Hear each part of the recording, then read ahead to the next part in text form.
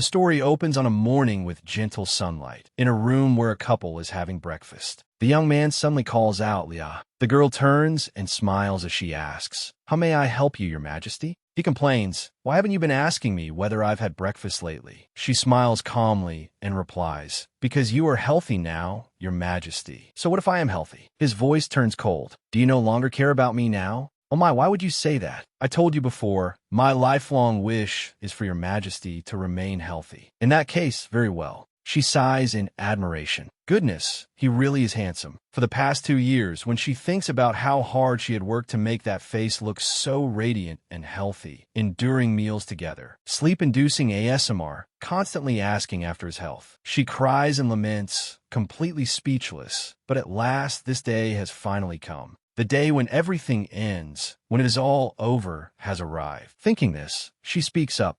Your Majesty, there is something I would like to say." "What is it?" She smiles brightly and suggests, "Let's get divorced, since Your Majesty no longer needs me now." So, before she can finish, he cuts into the meat with such force that the plate cracks in two. Then he turns to look at her and asks again, "What?" She cannot help being surprised. "Oh my, why are you frowning like that?" She leans closer to him. "Now I must also find my own life in a peaceful countryside village." "So you intend to leave the imperial palace?" "Yes. After all, ours was only a political marriage, and Your Majesty is also very uncomfortable because of my father, are you not? So I will leave now." As she says this, she pushes the paper toward him. He hurriedly picks it up, and his eyes immediately widen in shock. When he sees the 3 words divorce papers, he places it down on the table and says calmly, "As you wish. We will discuss it again at afternoon tea." She cheers happily. "Oh my, really? Let us finish eating first." "Yes, Your Majesty." "How fortunate. This is going better than I thought. It seems everything will proceed quickly." That afternoon, in the middle of the quiet atmosphere, she suddenly screams in surprise.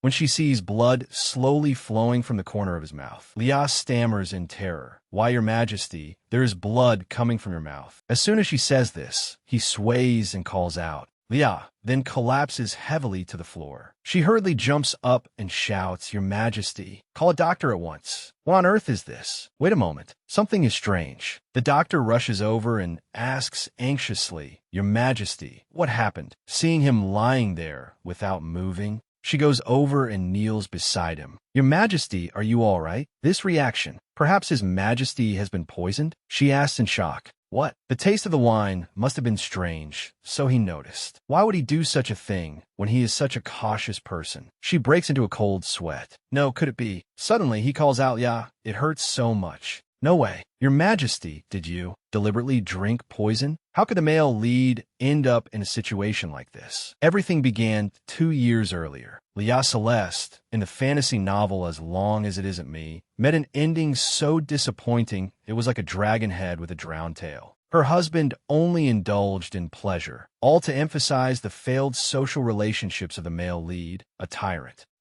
The Empress was so troublesome. She was the kind of supporting character who was poisoned without anyone knowing the reason or the culprit behind it. Because of that, the Emperor went mad and killed himself, and the country fell to ruin. What was even more absurd was that the two of them were only in a political marriage, not lovers. That was simply the final chapter of the novel As Long as It Isn't Me, along with countless critical comments. What kind of ending is this? Trash novel. What a waste of money. Do not buy it anymore. Author, did you rush this? Is this really the best ending? It makes no sense. The plot is terrible. I just happened to leave the 10,000 comment. How pitiful. I even want to live in that person's place. One morning, in a room inside the castle, someone calls out, Your Majesty, the Empress, it is time for you to wake up. Bring the drink here quickly." Could it be that the author, or rather, the gods, read my comment? It was unbelievable. That day, I entered the body of Lia Celeste. I did not truly intend to live in her place. I did not want to be poisoned. First, I should drink some water and then think. But as soon as she takes a sip, she suddenly spits it out. What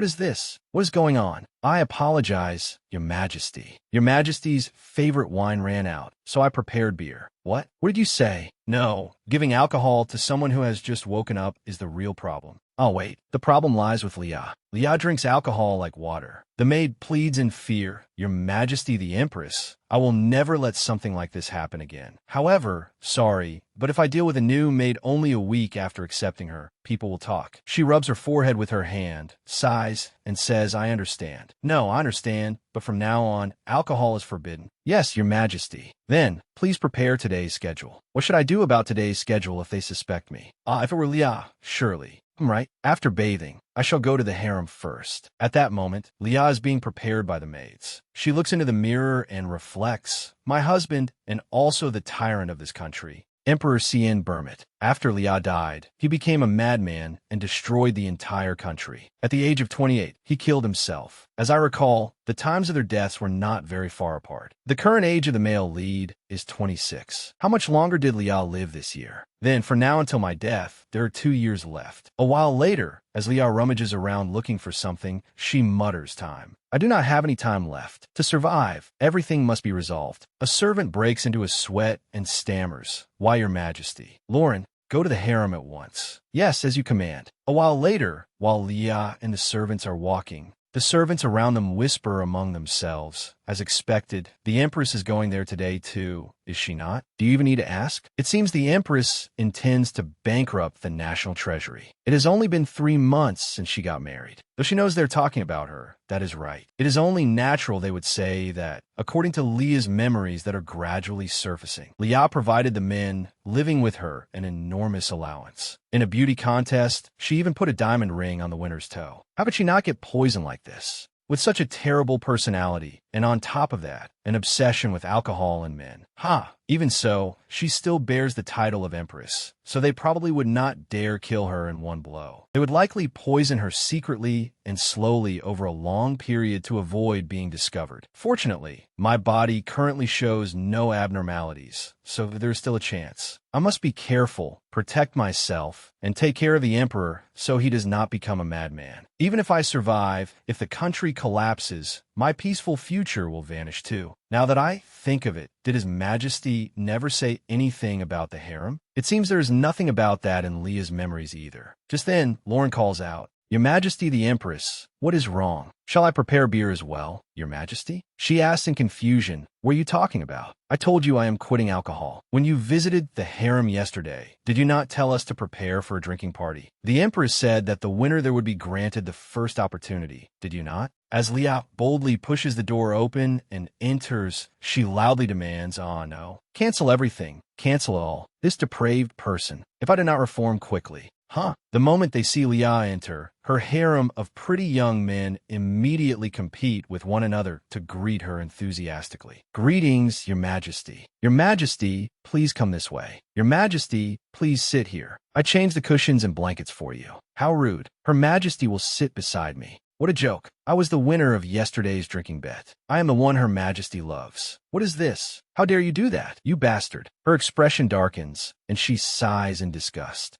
Honestly, everything is a mess. She shouts angrily, hey, making them freeze and stammer. Why, Your Majesty? She grits her teeth and orders angrily, all of you, pack your things. You're all dismissed. The entire harem is bewildered when they hear this. Why, Your Majesty, you certainly know how to joke. You are so mischievous. How could we live without Your Majesty? She smiles helplessly and says, that is not it. She points toward the nearby door. Pack your things immediately and get out. They call out in shock. Your Majesty, you cannot do this. We have nowhere to return to without this harem. Your Majesty the Empress, how can you abandon us like this? Please do not abandon me. Leah demands loudly in frustration, let go of me. She turns to the knight and orders, why are you just standing there watching? Help me. Step aside, sniff. Your Majesty, you indirectly kissed me last night. How can you deceive a man's heart and then leave like this? Leah thinks in disgust, this will never end. They're like tax thieves who only have their looks. After thinking that, she says, first of all, your butt is too big. It is unpleasant. Yesterday, you said it was alluring. Ignoring him, she continues pointing directly at each person and criticizing them. You are a criminal who violates public morals. You, stop crying. You too. Your muscles are disgusting. After hearing this, all three begin shedding tears. You are too cruel, Your Majesty. She continues criticizing, your hair color is not very nice. This is from when I was playing with dye, with Your Majesty. Your mouth stinks. Your Majesty, you two get out. Get out. Only when not a single person remains does she finally let out a relieved sigh. At last, it is cleaned up. Seeing this scene, Lauren asks in surprise, Your Majesty, are you in a bad mood?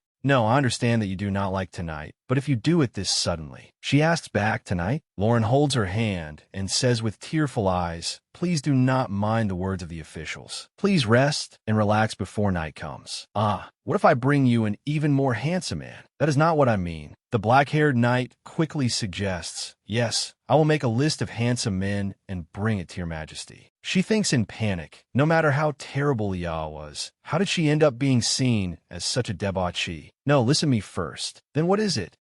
As expected, is it my turn now? I apologize, Your Majesty. I did not expect something like this to happen, so I'm wearing old underwear again. Lauren suggests, if you need a quiet space, I can guide you to the bedroom. I will leave this place. She cries out in panic, there is no need. So you do not like the underwear after all? Then I shall take everything off. She hurriedly covers her eyes with her hands and screams in horror. I do not need anything. Everyone get out at once. That evening, in Leah's room. As soon as she steps into her room, she immediately runs to the bed and collapses onto it. Then she lets out a deep sigh of relief. At last, I managed to drive all those people away. Now I can rest. This is all Leah's karma. She deserved this in the first place. Lauren asks, Your Majesty, how should we deal with the remaining people in the harem? She immediately bolts upright. There are still more? Chase all of those people out tomorrow as well. Yes, Your Majesty. Then, would Your Majesty like to relax with an aromatic oil massage and a light dinner while waiting for night to fall? No, I just want to sleep like this. However, tonight you must prepare for the consummation. Consummation? Consummation? Consummation? You mean I have to sleep together with him? With that tyrant? I never saw this in the original work. She stammers. Lauren, it seems I have alcohol-induced amnesia. Yes, Your Majesty. What are you saying? Tears stream helplessly down her face. No, you understand, right? Does that consummation absolutely have to happen today? The consummation between the two of you was stipulated by Duke Celeste upon your marriage. It must be done at least once a month. I understand. Duke Cromwell Celeste was a man who contributed greatly to the founding of the empire, trained many great swordsmen and renowned diplomats, and was the head of the prestigious Celeste ducal family, as well as Leah's father. To think he was called someone who even regulated the number of times his son-in-law and daughter consummated their marriage? Even for an arranged marriage, this is too much. But how strange.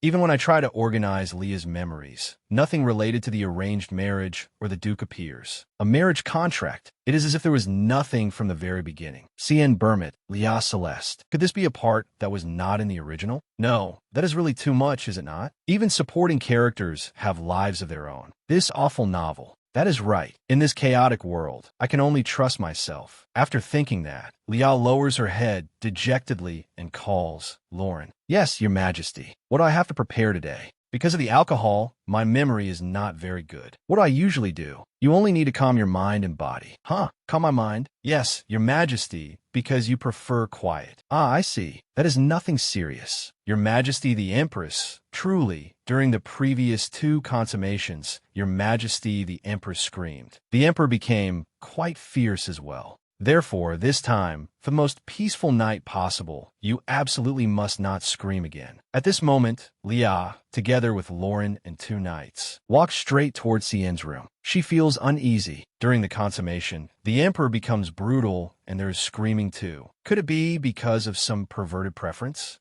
I could never have expected this. The bedroom is completely different from what I thought. It looks warm and comfortable. While she is still absorbed in looking around the room, Lauren bows respectfully and says, Your Majesty, we shall take our leave now. What? No, you cannot. Do not leave me alone in this terrifying place. Lauren says calmly, I hope you can feel at ease and enjoy yourself. No. As expected, since the superior is the emperor, this is how it is. What a cold workplace world. But what did this emperor do to make the empress scream? And matter with Duke Cromwell too. I cannot remember anything at all about the key person in the story. This is so frustrating I might go insane. Right? Since meeting him is dangerous anyway, I should just go to sleep first. A while later, this is wonderful. It feels so comfortable. I will probably fall asleep now. Suddenly, she hears someone opening the door, so she immediately opens her eyes. Could it be? Has the emperor come? At that moment, Cien lies down beside her, making her extremely frightened. Do not make a sound. Just pretend to be asleep. Pretend to be asleep. But, more than I thought, it is surprisingly quiet. Maybe it is better than I expected. Even his back looks truly comfortable. His thick black hair looks so smooth. Just his hair alone makes him more handsome than the men in the harem. Huh, but why is he covering his ears while sleeping? Is he saying that I am noisy?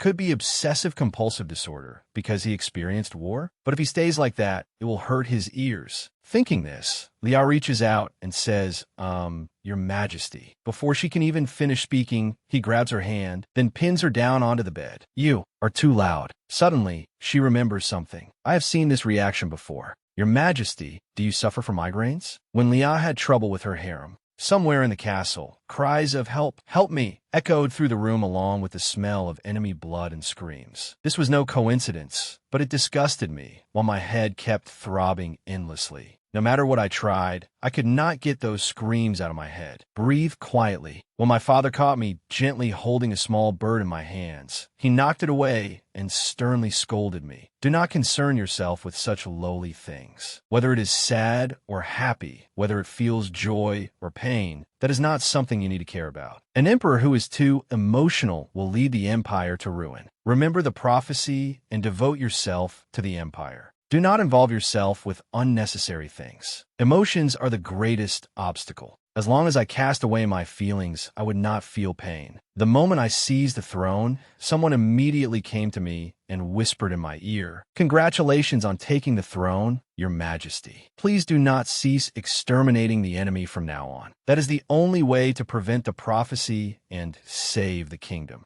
War was more than I could bear. As someone who had spent his entire life controlling his emotions, I always struggled to get used to becoming the ruler of the kingdom. Hallucinated sounds kept stabbing into my ears. Just then, that silver-haired man came again and asked, Your Majesty, do you wish to stop the torture? And that man was none other than Cromwell Celeste, Leah's father. Cien answered coldly, Yes. Hearing that, he began his psychological manipulation again. There are still many captured enemies. To end the rebellion, Your Majesty must interrogate them. To lessen your burden, did you not entrust all official duties to me? He replied indifferently, Yes. The man asked with a hint of suspicion, Tonight is Your Majesty's wedding night, is it not? Then we should stop here, so Your Majesty may return to your room. Come to think of it, he was the one who proposed the marriage. Though I knew his purpose, I accepted because it did not matter who became empress. If I had known she was such a noisy woman, I would have refused, because the very first time we met, Lia screamed in terror. Don't come near me. Unable to endure the scream, Cien punched and shattered the table beside him, then covered his face with his hand. So loud, it terrified her, and she hurriedly curled up in a corner. The next day, Cien went to see the Duke and demanded, I want quiet today. Otherwise, I cannot guarantee your daughter's life. He replied calmly, As you wish. Cien thought to himself. He agreed immediately. It would not be fair for a daughter abandoned by her father to die because of me. Behind Cien's back, the man was quietly smiling in satisfaction.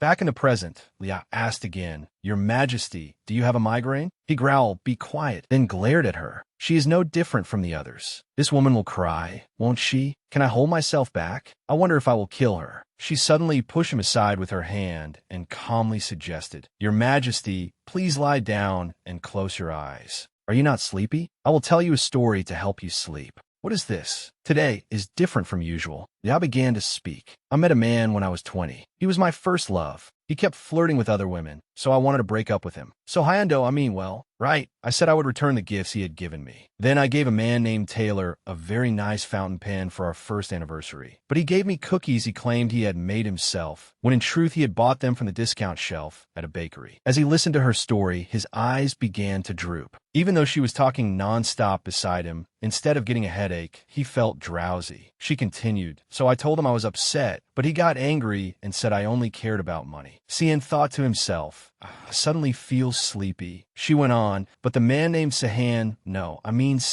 was a kind person. Even though I always paid for everything when we dated, he always wrote letters to me. Romantic, right? Sien did not answer and only looked somewhat puzzled. Is she talking about her former lovers in front of her husband right now? What a strange woman, Lia said brightly. But I'm fine now. I broke up with all those men. Ah, there's still a few men left in the harem, but that is all in the past. I thought she was an addict and a loose woman like her father. Isn't she just a fool when it comes to love? But it seems she is not the easy type. Seeing that he seemed to have fallen asleep, she whispered, "Good night, Your Majesty." He was a little hazy. There's still a few men in the harem. Why are there still a few men? Early the next morning, in Sien's room, he had now awakened. My head is empty and so light. Thinking that, he turned his head to look at her and saw that she was still sleeping soundly beside him. He marveled, what a strangely quiet morning. She was talking so cheerfully before, and now she is sleeping so peacefully. I never could have expected this. My wife. This is not as unpleasant as I thought, so it is quite surprising. I slept well because of her. This is strange. No medicine has ever eased my headaches and insomnia, and yet, after hearing this woman's voice, I truly slept better last night. What did she do?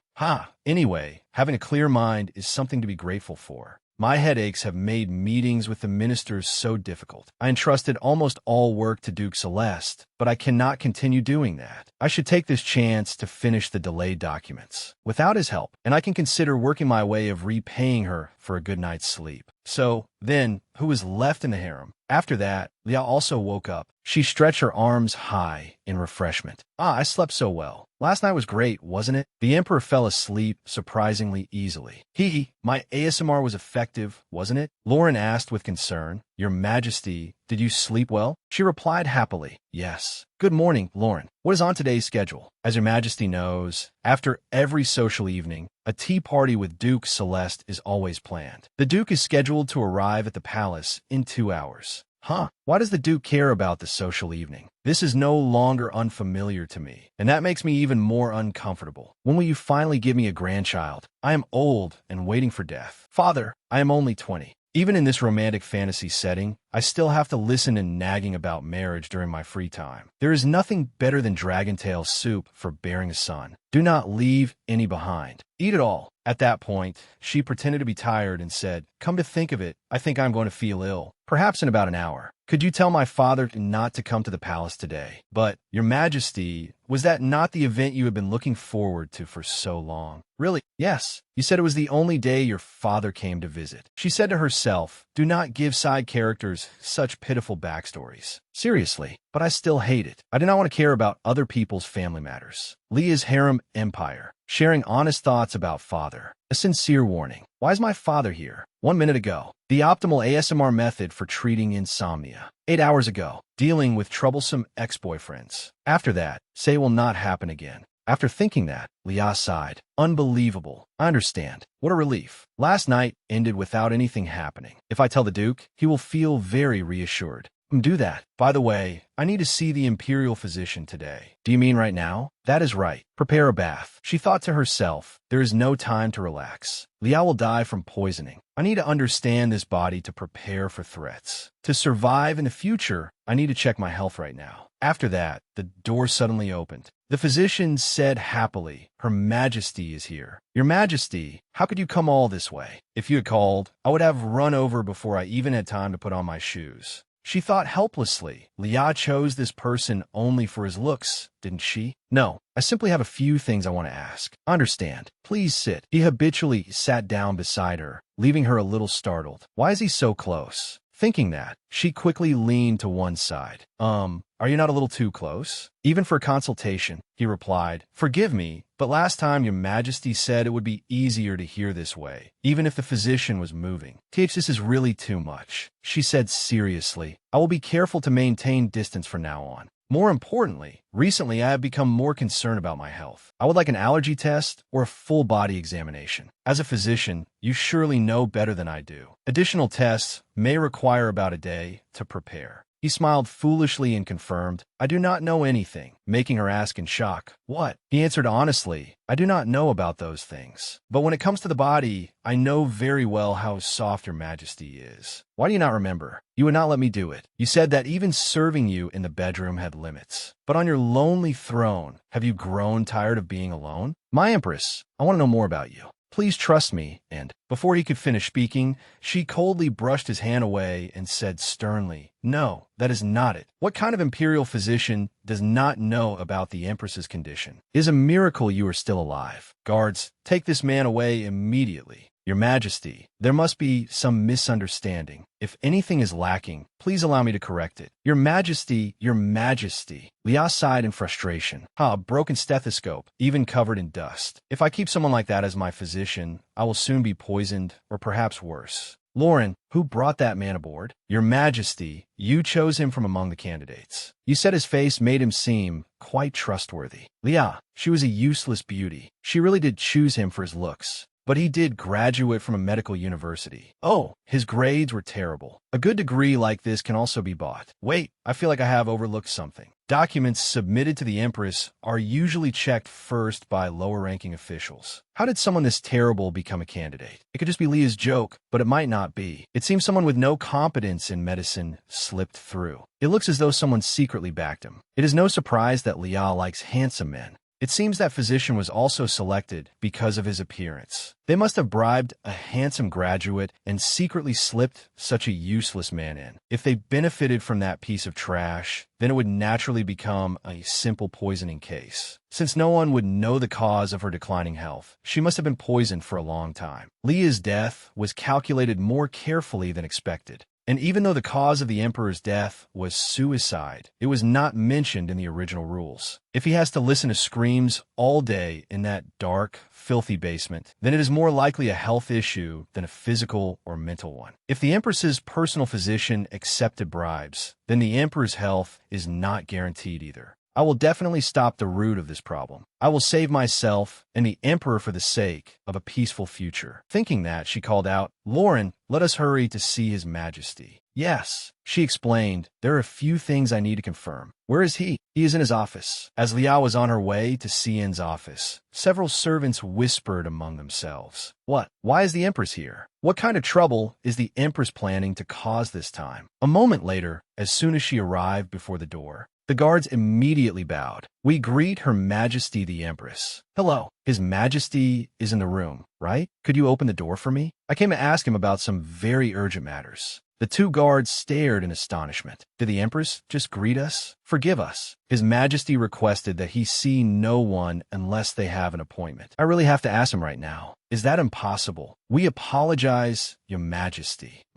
It seems it will not work. There is nothing I can do. Then I will just have to ask him directly. After that, she quickly ran straight toward the door, causing the guard to shout in complete shock. "How are you moving so fast?" "What? Your Majesty, you cannot. Your Majesty, this is not allowed. If you enter suddenly right now." Her sudden opening of the door left him and a nearby retainer stunned. Meanwhile, she remained quite calm, even though the two guards had warned her beforehand. He asked coldly, "What is this?" She smiled and replied, "Greetings, Your Majesty." He questioned her coldly, "Did you not hear? Uninvited guests are strictly forbidden." "Forgive me, but there are a few things I must ask right now. I am curious as to how important these questions are." "Of course, nothing is more important than this." "Your Majesty, have you eaten breakfast?" He did not answer and only widened his eyes, staring at her. Suddenly, the two guards hurriedly knelt down. "Please execute us, Your Majesty. This is our fault for failing to stop Her Majesty." Liao smiled brightly and continued asking, "You must be hungry after handling official duties all morning, right?" The guards continued crying and begging, "Your Majesty, please." Meanwhile, she went on chattering, "If you still have not eaten, could you have a meal with me?"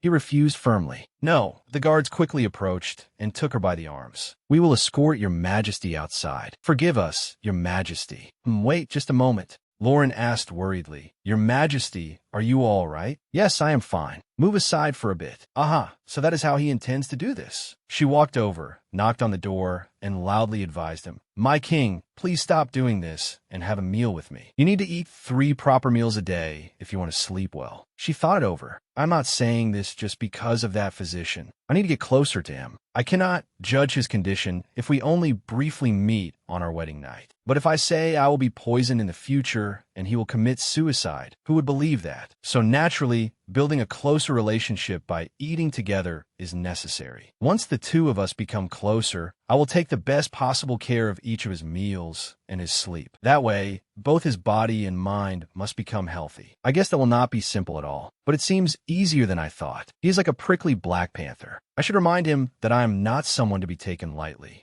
After thinking that, she turned and called, "Lauren, could you bring some snacks? I think we will hold a tea party right here. Let us see who wins and who loses." A while later, Cien had finished his work. "Your Majesty, you have worked hard. The remaining official duties must wait until tomorrow." "No, there is nothing to worry about. We will proceed as planned tomorrow." Suddenly, a voice rang out. "Oh my, Your Majesty, are you going out now?" Hearing that, he lowered his gaze and saw Lia sitting in front of the office door, waiting for him. The aide cried out in surprise, "Your Majesty the Empress." She smiled brightly and asked, "Would you like to have dinner with me?" He did not answer, instead guessing at her intentions. She truly has no shame. Is she trying to attract my attention? I wonder how long this brazenness will last. Under her extremely expectant gaze, he wavered slightly, then unexpectedly agreed. "Then let us go to the dining room together." Hearing that, she was a little delighted and quickly followed after him. "Yes, Your Majesty." "Your Majesty, what kind of food do you usually like? Do you put mandarins in salad? I think tomatoes would taste better." "Oh, I heard lettuce is very good for sleep. Chicken and almonds are too. I'm sure the chef has paid attention to that." Suddenly, he asked in a stern voice, "What do you want?" Lia answered calmly, "I only want you to enjoy your meal. Why would I care?"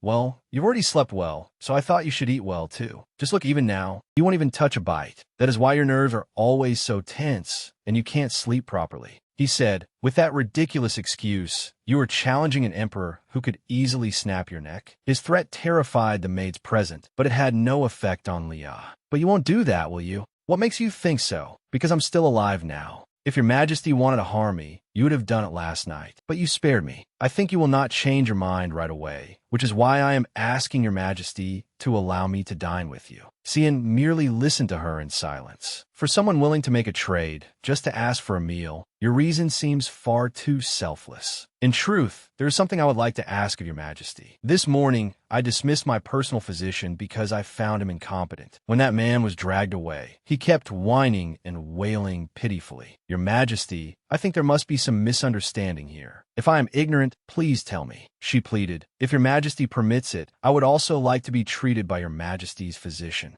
He remarked, as expected of Duke Celeste's daughter, "I thought you only liked living wantonly in the harem, with no concern for state affairs. I did not expect you to try to strengthen your position in this way. You are willing to use any means to achieve your goal, aren't you?" She cried out in surprise, "Huh? Is he saying I inherited Cromwell Celeste's wickedness? How am I like him? That's too much to say, just because I want to share a physician. I only thought it would make it easier to look after Your Majesty's health. If you permit it, I would also like to help treat your insomnia." Unexpectedly, he agreed and said, "I accept." "Oh, really? Thank you. I will ask the physician to instruct me on how to treat insomnia." However, this time he refused. "There is no need." The moment those words left his mouth, Lia froze on the spot. He warned, "Whatever you did last night, if you dare use foolish tricks to manipulate me again, you will not keep your life." "I had no such intention." "Then we shall see. Please don't be like that, Your Majesty." "Does Your Majesty not want to sleep soundly tonight?" he said irritably. "You really do have a glib tongue." Lia chased after him. "I only sincerely want to help Your Majesty sleep better. If you want to sleep well like last night, you may come to my room any time." The door was firmly shut. Fortunately, Lia dodged in time. Seeing her standing there silently, Lauren rushed over in panic. Your Majesty the Empress, are you all right? Hurry and summon the physician." Lia slumped dejectedly into the maid's arms. "Can I count this as a success?" Pretending to be calm is exhausting. Now that the most dangerous obstacle had been overcome, it was time to prepare a solid detoxification plan. If the physician was trustworthy, I could discuss the Emperor's health with him. Right now, the Emperor does not seem very cooperative, but that is not a problem. Even if he tries to push me away now, he will not easily forget how good it feels to sleep soundly. I will definitely make him yield. I will have my revenge. Just you wait, male lead. From that day onward, she began visiting the Emperor's office every day. She poked her head in and called out with a smile, "Good morning, Your Majesty. Have you eaten breakfast?" Then she continued again at noon that day. "Your Majesty, would you like to have lunch with me?" "Your Majesty, it is evening now. would you like to dine with me? He angrily ran his hand through his hair,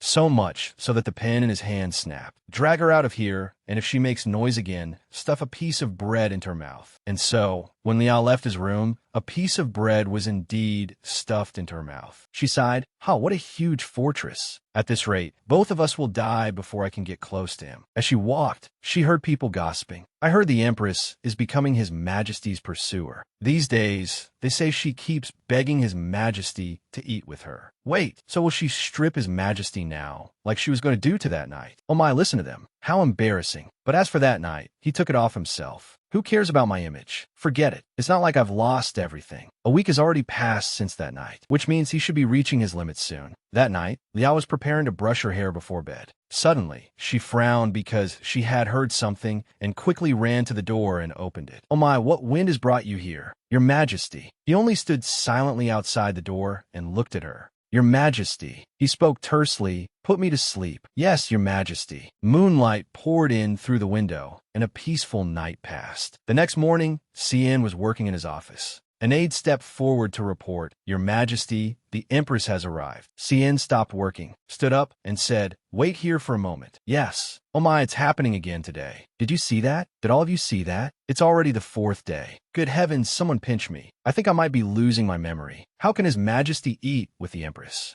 Ignoring the gossip of the aides drifting out from inside, Cian walked quickly past Liao and said, Hurry, let's go. Yes, I understand. Liao smiled happily until her eyes curved. Cian asked, How was your morning? I was a little busy. I read some books and went to the garden. There were many flowers I liked there, so it was quite enjoyable. Cian did not respond to her words and silently enjoyed his meal. Liao assessed him inwardly. He's still in the same place. He has no intention of getting along with me. But she reached out toward him. Your Majesty, could you pass me the pepper? He stiffly picked up the small jar on the table. He slowly handed it to Liao, and she truly could not hide her joy. Thank you. Liao whispered to the pepper jar. Thanks to you, it will taste even better. This really is an impressive step forward. Seeing Cian stand up, Liao quickly asked, are you leaving already? Then I'll see you tonight, Your Majesty. The dining room door closed, and Liao continued enjoying her delicious food. Lauren asked curiously, Your Majesty, how did you manage that? HM, what do you mean? I am referring to His Majesty the Emperor. He would not even take a single step unless it was the night of consummation. Her Majesty faces His Majesty every day, do you not? Liao cheerfully picked up her teacup. That's right. She hummed in her mind. Should I call it training? At first, I really was treated like a supporting character. Put me to sleep. Of course, welcome. Please lie down on the bed, my beloved Your Majesty. He, after keeping it up for so long, the only thing he says to me is put me to sleep. He is unexpectedly cute.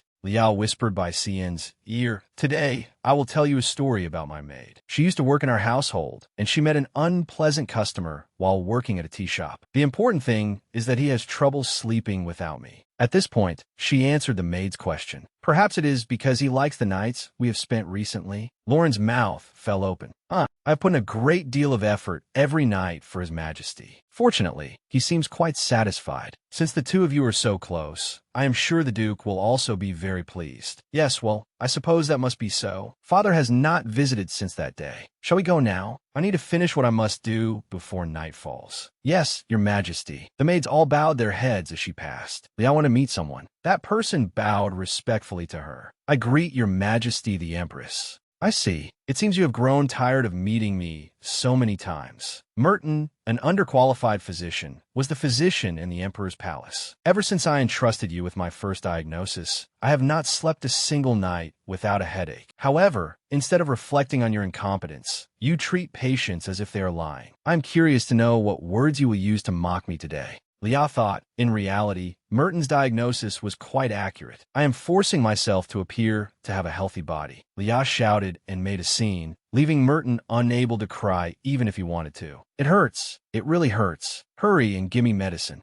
According to my diagnosis, Your Majesty is completely healthy. Merton was only stating the truth. If someone easily loses their integrity before money or power, would that not also increase the likelihood of bribery? For that reason, I have been putting pressure on myself for 2 weeks, and today is the long-awaited final test. At this point, she asked, Today, I will certainly receive an accurate diagnosis, won't I? Your life depends on your answer this time, so you had better think carefully. Now tell me, what is your diagnosis? Merton collapsed to his knees on the floor. Your Majesty the Empress, you have a mild illness. Lia suddenly smiled. Come here. It truly seems you cannot forgive my dignity. Merton flinched. Your Majesty the Empress, how could I? Then you should give an accurate diagnosis. You turned me into a liar, and now you want your head to remain where it is? I will count to 3, and you had better tell the truth. This is your last chance. 3. A sharp sword was pointed straight at Merton's neck, and he trembled as he said, I. Lia continued counting down. 2. Merton immediately fell in a panic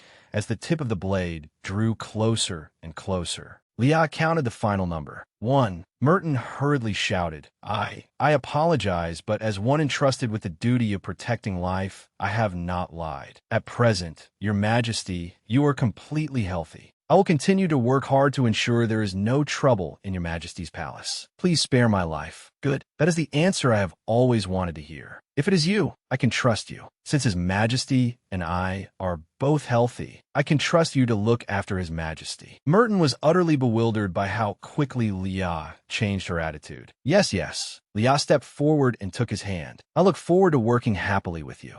Merton. After resolving the matter with Merton, Lia finally had time to relax.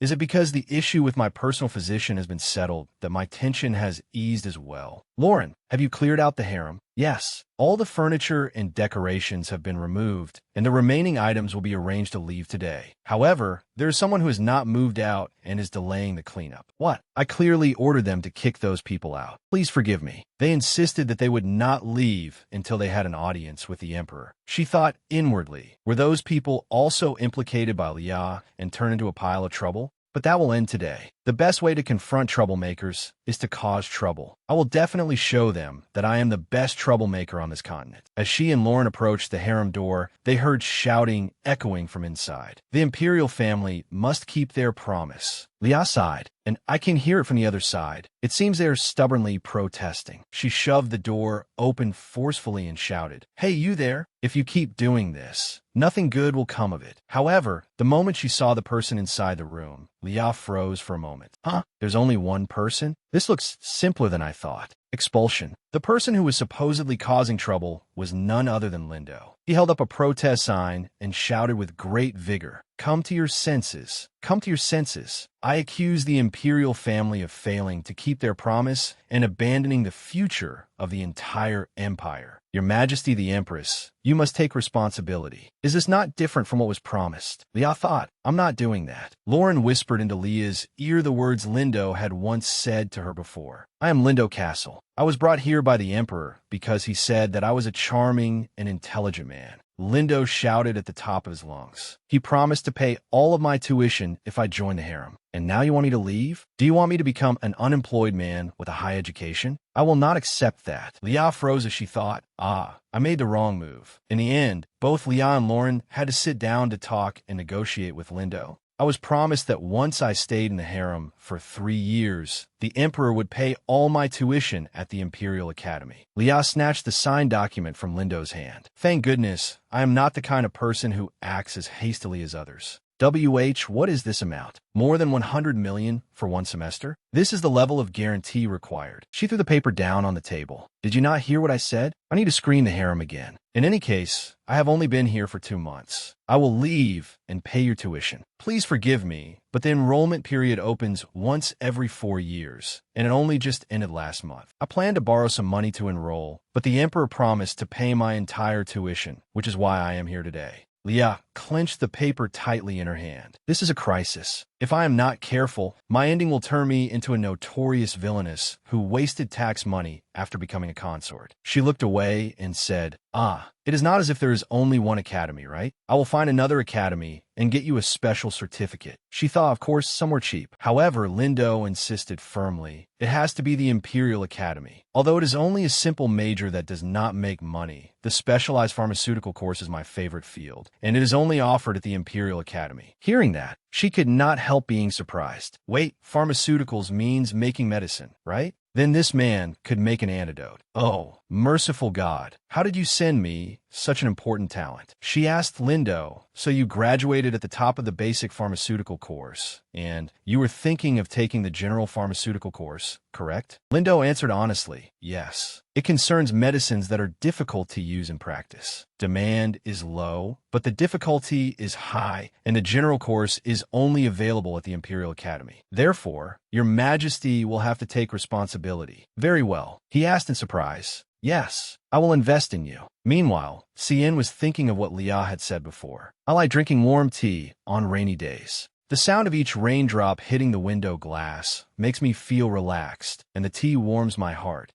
Simply hearing this voice makes me fall asleep. I will definitely find out what scheme is being used. I cannot find it. Has my mind truly weakened to this extent? No matter how hard I tried, in the end, I fell asleep beside her. The bigger problem was that he recalled how, in the past, every word his aide said had more or less given him a headache. Your Majesty, we have received a letter from the South. It is a request to expand maritime trade. This matter should be discussed with Duke Celeste. As for restoration funds for the affected regions, and how the prisoners should be treated, that will be for Your Majesty to decide. He sat there in turmoil, not wanting to do anything, just as he thought he was about to lose control. A gentle voice rang out. Your Majesty, have you had breakfast yet? Please have lunch with me, Your Majesty. At that moment, she truly became the saving light of his life. The Empress, was she not angry? While eating with Lia, Cien suddenly froze when he heard her call him. Your Majesty. Cien looked straight into her eyes. Lia sadly lowered her head. Why are you always so silent? However, Cien could not say anything. He thought, I simply want to hear her voice more, and I will stop casually asking why the people in the harem left. I cannot let that foolish question slip out. But now, the food on the table had been replaced by documents that needed his signature. He stopped all his work.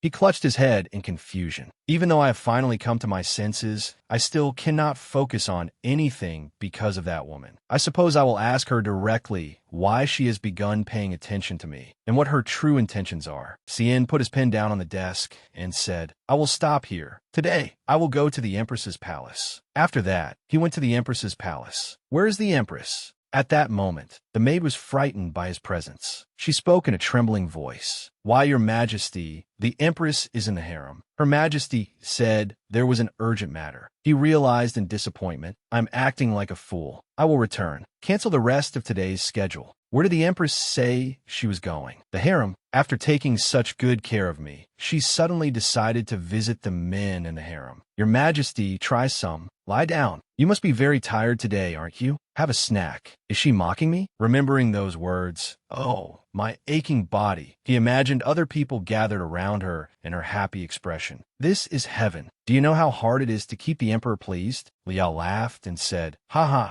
you certainly did not expect anything from me, did you, Your Majesty? I did not even dare hope. She slowly walked over to him and said, if I do not make Your Majesty like me, my family will not benefit either, right? As the scheming daughter of Celeste, there was no way she had approached him with good intentions from start. Human connection and warmth. He told himself no. Someone like me, someone who once viewed humans as mere obstacles to be removed, cannot yearn for such things now. I am leaving. Cancel all of today's events. The servant answered, yes, Your Majesty. He wondered, but if that is true, why does some corner of my heart ache? Meanwhile, Lia said, good, let's do it. For the next 2 years, work privately as my personal pharmacist. She laid out her terms for Lindo. If you make it safely through this period, I will pay your tuition at the Imperial Academy. She thought to herself, Lindo Castle. It is possible he has already been bought off, but from now on, I have decided to trust him. Every man I have met so far has been busy flattering me, and Lia herself had always enjoyed being treated that way. In that sense, she felt it was hard to imagine they would have trouble preparing a new group of assassins. Refusing to leave, even those plotting to poison Lia would know better. Besides, this man, his eyes are too clear. There is no hidden purpose in them at all. The only thing burning in that gaze is passion for scholarship. If he has not been bribed yet, I need to recruit him first. Lindo spoke firmly. I will serve as Your Majesty's personal pharmacist. What kind of medicine do you want? Tonics? An immortality drug? Of course, I cannot create an elixir of eternal life. Lia spoke bluntly, leaving Lindo stunned. Poison.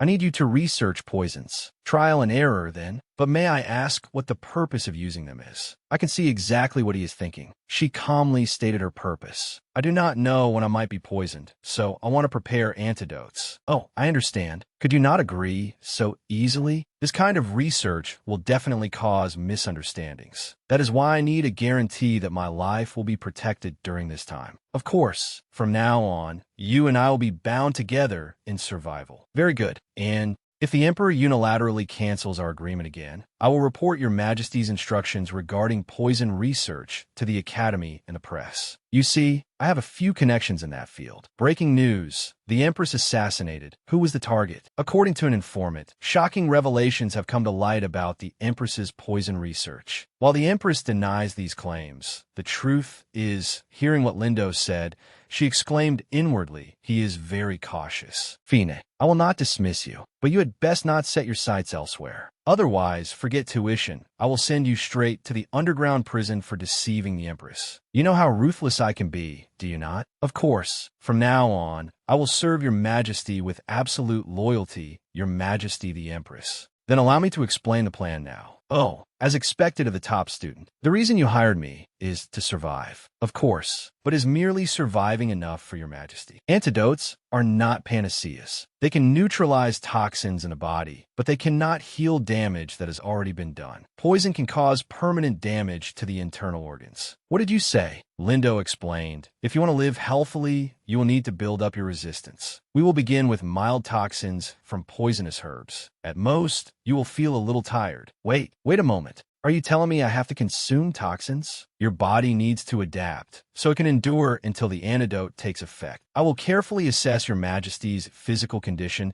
and prescribe the minimum dose of poison so that it does not harm your body. Do not worry. If you do not trust me, I will test it first. She considered inwardly, if I dismiss him, it will be a disaster. Such passion is impressive. Lindo continued, if we buy poisonous herbs from the market, rumors may spread, so it will be better to grow them in the herb garden of the Empress's palace. I have some seeds, so I will give them to Your Majesty, for research purposes only. After all, poison and medicine are two sides of the same coin. This truly could turn into a major problem. Liao thought with a headache. In that case, I will need to hire more tight-lipped servants. He made a suggestion. Why not use the people clinging to the pillar outside? If you promise not to dismiss them, they will agree. We cannot leave the harem. They seem like abandoned people with nowhere to go. That could work. The three of them will not cost much in wages. I will have them start tilling the soil today. Are you considering the finances of the Empress's palace? Your Majesty, you have become frugal in the few weeks since I last saw you. She answered with an awkward smile. Is that so? Should I be even more frugal? Oh my, Your Majesty's quick wit truly knows no bounds. Foreign academies seem to have cheaper tuition. Please forgive me for not recognizing the Empress's intelligence sooner. That is how you should answer. Be careful next time.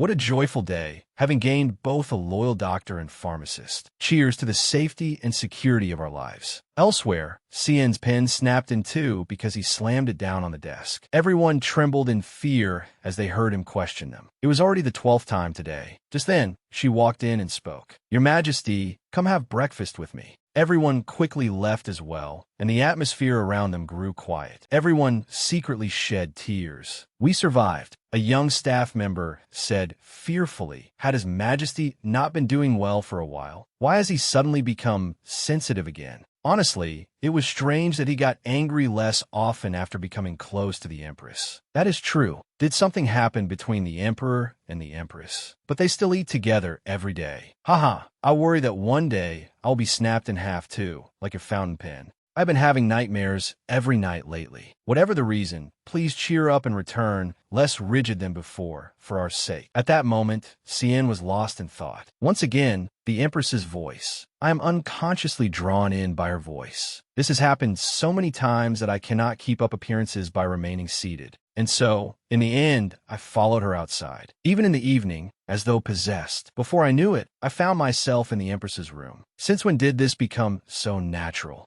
Unless she is toying with me. How could this happen? The woman walking ahead also had her own thoughts. He is staring at me again. It feels like he is boring a hole into the back of my head. We have been getting along for a while. So what is it this time? I thought we had finally grown closer, but now he's gone back to not saying a word. And the ridiculous thing is, he still diligently prepares meals and makes sure I get enough sleep. No, I should not jump to conclusions. If it were such an easy problem to solve, things would not have ended up like the original plot. He has suppressed his feelings for too long, so it is even harder for him to express them in words. There is no other way. I have to keep taking the initiative this time. She spoke. Ahem. If I have done something to upset you, please tell me. I want us to understand each other better. He was silent for a moment, then answered calmly. There is nothing. But, Your Majesty, you keep glaring at me like that. If you keep doing that, I will be scared. Scared? For someone who claims to be afraid, she is quite bold, sitting directly across from me. Are you angry with me? Angry? Not exactly.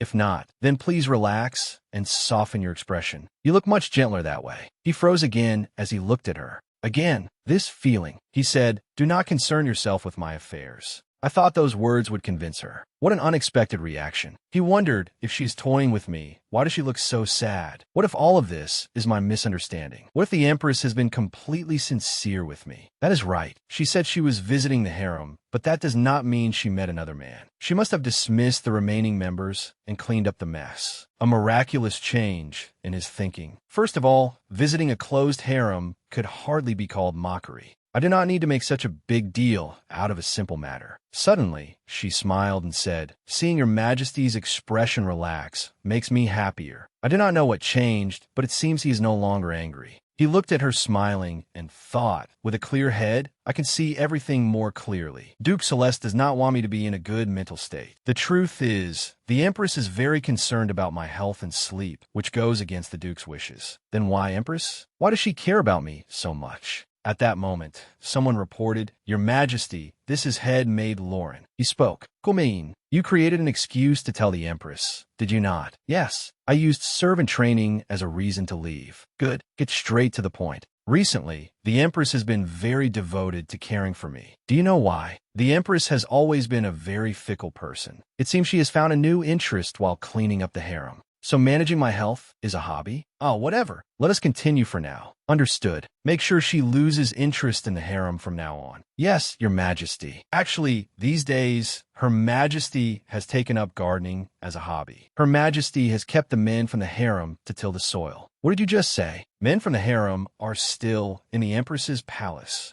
Meanwhile, one person lamented, oh my muscles are so sore. This person's name was Het. Taylor spoke. Hey, Het, you should be grateful. We nearly ended up in a brothel, but now we are in the Empress's palace. Then added, that is true. Aside from my face and writing skills, I have no other talents. So, getting a stable paid job during a recession is a blessing. That is right. I actually joined the harem for money, but earning money through honest labor now seems much better. By the way, has the Empress not truly changed? Recently, she really has been very kind. That is right. She even stopped drinking. They said, yeah. And when Lindo said he wanted to study, she let him stay in the Empress's palace. Suddenly, the door flew open, making all three of them jump. Who is it? This is the Empress's palace. His Majesty the Emperor. We greet Your Majesty, he said coldly. It seems I have delayed introducing myself to the palace servants. While we are here, I want to ask you something. All three of them were caught within his icy gaze. Among you, who served the Empress? They hesitated. Wait, can we answer that? The Empress had previously warned them. It will not benefit you to reveal your identities or gossip in the palace. From now on, you are forbidden from revealing personal information. The Empress ordered us not to say anything else. This counts as personal too, so should we stay silent? But this is the Emperor's order. What if we say something that makes the Empress angry? Confessing to Her Majesty's husband, the Emperor, is basically death, right? He threatened them, saying, if you continue to remain silent, I will execute you one by one. Starting from the left, he placed his sword against Het's neck and asked, what exactly did the Empress whisper to you? Say everything. Do not leave out a single word. They thought in terror, what should we do? Save us, Your Majesty the Empress. He repeated coldly, what did you hear from the Empress? Tell me everything you heard. I do not know anymore. Let us just try to survive first. Het reluctantly answered. She told us to become independent. There is no money for those who do not work. Since we had lived off others for too long, from now on, we should support ourselves through labor. After hearing this, His Majesty froze. Do you know the Empress's sleeping habits? She always frowns, curses, and yawns too. After all three spoke, they wondered, is that right? The truth was, everyone was forgetting things out of fear. They had become close to Lia very naturally, but they had never actually served her. She had said she would give the winner the chance to become the top escort. But more precisely, when the opportunity was almost there, she had rushed in and said, "Ah, no, cancel it, cancel it." Fortunately, it was stopped by someone's intervention. I had once witnessed the scene. I saw her drunk, but she often ordered me into her room. Am I going to die for lying? He looked at the three of them and thought, where did all their noise go? Why are they so quiet now? It seems they lied. These three are not her guards. He withdrew his sword, then turned and left. Continue working. Where's the Empress? Her Majesty should be in the office. I will escort your Majesty there. We survived. I don't think those three left a good impression on her in that case. You had better explain yourself clearly to me, Liao Burmit. If you pass this test, I will overlook your wicked behavior. Just then, her voice rang out. You definitely tested it beforehand, didn't you? If it doesn't work, you won't get a single coin. The other person affirmed, I'm absolutely certain. I'll bet my degree on it. He grew suspicious at the man's voice. He looks like he is from the harem. He is different from those bastards before. He seems rather close to her. What's going on? She suddenly exclaimed, Great, then what should I wear? Lindo replied, Well, I think your Majesty should wear long clothes that cover your arms and legs. He was stunned as he listened to their conversation. He even chooses her clothes for her. Hearing the door open, she saw him and asked in surprise, Ah, your Majesty, what are you doing here at this hour? Suddenly, he pointed the tip of his sword at Lindo. Ah, your Majesty, he asked coldly, Identify yourself. Greetings to His Imperial Majesty. I am Lindo Castle, from Her Majesty the Empress's harem. Explain, why did someone from the Empress's harem enter the Empress's room without reporting to me? I apologize, Your Majesty. I thought there would be no issue, since choosing my own subordinates falls entirely within my authority. He thought angrily, she is still using that sweet voice as usual. Why are you protecting another man with that sweet voice? He asked, then what if I do have an issue with it? I cannot ignore the possibility that you secretly brought that man in to threaten me. What? Why would I do that? She thought, what is with that fierce reaction? I can kill him if necessary. Then what is that in your hand? This is massage oil, but it was actually a poison for increasing endurance. If he finds out, it is over. I plan to use it on Your Majesty tonight, since Your Majesty said you would fall asleep if I slowly massaged your skin. Then why did he give that to you? He majored in pharmacy, so he is very good at this. I often ask him to make things for me. Your Majesty, I think you have misunderstood. He snatched the bottle and threw it at Lindo. If you need someone who majored in pharmacy, I can hire someone else for you. You would not object if I dismissed this man, would you? Everyone around them was frightened. He is doing it again. Things have been strangely peaceful these past few days. If the Empress bursts into tears, His Majesty will lose his temper. She remained silent for a moment, then spoke. Fine, what do I care if he dies? Yes, if Your Majesty, the son of the Empire, has said so, I have no complaints. He looked at her without answering and withdrew his sword. I think I have a headache. What? Your Majesty, I think it is still too early to sleep. Ah, I have very good tea for calming the nerves. Would you like to drink it with me? I will have them prepared immediately. So let us go to the tea room. Ah, then what should I do with that man? He replied coldly, Do as you wish. She whispered, Leave. If I take your side, you will die. Understand? Lindo demanded. Give me the money. She answered quietly, Fine. You should have told me sooner if you had a headache. I thought you were angry. Have you been enduring the pain all these days? Yes. Here, drink this. You will feel more comfortable. Everyone secretly thought in fear. His Majesty feels strange somehow. They discussed it among themselves. I heard he nearly cut off the necks of those harem men. It is a relief I did not see any bloodstains. Good heavens, why did he spare them? The other guards also found it hard to understand. I do not know. Instead, the Empress asked him to kill them. Perhaps His Majesty was testing the Empress's heart? Since the harem damaged the imperial family's reputation, perhaps His Majesty wanted to see whether the Empress had truly changed. The maids thought differently. No, in my opinion, His Majesty was jealous of that man. What? No way. Listen to me. They have become closer recently. Did he not ask the harem men about the Empress's sleeping habits? There is no doubt he was angry at the men who understood his wife better than he did. But then he discovered that those men had not been chosen as escorts. I'm the only one who understands the real you. Your Majesty. He felt relieved and spared them. If that is not jealousy, then what is it? But we are talking about His Majesty here. Surely he has other political reasons, right? Stop reading those novels. You will see later that I am right. His Majesty has definitely fallen in love with the Empress. Liao was enjoying the warm sunlight. This is my little garden. Wow, it has such a distinctive scent. This is the place I created to gather reliable poisonous herbs. Perhaps because they are poisonous, my fingers feel a little sore. Lindo, that guy. Is he getting revenge on me because I told him to kill himself last time? Step 1. Poison prevention. To practice it, Lindo had brought poison. Thinking back, he had said, there may be side effects, such as a rash. Then what should I wear? Wear long clothes. He was angry. Is this something a superior should be doing? Your Majesty, why did Cien have to barge in right then? Lia sighed in relief. It is a good thing my excuse worked. I will let it slide this time. I thought I was going to lose my life. In any case, thanks to that, Lindo was able to become an official servant of the Empress's palace. Everything turned out well. Suddenly, someone called out,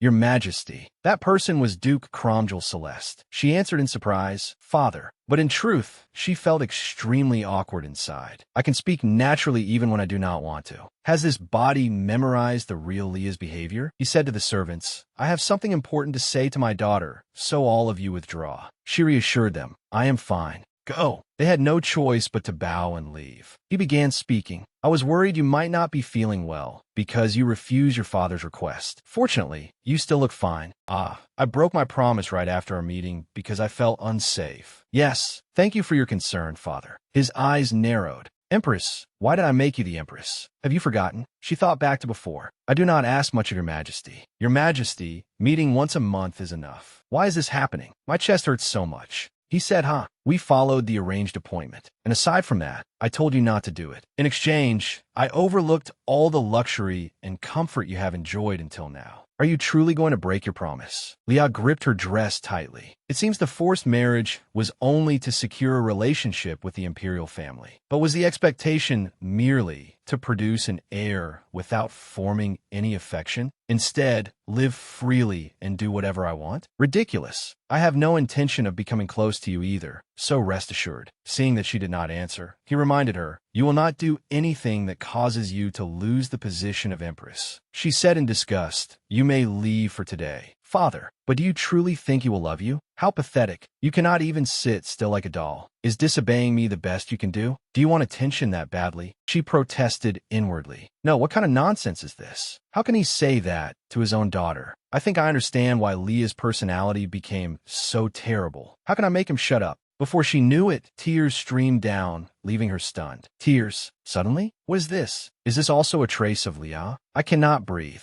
Seeing her reaction, he said, see, you should simply stay quiet and obey me. Recently, the Emperor has been handling state affairs well, and that has ruined my plan. Do as you did before. Stop trying to draw my attention with useless actions. As always, get drunk and scream at the Emperor. Do you understand? She had no choice but to grip the medicine bottle he handed her, then instinctively drink it. She thought, I can breathe again. So it really was this medicine. Ignoring your daughter's illness and using it as a tool to control her. Are you really her father? Now you know what to do, do you not? I trust that from now on, you will no longer break your promises to your father because of your bad habits. Empress. Suddenly, she reached out to grab him. She said inwardly, now pay the price for your actions. Will he say he is backing down? But he quickly grasped her hand tightly. Of course not. If you want my attention, hurry up and give birth to an heir. That is your only value. She slowly collapsed, and suddenly Cien appeared and caught Leah. He spoke. This is not the place for you to reveal your true nature. Greetings to His Imperial Majesty.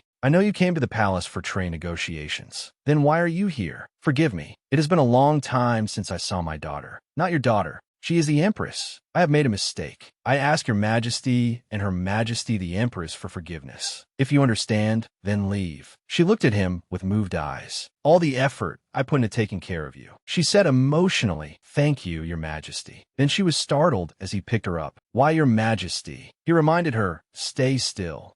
This is so embarrassing. Put me down. When they returned to her room, he ordered the servants to change her clothes. He thoughtfully brought her water. Drink. Lie down. She wondered, why is he treating me like a patient? Your Majesty, I am fine. That did not bother me. Since I am not the real Leah, the Duke's words have no effect on me at all. Ignoring what she said, he told her sleep. She immediately protested. Now, it is still early. You talk too much. Then the two lay on the bed together, each lost in thought. He is complaining again. But since he protected me today, I will let it slide. Perhaps because he had startled me. I think I feel sleepy now. Seeing him stroke her head, she blushed in embarrassment. Your Majesty, I am fine. He answered inwardly, a lie. If you saw that face, you would not be able to deny it. She is frowning again. Is that a sleeping habit, or is she having a nightmare? In this regard, only I know. The next morning, Liao was examined by a doctor. She thought, after meeting Duke Celeste yesterday, my body felt very strange. When I first appeared, I went through many detailed examinations. I even changed doctors and hired an alchemist to thoroughly detect everything that Duke Celeste might be able to exploit in me. But Liao frowned in discomfort and spoke. This really is strange. Even Lindo had the same expression as her. Even after a blood test, there is no reaction. You have not been poisoned, nor do you have any illness. She asked in confusion. Then where did the pain I felt in front of my father come from?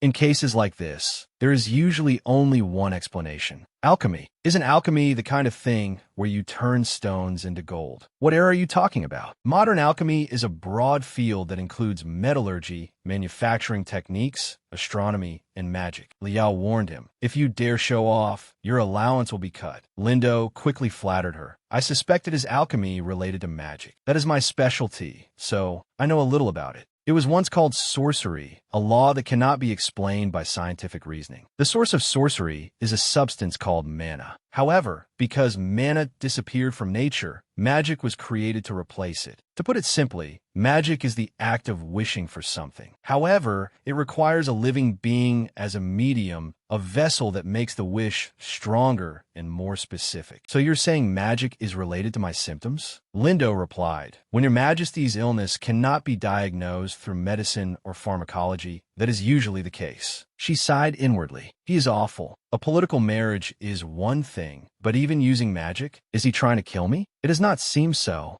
Lindo spoke again. But judging from your Majesty's symptoms, the creature used as the medium would be vulnerable to many illnesses. If the medium is damaged, the magic cannot be completed. On the contrary, the medium must be handled carefully. Not all magic is bad. And what parent would want to harm their own child? She fell into thought. Although I do not expect normal familial affection from him, he wants me to have a child with the Emperor, so at the very least, he does not intend to kill me. If what you say is true, then my father has definitely cast magic on me. That is right. The top priority is to find out exactly what kind of magic it is. Then the medicine bottle the Duke gave me was to lessen the effects of the magic, correct? Can you determine the medicine's ingredients from my blood? Lindo waved his hand and said, unless it is right after ingestion, that is truly very difficult. What kind of expert are you? As I explained earlier, this is not basic knowledge. All right, you do not know anything about it either. If I am unreliable, I suppose your Majesty no longer needs this expert, then? She smiled conciliatorily. I'm sorry. It is just that my expert is so beautiful that I cannot help myself. People often say love is best expressed through gifts. So, give me something valuable. You hid emergency funds because you did not trust me, did you? How troublesome. Lindo quickly took the pearl necklace from her hand. You really understand me. This is the completed antidote. Wait,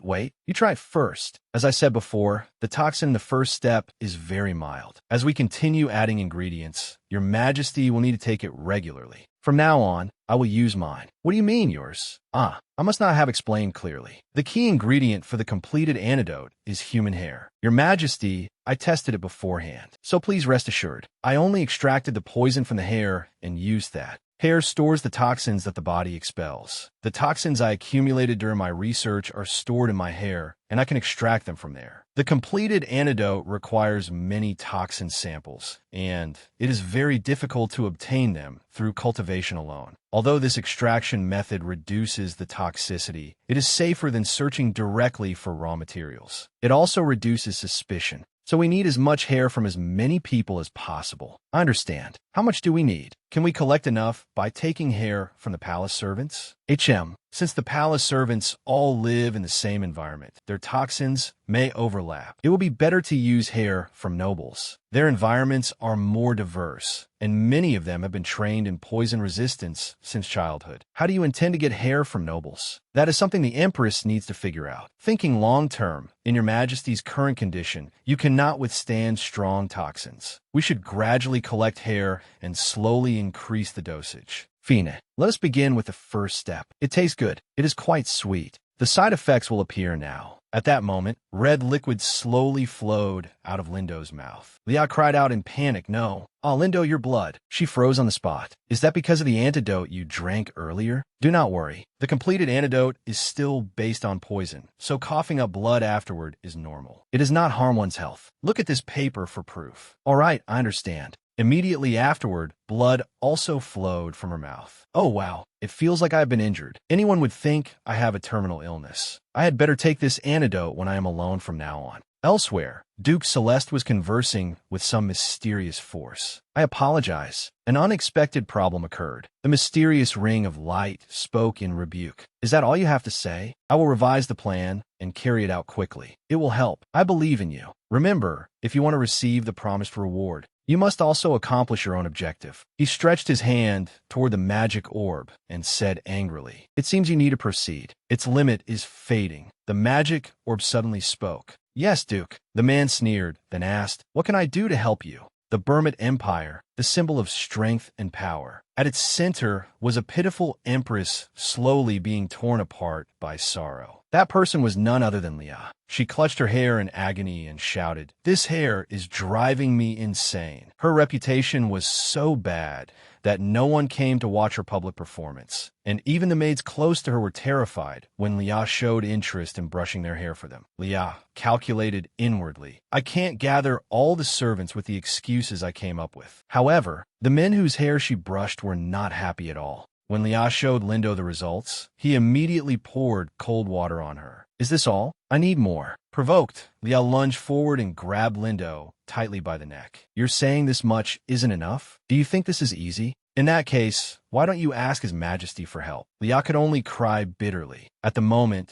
she was in terrible pain precisely because of that, and then they began talking about such nonsense. What normal-minded person would ask the Emperor to collect hair? Wait a minute, that's right. I don't need to explain the details, do I? I just need him to create a stage for me, create the setting with a party. After that, she went to find Cien. "Your Majesty." He asked what? "You should eat vegetables too." He quickly snatched up the spoon. Lia reached out to take it back, and he asked again, "What is it this time? Do you like parties?" "I hate them." "Then let's hold a ball." "I just said I hate them." "That is exactly why we should hold one. You will see how interesting it is once you start liking things you hate. Let's celebrate our wedding anniversary here, all right? Does anyone celebrate a wedding anniversary after only 3 months? She thought inwardly, "If I had known this would happen, I would have prepared for it." "Your Majesty, then do you like bets?" He asked curiously, "What kind of bet?" Lia lightly clapped her hands. Immediately, the maids pushed in carts loaded with expensive bottles of liquor. Lia picked up one of the bottles and placed it on the dining table. Then she said, "A drinking bet. Whoever gets drunk first has to grant the other person's wish." What do you think? Lia was rumored to drink alcohol like water. Her tolerance was no joke. On the other hand, I've never seen the Emperor drink even once. His face is so calm. He must definitely be panicking because he can't drink. She took a glass and brought it to her lips. "Are you not confident? This liquor is very good, you know, but you wouldn't know that, would you, Your Majesty?" "Of course, because you can't drink." He remained silent and did not bother to refute her, but soon after, he picked up a glass and drained it. Lia exclaimed, "Oh my, Your Majesty, you're pushing yourself too hard." "Not really. Haha, good. 1 hour. I will end this in just 1 hour. It is time to show all the experience. No, all the alcohol tolerance I have built up, all for the new hair sample." 1 hour later, Lia lay trembling with her face on the table and slurred, "Your Majesty, I am not drunk at all. Let's keep drinking." Cien showed no signs of being drunk like she did. "Why should I do that?" Lia thought miserably. "I can't believe it. He is really too good. Does being the main character make him invincible? His liver must be as hard as iron. Life is so unfair. But I can't give up." Lia gripped the glass tightly in her hand. "Your Majesty, aren't you sleepy? I bet you're very sleepy now." He supported her forehead with his hand. "No," she sighed inwardly. "Wow, I'm so dizzy. What is he saying now? I don't know. No, I can't give up like this." Unwilling to admit defeat, Lia continued clinging to him. "Just give me one chance. You and I are only 5 glasses apart. Why do I need to care about that?" Lia said, "It's not fair," and fell into his arms. "Come on, Your Majesty. You know, there are a few things I want to say to you." Tonight in bed, startled, Cien covered her mouth with his hand. What are you saying? Why? Is something wrong?" "You know, when we are together tonight." Cien panicked and stopped her. "Stop," Lia continued. "Every night when I watch you sleep, when I'm lying in bed, I think about What I think about is he rushed forward in alarm as she toppled over from losing her balance. The next morning, Leah clutched the blanket tightly and trembled as she wondered inwardly, what did I do yesterday? Later, in the palace flower garden. I should calm down and recall my memories now. So, yesterday, I definitely drank with the Emperor, right? Every night in bed, whenever I look at you sleeping soundly, I think of a few things about you. Did you know that sometimes you look very serious, even when you're asleep? It's really fun to watch.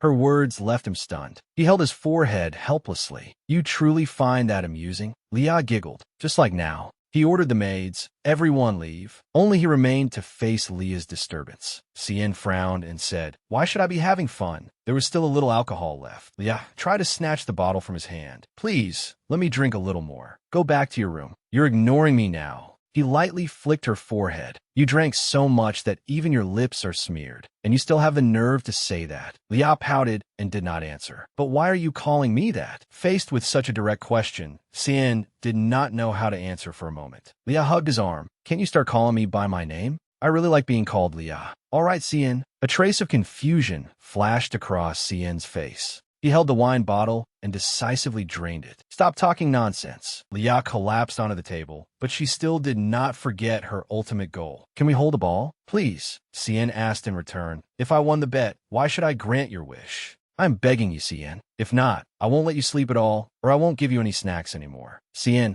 are you really not going to hold a ball? Unless, could you possibly? What are you doing? Leah hugged him tightly, and their heads leaned close together. I'm earnestly begging you. At this point, she cried out inwardly, wait a minute, what kind of situation is this? Rewind. Leah gaped in a daze. Why is it the only scene I can't remember? What really happened yesterday? She suddenly sprang to her feet and hit the chin of the maid standing behind her. Leah said apologetically, I feel bad. Sit down and rest for a while. Thank you, Your Majesty. This girl's name is Sarah, right? It seems she has endured a lot because of me. Sarah, I assume you've been working quite a few night shifts recently. Yes. How did Your Majesty know? And even my name. I see you every day. How could I not know? I'm terribly sorry for causing you concern. It is just that there's been a lot of work lately. And, Leah interrupted, it is because of my reputation that there are not enough people attending, right? It is my fault. Here, take this. I heard it is quite good at relieving fatigue. Share it with any servants who need it too. Thank you, Your Majesty. Oh my, your bruise has gotten worse. I will send you ointment and recovery medicine later. Sarah answered awkwardly, yes. Although I only became a palace maid 2 weeks ago, Her Majesty is truly completely different from the rumors. In the imperial palace, becoming a maid is usually considered an honor for high-ranking nobles. For someone like me, from a poor baron's family, this opportunity was like a distant dream. On the other hand, several maids were dismissed or went into hiding, which made the imperial family desperate enough to recruit nobles of lower status. Despite the Empress's frightening reputation, I was determined to endure everything for my family. But Her Majesty is so considerate. She is completely different from the rumors. Just then, Leah awkwardly asked Sarah, Hey Sarah, how would you feel if the person you were paired with suddenly acted kindly? Would you feel burdened? No, I would be extremely happy. Sarah continued emotionally. At first, I was very afraid of Your Majesty because of those rumors, but you have cared for us so much. We will do our very best to serve you, so please trust us with peace of mind. Leah smiled and replied, Thank you, everyone. Still, it seems the maids have misunderstood something. Well, it is good to have allies, so I suppose that is fortunate. Should I change the question? Everyone, if I want to get something from the Emperor, what should I do? Is it because of yesterday's bet? If so, you should keep trying. Really? Should I keep bothering him? Of course. People often say that even the most stubborn tree will fall if you chop it 10 times. She's right. Living requires perseverance. Let's go. Oh, it's the Empress. Your Majesty, good morning. After waiting, Cien turned around and ran away very quickly. Leah froze in place. What was that? Where's he going? He definitely made eye contact with me. She recalled the question he had asked before. Do you act like this with everyone? Leah was utterly bewildered. What was that memory just now? What exactly did I do? Did I accidentally say that both of us would have to die 2 years from now? Does he think I'm crazy and is avoiding me? Leah asked the maids in disappointment. Did I say anything strange to the emperor while I was completely drunk last night? I am already a troublesome person, and in truth, a clingy stalker. What if rumors spread because I said something incoherent? That cannot be. If that happened, we would not turn a blind eye. So are you saying I spoke nonsense or not? It's good that everyone is on my side. You will definitely stand up to defend me, right? All right. Suddenly, a voice rang out. You cannot tell us to do that. If Her Majesty gives such an order, it will only make people think that you are turning them into your allies as part of your plan. Please reconsider. Looking at the girl before her, Liao wondered inwardly, who is this? The girl spoke again. You cannot do that, Your Majesty. If you give an order like that, the maids will misunderstand it as harassment. Therefore, please withdraw your order. Only then did she remember. This person must be Aloa. My father, Cromjul Celeste, is the eldest son of the ducal family, and he has a younger brother named Louis. When the previous duke passed away, my father inherited the title, while Louis received the title of Count Appenzeller, one of the subsidiary titles passed down within the ducal family. Louis Appenzeller's daughter, Aloa Appenzeller. In other words, she is my cousin. The countess, who is said to be a descendant of the rare race known as the Tyrants, which had gone extinct, died giving birth on the same day as my mother, Duchess Celeste. Therefore, Aloa and I are the same age and have the same birthday. Furthermore, as cousins, we look so much alike that we could be considered sisters. Born on the same day and both having lost our mothers, we were like twins, as if it were a joke of fate, though I do not have many memories of her. After thinking that, Lias spoke. Aloa, sit here. Your Majesty, I truly feel sorry that everyone calls you a rebel, a stalker, and a witch. Wait, since when did the title witch appear? At this rate, I might be able to collect a whole set of nicknames. I do not like that much either, which is a bit too much. I understand. Then I will help you. Huh? How? You should publicly declare that you will repent for the wrongdoings of your past. In addition, if you serve at the temple, your image will improve greatly. She silently thought for a moment, then replied, Aloa, first of all, I did not order the maids to trouble others. What? It means that if false rumors about me spread, my side will stand up to defend me. It is quite disappointing that you misunderstood the loyalty of my maids. And if I follow your advice, it would be the same as publicly admitting that the empress of this nation is a failure. Hearing Lias say that, she hurriedly released her trembling hands, and tears welled up in her eyes. A moment later, tears pattered down onto the table. I'm sorry. I did not think it through. It is all right. I said that with good intentions. Crying over something like this? She is so strange. Just then, someone approached and called out, Aloa. As soon as she saw that person, she immediately greeted him. Father. He bowed. Greetings, Your Majesty. Louis Appenzeller, my uncle. He is so different from my father that it is hard to believe they are biological brothers. But this is an awkward situation, isn't it? Anyone could see that I, the villain, made my kind-hearted cousin cry. He spoke speculatively. I believe Aloa must have caused you some concern. Leah asked back in surprise, He then explained, I was troubled after hearing the recent rumors about Your Majesty. Though it may be inappropriate for me to say so, I ask Your Majesty for forgiveness. I apologize for causing further trouble when I know Your Majesty must also be suffering because of the rumors. I am sorry for making you worry even more. It is all right. I'm very glad to meet you again after such a long time. I thought he would suspect me immediately, but he is surprisingly gentle. If he is the Duke's younger brother, shouldn't he have some hidden motive? Or is there some implication I do not understand? But this person, his eyes are so clear. Thinking that, she stood up. I must go now. I have something to do. Please do your work well. He did not answer right away and looked at her in surprise. Only then did he hurriedly reply, Then I will see you next time, Your Majesty. After saying farewell to her, he quickly returned with Aloa. Leah thought gloomily, I am so jealous that she has such a warm father. It's fine. I have a black panther, and that is enough. I'm going to be late. Should I hunt down the black panther that ran away? That evening, in Cien's room, just as he opened the door and entered, Someone ran over and locked the door, startling him so much that he quickly turned around. Who is it? Someone leisurely held the key in her hand. Lia smiled wickedly and said, I have been waiting for you, your majesty. Seeing that, Cien could not help freezing for a moment, then quickly stepped backward. Just as he opened the window and prepared to jump down, she rushed over, grabbed his trouser leg, and shouted in panic, Your Majesty, why are you avoiding me? We are on the 3rd floor. I do not understand what you are saying. You ran away from me in the garden earlier, and now this too. I only opened the window because it was hot. But it is autumn now. It will be very cold once the sun sets. Now come here. Do not go anywhere. Have you had dinner? Please drink a little with me. He hurriedly snatched the wine glass from her hand. You should not drink, she asked blankly. Why? Did I bother you yesterday? I do not remember very clearly. What do you remember? She answered somewhat hesitantly. I'm not too sure. The part where you said you would reconsider holding a ball. You only remember what benefits you, don't you?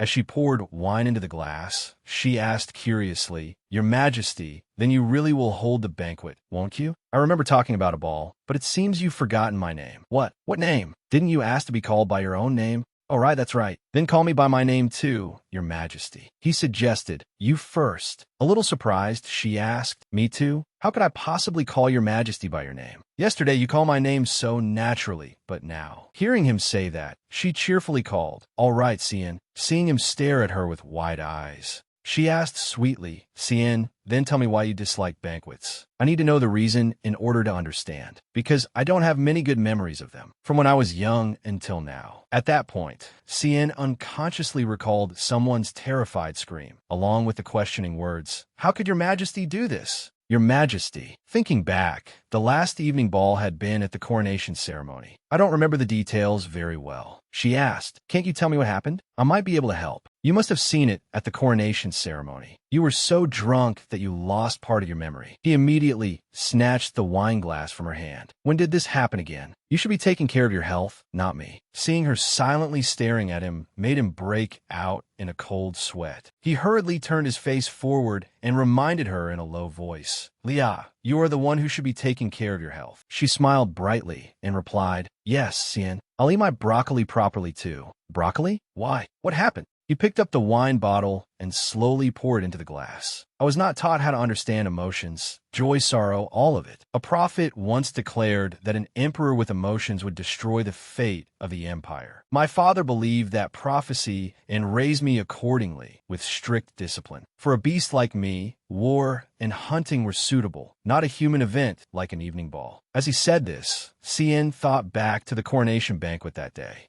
I pay my respect to His Majesty the Emperor. Greetings to His Majesty the Emperor. The coronation banquet was noisy, as always, and the powerful nobles tried their hardest to introduce their precious daughters to him. While he paid them no mind at all, the loud noise gave him a terrible headache. A young lady behind him suddenly called out loudly, Your Majesty. It was just as he was about to leave, but someone grabbed his hand, saying he could not go. Disoriented by his headache, he overreacted while trying to shake them off. Seeing this, the young lady's father demanded, Why did Your Majesty try to kill this child? I only shook them off. How could Your Majesty do such a thing? I heard you spend your childhood on the battlefield. Be careful, everyone, or you may die by His Majesty's hand if he grows angry. He is a tyrant, a dreadful tyrant. He is clearly bloodthirsty. They say he lived too long on the battlefield, to the point that he cannot survive unless he spills human blood. They say his constant lack of expression is because he is suppressing his thirst for blood. A tyrant. After that unpleasant flashback passed, he concluded, Once that label stuck, no one bothered me anymore. That is why I will not hold an evening ball. Lia thought for a moment and then said,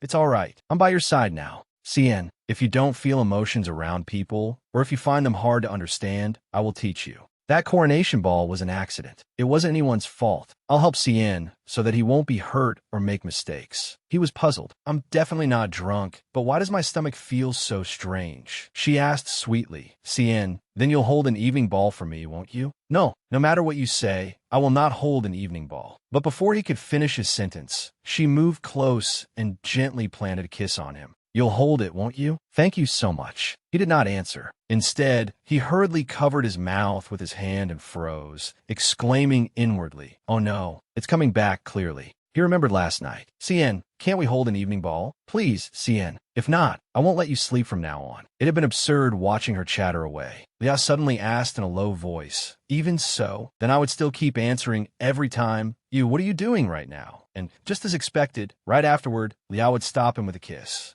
Please, I'm begging you. It made him freeze for a while. Only afterward did he ask, do you act like this with everyone? No, not at all. It's only because you're cute. Seeing him sink into thought, she asked again, Cien, will you come? He stood up and said loudly, Then he rubbed his forehead with his hand and suggested, fix your drinking habits. After saying that, he walked to the window and closed it. The following evening, in Cien's room, while Lia was still happily chattering away, he was focused only on her full lips. Does she not remember kissing me? Or was it not that important? Seeing that he seemed a little distracted, she hurriedly called out, Cien. Then she grew a little suspicious. How strange. I've been staying up late lately. Should I try a new method? That's right, I'll try it now. As soon as she thought that, she asked, Cien, can't you sleep? He unconsciously broke into a sweat and replied, a little. She gently placed her hand on his cheek. Then should I comb your hair? A gentle scalp massage can help you sleep better. As she said this, she suddenly smiled wickedly. And then I can get some hair for the antidote. He hesitantly asked, it will help me sleep better, right? Of course. Hurry and sit down. It seems he's having trouble sleeping because he's too focused on our conversation, Cien thought with a frown.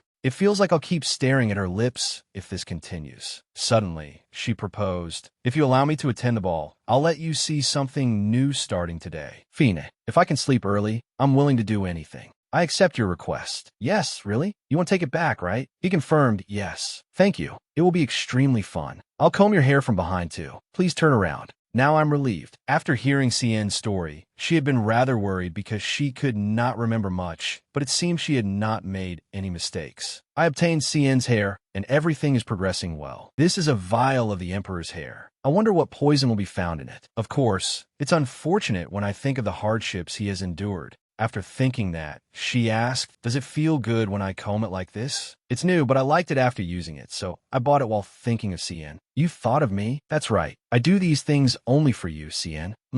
It's a strange treatment. Forget it. Tell me something interesting. Me? Then, Cien, do you know the scent of winter? It's the smell that comes when autumn changes into winter. That's my favorite time of year. He could not help growing curious, especially about what she said. The next morning, Lia sat with her head slumped on the desk and complained gloomily. Preparing for a ball in 2 weeks really is torture. Lindo, standing beside her, said, but the guest list is very promising. It shows extremely high effectiveness, especially with the foreign ambassadors, who should be certain of that. The greater the variety, the more valuable the distinctive traits become. Understand. Anyway, it's a relief that Duke Cromgel isn't attending. He probably wouldn't like me taking the lead. I even thought he would come and keep watch. Once I escape death, I'll divorce and leave the Imperial Palace. I basically don't like events at all, but this is the only way to survive right now. For now, I should focus on finding the antidote. After thinking that, Lia asked Lindo, have you completed what I instructed? Yes, Your Majesty. Everything has been prepared perfectly. Excellent. We're ready for the ball. Very soon, the day of the ball at the palace arrived, and the tables were filled with food and drink. A voice suddenly rang out. For the eternal glory of Burmit, welcome the arrival of the sun and moon of the empire, Emperor Cien and Empress Lia. As soon as the two sat down on their chairs, all the guests quickly came forward to pay their respects and greet them. Seeing that the two seemed quite harmonious and close, the crowd began whispering among themselves. Oh my, look at the two of them. So the rumors about the Tyrant couple were false. At the coronation ceremony, they were tyrants themselves. It must just be an act. Come now, would the Emperor endure something he dislikes? Now I see the two of them as a pair of newlyweds, don't you? Seeing this, Lia smirked.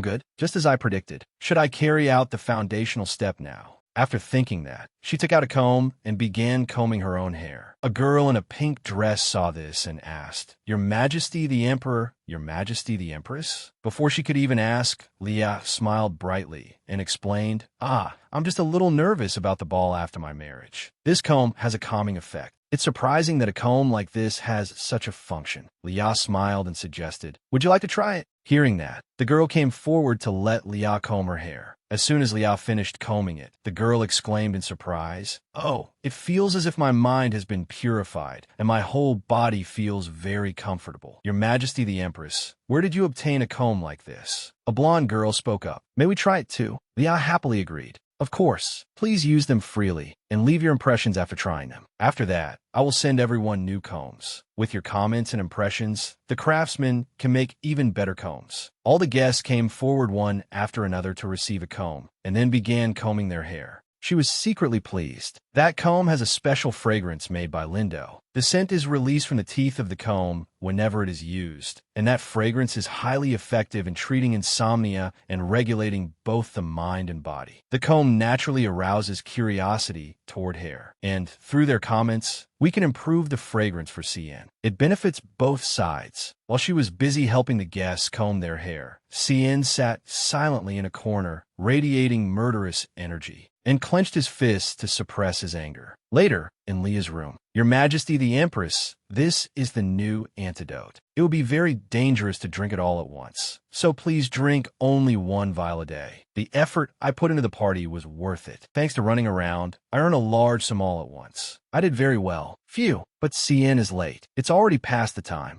He left right after the dance. CN, how was today? Is something wrong? Lauren, where is His Majesty? He is practicing swordsmanship. At this hour?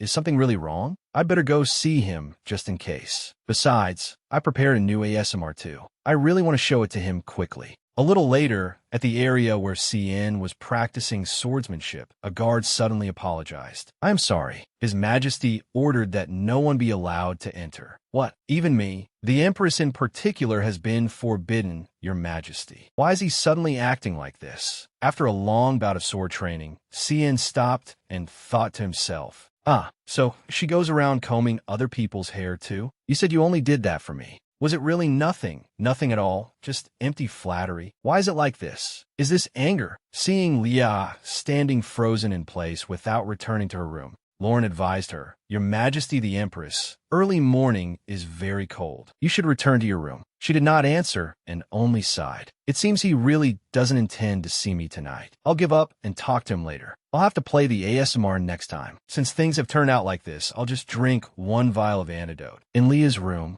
as she wiped her face with a towel, she was lost in thought. "I feel dizzy. Maybe it's because I collected too much hair. This one is a little more toxic. I look terrible. There's more blood than before. What kind of endurance is this? But I don't have much time left, so I have no choice but to endure it. At this rate, maybe only 2 years. No, just 1 year." At that very moment, CN suddenly flung the door open, startling her into asking, "CN, you came?" He coldly cut her off. "Why did you do that?" she asked blankly. "What? You combed other people's hair at the party the same way you did for me. You acted as though you only did that for me. Was it just to placate me?" She froze in shock. What is he suddenly talking about? "CN, I think there's been some misunderstanding." "A misunderstanding? Then explain it. What am I to you? Just someone unimportant, as long as you can flatter me?" What the hell is he suddenly saying? I'm too dizzy to think. I'll calm down and reflect. The reason he is angry right now is, you combed other people's hair at the party the same way you did for me. You acted as though you only did that for me. Was it just to placate me? What am I to you? Just someone unimportant, as long as you can flatter me. Leah covered her mouth, unable to hide her amusement. So, it's because I combed other people's hair too? Does he think he isn't special to me? But it's so cute that he thinks that. Seeing her giggle to herself, he asked irritably, "Are you mocking me?" "I'm not mocking you. I was just going to say that you're very cute." Before she could finish speaking, she could not hold back and broke into a violent cough, making him stare at her in shock when he saw the blood in her palm and at the corner of her mouth. She was extremely frightened. "I'm done for. I guess I'm still feeling the side effects of the dose of antidote I drank earlier." She hurriedly tried to explain,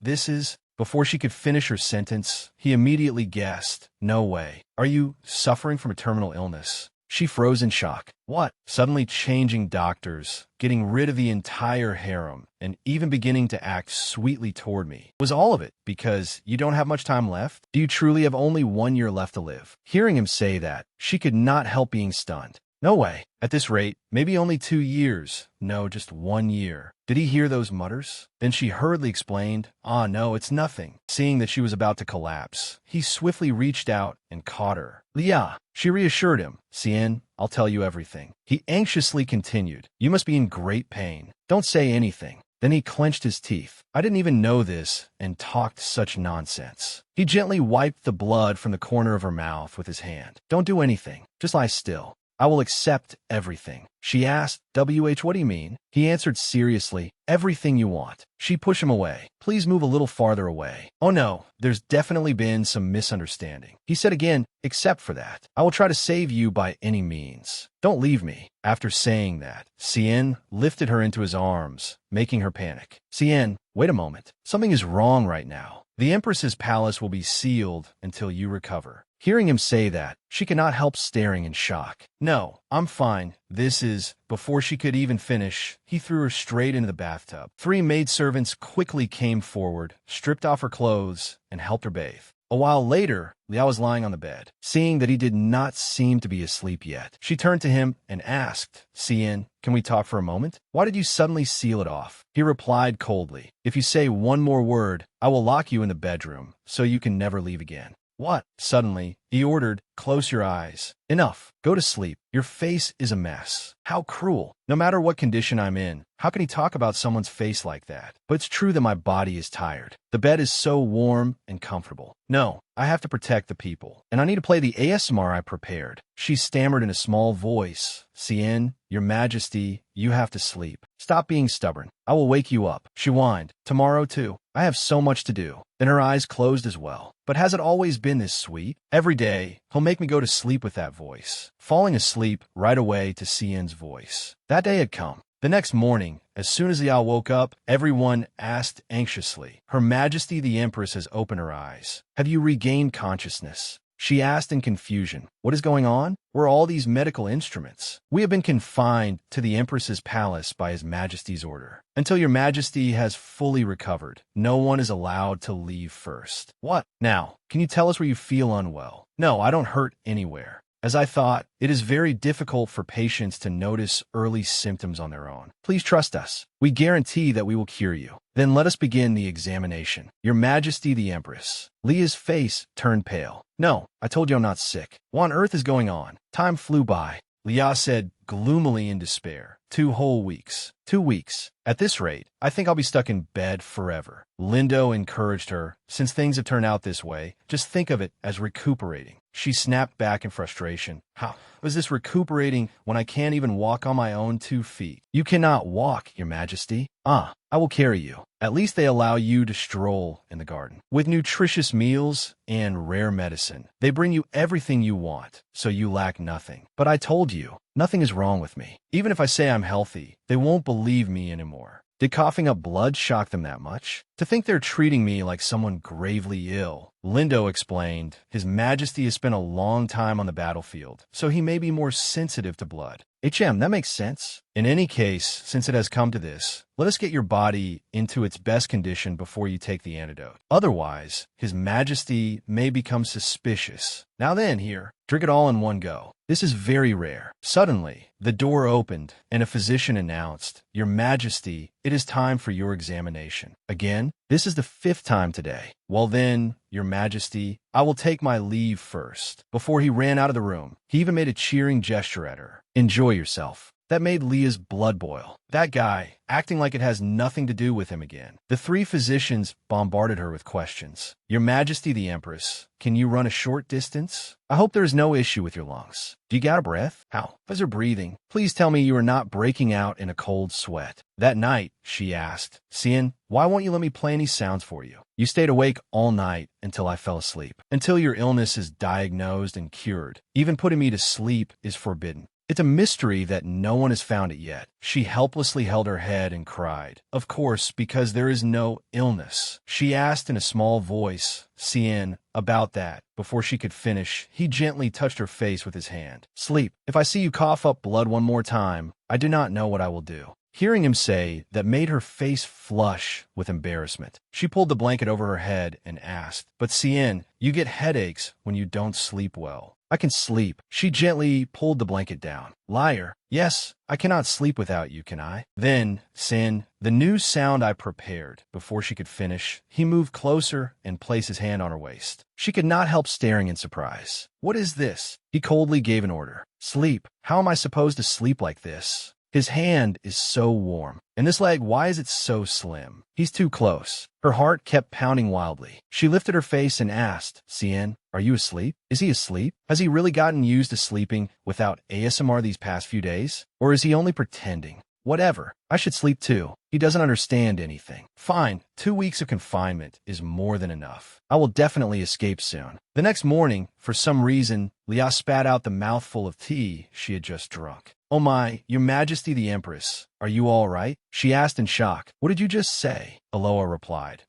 Well, because you have not left the Empress's palace for 2 whole weeks, and even the physicians have been caring for you day and night, a rumor has spread. Congratulations on your pregnancy, Your Majesty the Empress. Leah froze stiff. Pregnant? What's she talking about? I have been wanting a nephew or niece so badly. Wait, that's impossible. I need to look ahead and figure out what's going on. Father and uncle have also heard the rumor and are very curious, but because it is still early, they were advised to be cautious. So His Majesty only allowed me to visit.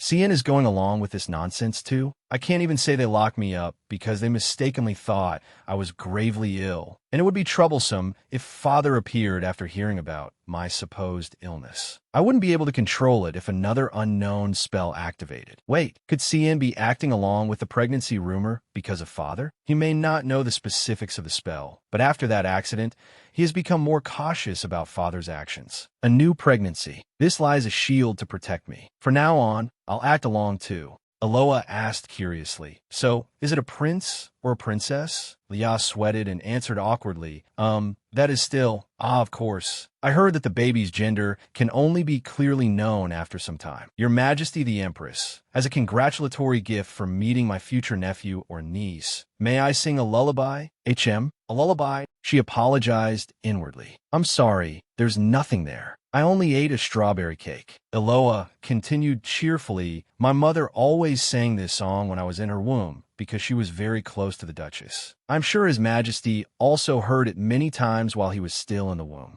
I see. Then go ahead. Aloha began to sing. Leah listened seriously. When the song ended, she applauded and praised it with admiration. It truly is a lovely song. Just listening to it makes me feel very comfortable. Really? Then I will write out the sheet music for you. Please sing it to the baby, Your Majesty the Empress. I'm sure they will like it. Could someone bring paper and a pen? There, it is done. Would you like to practice it from now? She answered with an awkward smile. I will practice later and try singing it. I'm not very good at singing. Oh, please do not say that. I only want to give my future nephew the lullaby that his mother once sang. No, really, I cannot sing. A karaoke shop owner once came to provide a service, but when he heard me, he pretended he hadn't and immediately left. You can sing it together with His Majesty. They say the more memories a child has with both their mother and father, the better.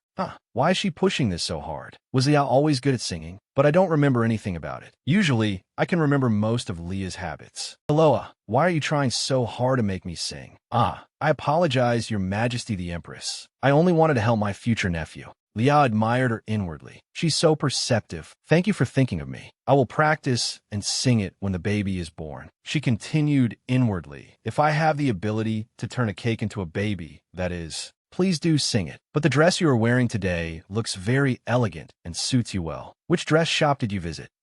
This dress. And just like that, Aloha happily chattered on about it. A while later, Lauren entered and said, Your Majesty the Empress, the priest has arrived. Oh my, is it already time? Then I will go now, Your Majesty the Empress. All right, thank you for visiting. As soon as he entered the room, the priest bowed respectfully. Your Majesty the Empress, it is an honor to meet you for the first time. I am Sebes, the priest in charge of blessings at the main temple. Because the blessing process requires utmost sincerity, everyone, please step back. She sighed inwardly. Treatment alone wasn't enough, and now it's a blessing? When will this misunderstanding be cleared up? But outwardly, she smiled and replied, I will be counting on you, priest. Then I will begin. A stream of golden light surrounded Sebes. Then it moved toward Leah and enveloped her. Suddenly, something seemed to happen to Sebes, and he clutched his chest. This made her ask in confusion, What is wrong? Is there a problem? I apologize. When I tried to bless Your Majesty the Empress's soul, for some reason, the energy kept bouncing back at me. Leah guessed. He said the blessing bounced off my soul. Could it be because of the spell the Duke cast on me? She probed. That cannot be. I was baptized normally. Could it be alchemy or magic? Is that possible, priest? Hearing this, Sebes' face turned pale. You must not say such frightening things. Ever since the alchemist prophecy 26 years ago, the previous emperor banned everything related to alchemy. She thought the prophecy that said if Cien had emotions, he would destroy the entire empire. It seems the previous emperor was very afraid of that prophecy being revealed, but I have to find out what spell the Duke placed on me. Otherwise, who knows if I'll fall ill for some unknown reason. Please tell me, priest. My reputation is already poor. If a rumor spreads that there is something wrong with my soul, that cannot be allowed to happen. Sebes trembled and hesitated.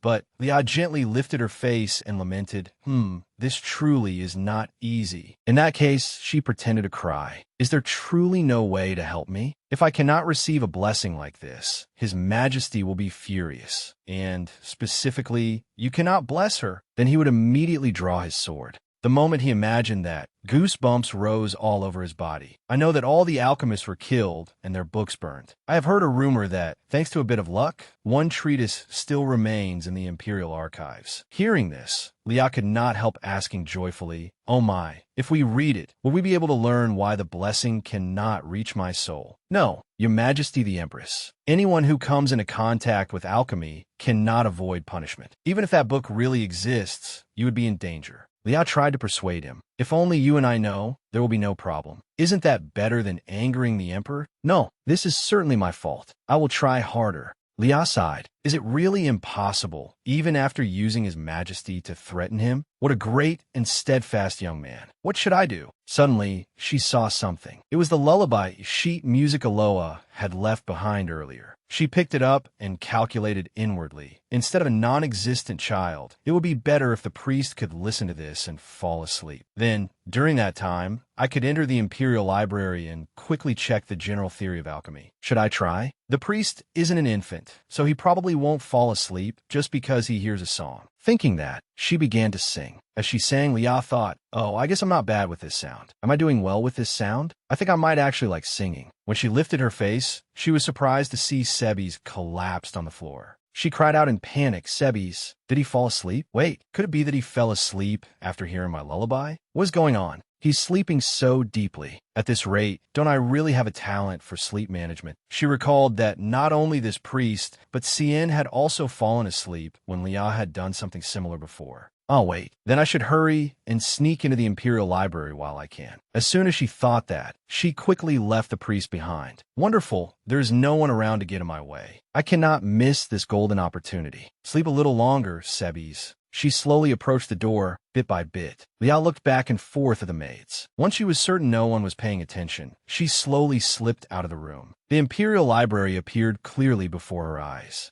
The librarian was startled when she saw Leah. Your Majesty the Empress. Leah hurriedly signaled for her to be quiet. The librarian panicked. Why are you here? If there is any book you need, I can bring it to you. But Leah signaled for her to lower her voice and said softly, I want to choose for myself. The library is not a dangerous place. Then I will help you choose books. No, I will do it myself. I want to look quietly on my own. But you truly stand out wherever you go. She told herself, yes, let's hurry inside. It will be fine. I will only look quickly and then return. Your Majesty the Empress. Then only 1 hour. The Imperial Library was so enormous that Leah was stunned, not knowing where to begin. How am I supposed to find it here? Since it's a forbidden book, let's start searching in the more secluded areas. Each bookshelf was divided by subject, so people could easily search. The origins of ancient races. No, that's not it. The history of tax reform isn't it either. There's so many books, but where is the alchemy book? Was it only a rumor? In any case, it won't be easy to find. And the time limit the librarian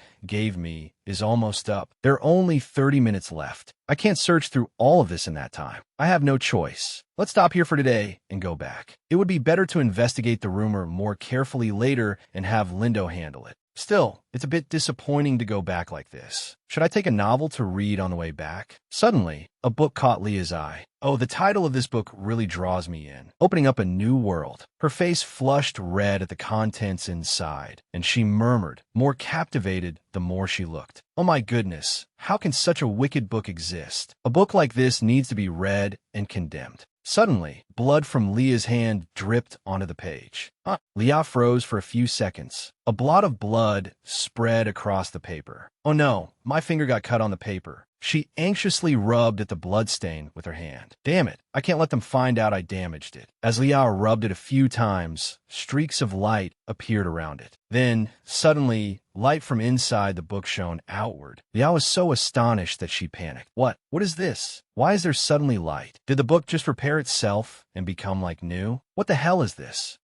The title is General Theory of All Things Irrational. The title of the book changed too. Wait, did the contents change as well? The rustling of paper sounded. The inside had truly turned into different contents. And first there was a message. To the one who has sworn not to abuse the knowledge contained within this book, I grant you the right to read it. May you learn and master the knowledge of alchemy and bring many benefits to the world. Leah could hardly believe it. Knowledge of alchemy? I really found the book that had almost no information about it. There's no doubt about it. This is definitely what I was looking for. Is this an alchemy book? Just as she was rejoicing, the librarian and a knight entered and said, Your Majesty the Empress, an hour has already passed. She quickly turned around and ran off. The woman anxiously shouted after her, Your Majesty. Leah frowned and pointed at them, forbidding them from chasing her. Do not follow me. If you follow me, I will throw every last one of you into the new harem. Even if you are women, there will be no exception. That made the woman and the knight freeze in place. Meanwhile, Leah swiftly darted away, and a light from outside shone into the glass room.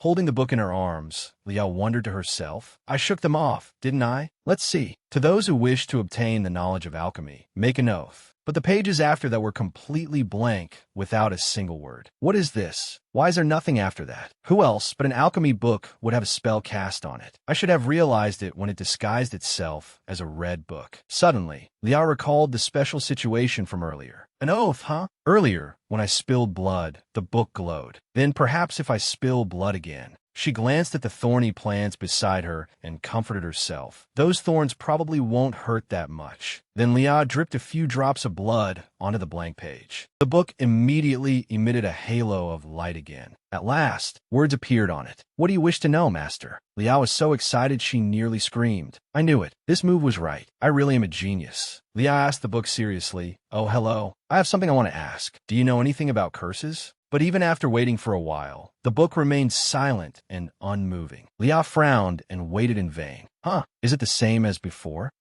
Since this is a book, maybe I should try writing it down. She took the quill on the desk and slowly wrote a few sentences about herself. I have been cursed, and suddenly I cannot breathe and it hurts terribly, but I do not know the cause. Can you tell me what kind of curse it is? That was how they communicated. The book immediately gave an answer. It is a curse cast within 1 day after you were born. It is bound by blood and tied to fate. Leah was stunned in astonishment. Fate. She began to recall what had happened more than 10 years ago. If it was cast within 1 day after I was born, when I was still an infant, then the culprit must be the Duke. Is it a curse meant to kill me? But unlike what she expected, the answer was no. At present, your soul is bound to the soul of the person closest to you. Usually, the target would be a blood relative, but in your case, that is not so, master. Reading that, Leah began to think of him. If it is the person closest to me, but not a blood relative. Cien. She put pen to paper again and wrote a few more lines. What happens when souls are bound? In most novels, when one person dies, the other dies too. That can't be true, right? What will happen to the person whose soul is bound to mine if I die?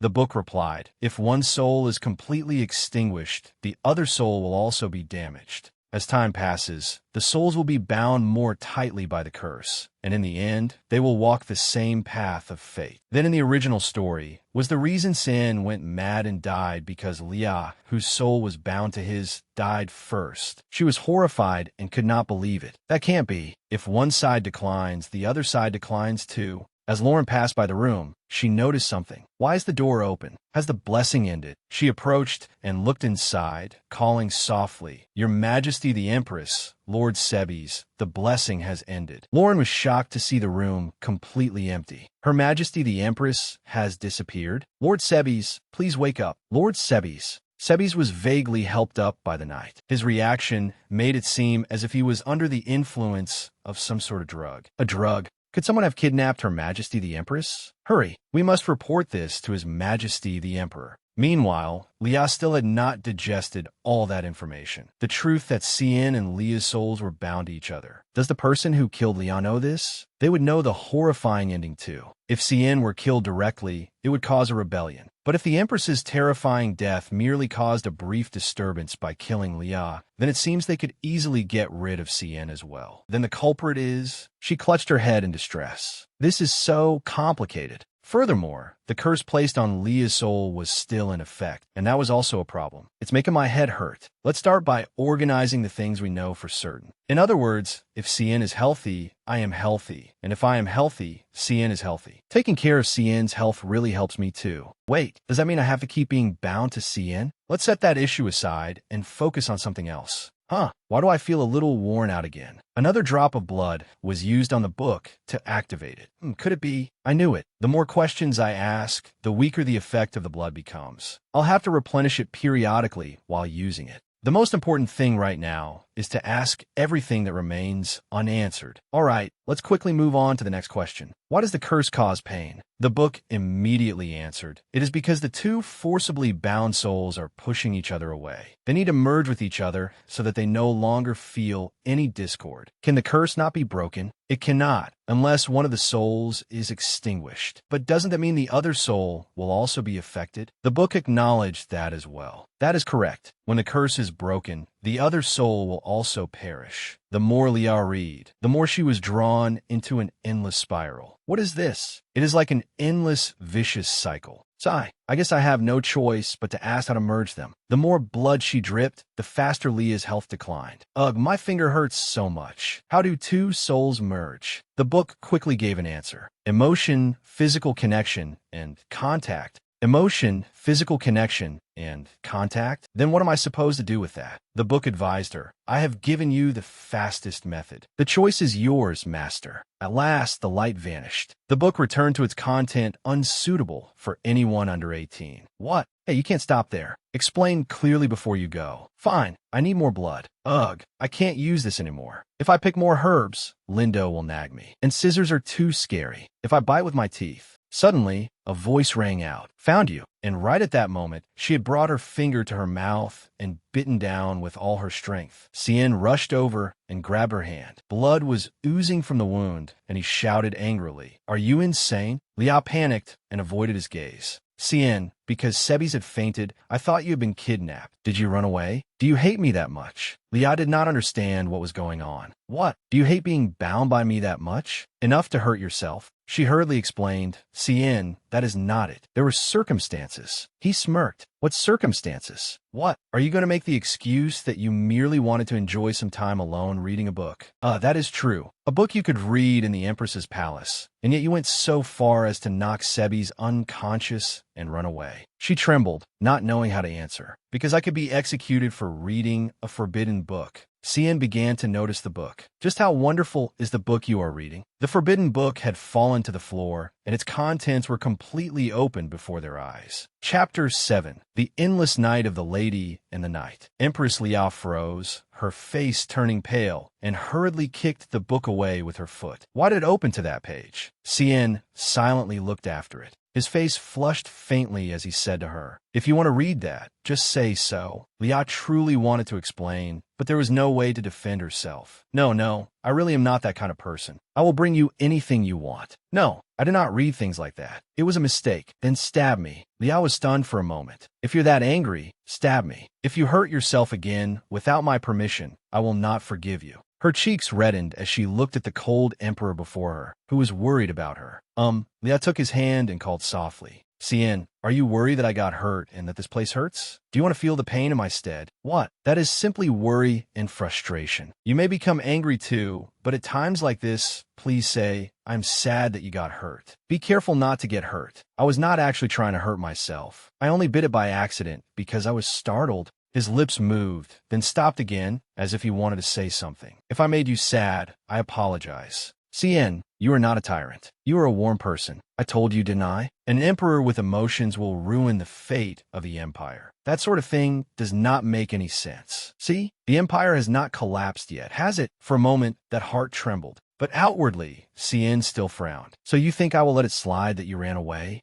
What is this? This is not a princess, Carrie. He nodded in response as well. It is more like being carried like a sack. You really have many demands, troublemaker. And you are not a princess. You are the empress. She remembered the book. Oh, that. We need to take that. Please pick it up. Once she got what she wanted, she was delighted and kept thanking him. Ah, thank you. Cien carried her over his shoulder and muttered, I do not know how I have endured this until now. What? What do you mean? When you said you would get rid of the harem, I should have anticipated the withdrawal symptoms. At that moment, Lia could probably already imagine everything gradually turning in a dark direction. Lia cried out, withdrawal symptoms? Are you not misunderstanding something strange? I will pretend I did not hear that. From now on, feel free to read as much as you want. Lia's face turned bright red. No, I do not. Please put me down. Inside the room, Priest Sebes was kneeling. Your Majesty the Empress, I sincerely apologize. I was too nervous and fainted while giving the blessing. Lia smiled awkwardly and let it pass. These things happen. Do not worry. How do you feel now? I feel filled with your Majesty's boundless grace. I am completely healthy, so I will immediately give the blessing again. The emperor beside her frowned and urged him, get this over with quickly. Lia panicked inwardly. What? Now? What if they find out the blessing does not work? Alchemy, magic. How am I supposed to explain this? If I am exposed, I will be executed. So the moment Priest Sebes stepped forward to give the blessing, she stopped him in time. Please wait a moment.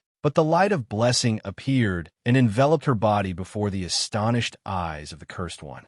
Sebes began the ritual. In the name of the divine, please grant Empress Lia Bermit the authority of blessing to protect her body and mind. She could only smile awkwardly and thank him. It seems it did not work very well earlier because you were too nervous, but after resting, you succeeded wonderfully. Is that so? I must apologize. I barely remember anything from before I fainted. Lia was stunned in astonishment. What? So he forgot everything we talked about earlier regarding alchemy and souls? I thought he dozed off because of my lullaby. But did he faint because he used too much power? Well, I'm not a witch. How could I put someone to sleep with a song? At that moment, the priest bowed respectfully. I will return and continue improving myself, Your Majesty the Empress. She nodded and waved her hand. You did very well. Now only the two of them remained in the room. The emperor was still strict with her. I will lift the restrictions, but you must have regular health checkups. If you neglect your health, I will confine you again. I understand. But in exchange, Cien must have regular health checkups too. It is not fair if I'm the only one who has to go. What is unfair about it? Even after being that sickly, you still make excuses like this. Lia puffed out her cheeks angrily. Is it only you who sees it that way? Cien, you may look fine, but you could also be in a condition that requires a health checkup. Then she shouted, and please do something about the pregnancy rumor. I was so shocked when I heard it from Aloa. You knew about it, didn't you? The rumor had certainly helped delay the Duke for a while. And yet she had to suffer a ton of bad reputations. Delusional, witch stalker, detestable woman. It was truly unfair. Cien said, if it is not exposed, it will eventually disappear on its own. Why go to the trouble? What? Then what about my reputation? I should have hidden that book and stayed silent. Hearing that, she hurriedly tucked the book under her pillow and forced him to follow her suggestion. Hurry up and deny it. If you do not, I really will not let you sleep. He calmly turned and walked away. That depends on how you behave. She shouted from behind him. You are terrible. Suddenly, seeing the empty tea table, she turned and pointed at it, then looked up and asked the emperor, by the way, did you see the sheet music on the table? He shook his head and answered, I did not. It must have been lost while the room was being cleaned. Was it important? Not very, but it was a gift from Aloa. If it is gone, I feel a little sorry. If it is only a trivial matter, stop worrying about it and go to sleep. But I still feel a little guilty. I will send Aloa a gift to thank her. The next morning, Lia was discussing the matter with Lindo. The book clearly said our souls have not merged yet, but when Sebes gave the blessing again, it It worked perfectly without any resistance. You said it was about emotions, the body, and contact, correct? Perhaps the Emperor's emotions have already begun influencing his soul. Is that so? Then if we continue like this, I will no longer fall ill because of the curse. I just need to keep meeting Cien and exchanging emotions with him, right? But why did that Lord Sebes forget everything that happened with your majesty? Who knows? Perhaps he really did forget after fainting, but that is a good thing too. It benefits us. If he spoke about alchemy, that book might have been discovered. Out of curiosity, I even tried it with Lindo, and this book only reacts to my blood. As long as we do not talk about alchemy, the risk of being discovered is very low. But the contents of the forbidden book were somewhat beyond her control. Although it was embarrassing that it disguised itself as a red book,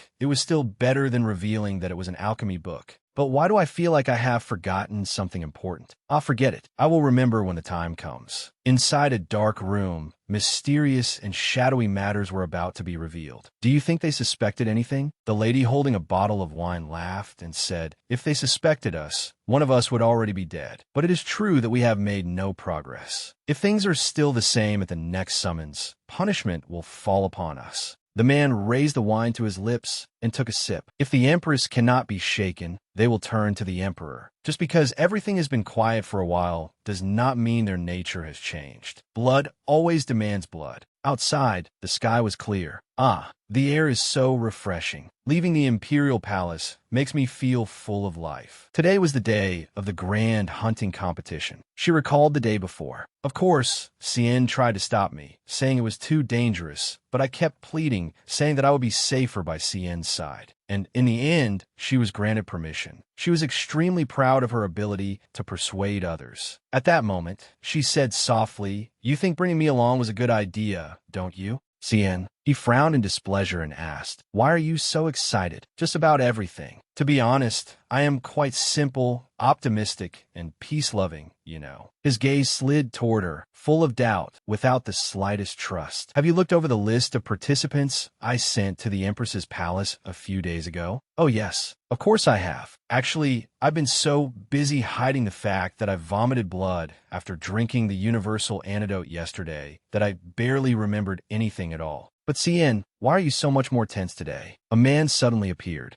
"I greet your majesty." Cedric Sylvester pays his respects. The heir to the Duchy of Sylvester, Cedric Sylvester. Leah thought to herself that his name sounded familiar. She was about to speak, but Cien cut in and asked, "So he has arrived. Is he the reason you were so cheerful?" "Your former fiancé." Leah immediately froze in bewilderment. "What?" Leah looked at the man before her in disbelief, thinking in confusion, "Is this the fiancé I had before I was even born?" "All right, now I remember. My fiancé from when I was still in my mother's womb, Cedric Sylvester, the heir of the ducal family in the neighboring region. Before Liao was born, Duke Celeste hoped for a son, so he planned for his future heir to become engaged to the daughter of Duke Sylvester. The family had amassed an enormous fortune through maritime trade, so as soon as the Duchess became pregnant, they arranged an engagement with the child of Duchess Sylvester, who was also pregnant at the time. But in the end, a girl was born to the Duchess's side, and a boy was born to the Duke's side, so the engagement was forgotten. After all, if the child was a girl, they had planned to make her empress. How long has it been since technology for determining gender was invented? 10 years. If that technology had existed 21 years ago, I probably wouldn't have had a fiancé from the womb. Still, I think we were fairly close when we were young. Cedric often came over to my house to play. The tiny little girl would fiercely question him. "Why do you keep coming to my house?" "Because I'm your fiancé. Don't lie to me. I'm going to become empress." There was even another little girl who competed for his affection. "No, Cedric is my fiancé. Cedric, marry me." It felt like a childhood friend sort of relationship. Only then did she greet him. "It has been a long time, Cedric, eldest son of Duke Sylvester."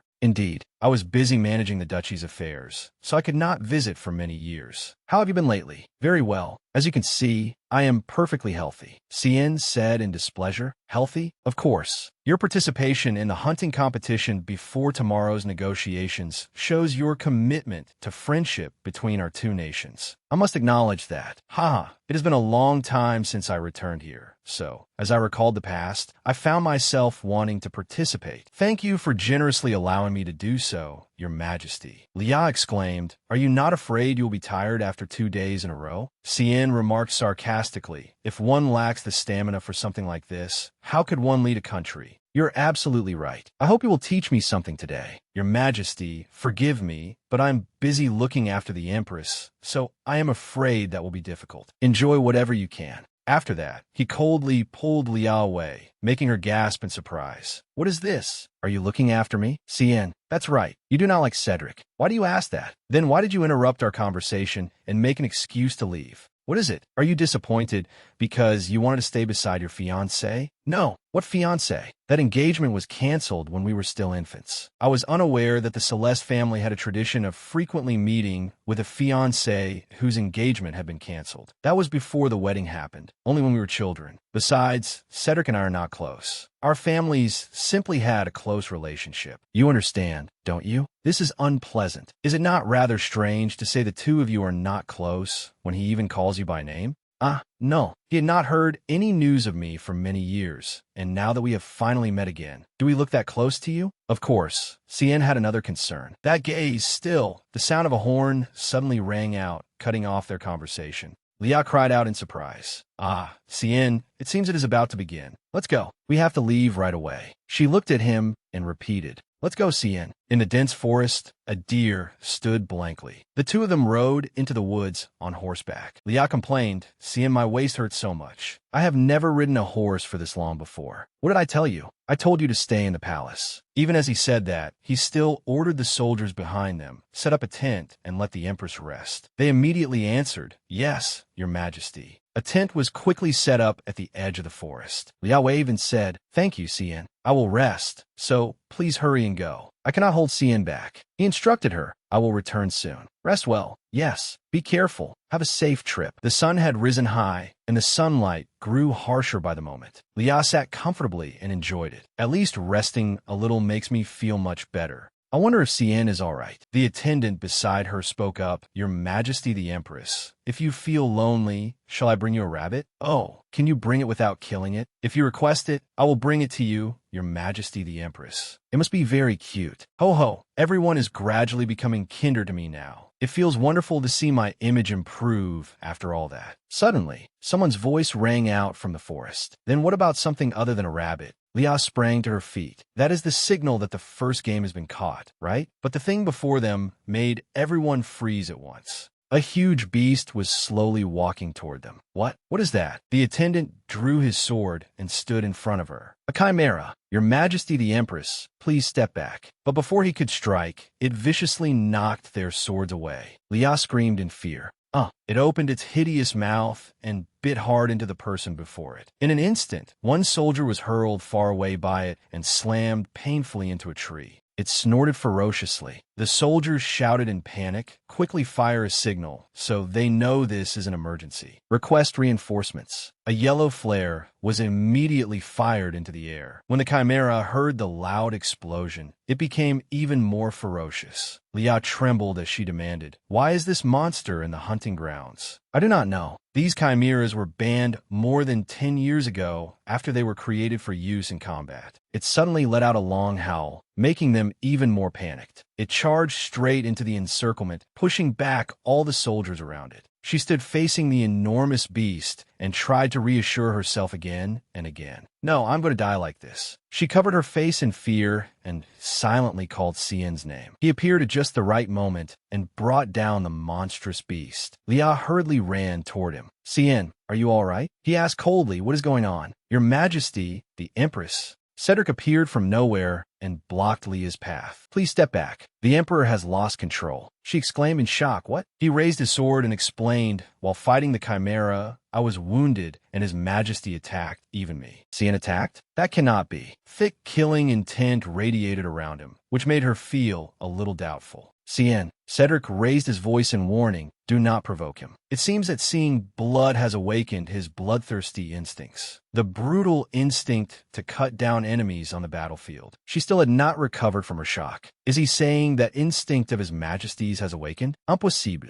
No matter how tense he might be, this is still absurd. The current CN would not lose control in a situation like this. Even before, when he saw my blood, he was completely normal. It felt as if something had just slipped past her. She rushed forward to stop Cedric. Stop. His Majesty is not that kind of person. I will try speaking to him. Your Majesty the Empress, I am a friend of the Burmit imperial family. As long as the engagement with Duke Celeste remains valid, I still have a duty to protect you. She asked back in confusion, what? If you cannot attend the wedding, Ali will be very sad. What's he talking about? I'm going to marry Ali? Why is the ducal family involved in this? Suddenly, something tore through the air and cut off her words, followed instead by a frightened scream. Cedric turned his head and called, Your Majesty the Empress. An arrow grazed Leah's face. An arrow? Where did it suddenly come from? Wait, there's a smell. It is like, no way, a poisoned arrow? A distinct scent when it brushed past my skin. I remember. It is a type of poison I prepared with Lindo. It is a mild poison, but its symptoms are very difficult to detect. If it is not treated immediately, it can cause serious consequences and even be fatal. Who would use a poisoned arrow like that in a hunting competition? Even if one is careful, damage to the internal organs is unavoidable. Fresh blood began to spill from her mouth. As if drawn by the smell of blood, blue veins bulged on Cien's face, and he slashed his sword straight towards Cedric. He hurriedly urged her, Your Majesty the Empress, please run quickly. She did not answer and silently wondered the scent of acetamine. Why is that scent coming from Cedric? He does not seem to have been poisoned, though Cien is attacking him relentlessly right now. The sharp spearhead shot straight toward his neck. Although Cedric tilted his head to dodge, the blade still grazed his cheek. The spear shaft, carried by its momentum, struck his shoulder hard. The two of them remained with their weapons pointed at each other. Leah silently called Cien's name. This is strange. Someone must have used him to make him lose consciousness. I will not forgive whoever did this. Look how I have taken care of him. Nutritious meals, quality sleep.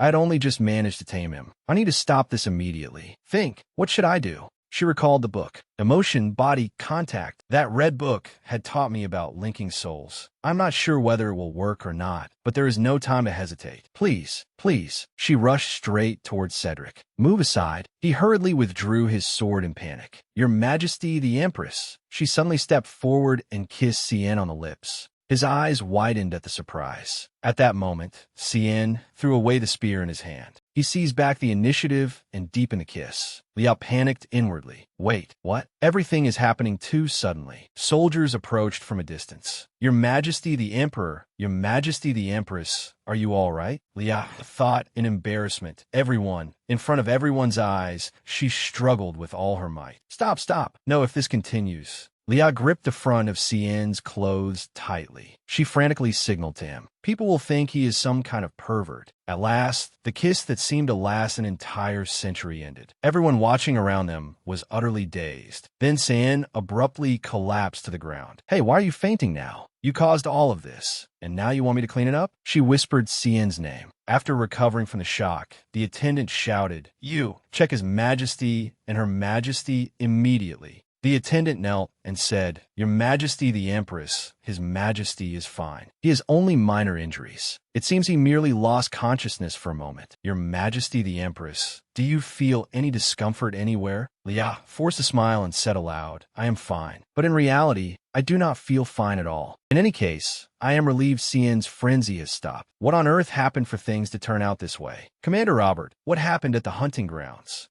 Well, His Majesty was hunting together with Duke Sylvester when the Chimera monster suddenly attacked and caused a large-scale massacre. Duke Cedric was also wounded. Amid the chaos, a stray arrow shot by the Duke struck a tree and rebounded. As it turned out, Cedric was the cause, and unfortunately, that arrow grazed His Majesty's arm and made him bleed. That was when His Majesty suddenly lost control. His Majesty has become extremely sensitive to blood due to the long-term effects of war. It is truly unfortunate that he was directly wounded like that. Leah turned her attention back to Cien. Wait, something bothers me. She recalled what Cedric had said earlier. While facing the Chimera, I was wounded, and then His Majesty suddenly changed and attacked me. Lia turned to question him. You just said that when you were wounded, His Majesty suddenly attacked you, correct? Seeing the other person's stiff expression, she immediately formed a guess in her mind. Someone here is lying. Cedric hurriedly approached Lia and changed the subject. Now that I mention it, were you not nearly struck by an arrow that came flying from somewhere? You seem dazed from the impact, so I will quickly take you to a personal physician. Lia sneered inwardly.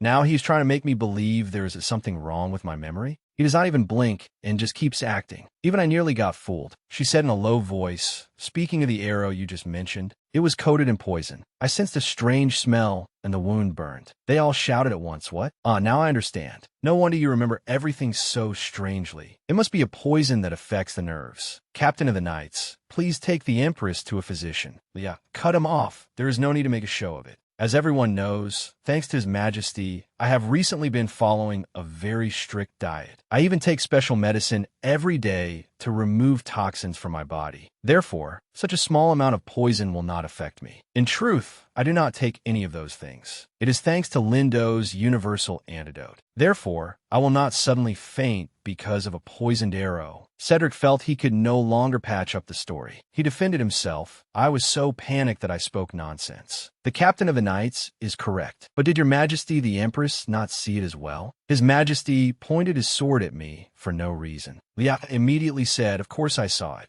It was not for no reason. In fact, I should correct that and say it was suspicious. Lia gripped his wrist tightly. Or perhaps I should call you a criminal. Suddenly, her entire body felt dizzy. Then she abruptly spat a mouthful of blood from her mouth. The soldiers around her shouted in panic, Your Majesty the Empress. Lia pointed straight at Cedric and ordered, judging by the reaction of the medicine, it seems his gloves were coated in poison. Arrest him immediately. After the shout of yes, he was forced down to his knees. Your Majesty the Empress, please give me a chance to explain. The substance on my gloves is merely something widely used in our duchy. Lia was contemptuous. He is still acting until the very end. By now, the smell of acetylene has already spread through the air. She coldly turned her back. It is not worth listening to anymore. Take him away. Wait, Lia let out a breath. Finally, this has settled down a little. Suddenly, her lips moved slightly as if she had something to say. But in the end, she simply stared in silence at the blood-stained handkerchief. This matter, I am certain Cedric did not plan it on his own. The one who fired the poisoned arrow when I was with him must be his accomplice. I understand the situation more or less. First, they bought a chimera to create a fake battlefield and make Cien more sensitive. Then they probably deliberately shot an arrow at Cien. They knew Cien would lose control when he saw blood. After that, he came to me and lied, saying Cien had attacked him first, so I would be too afraid to go near Cien.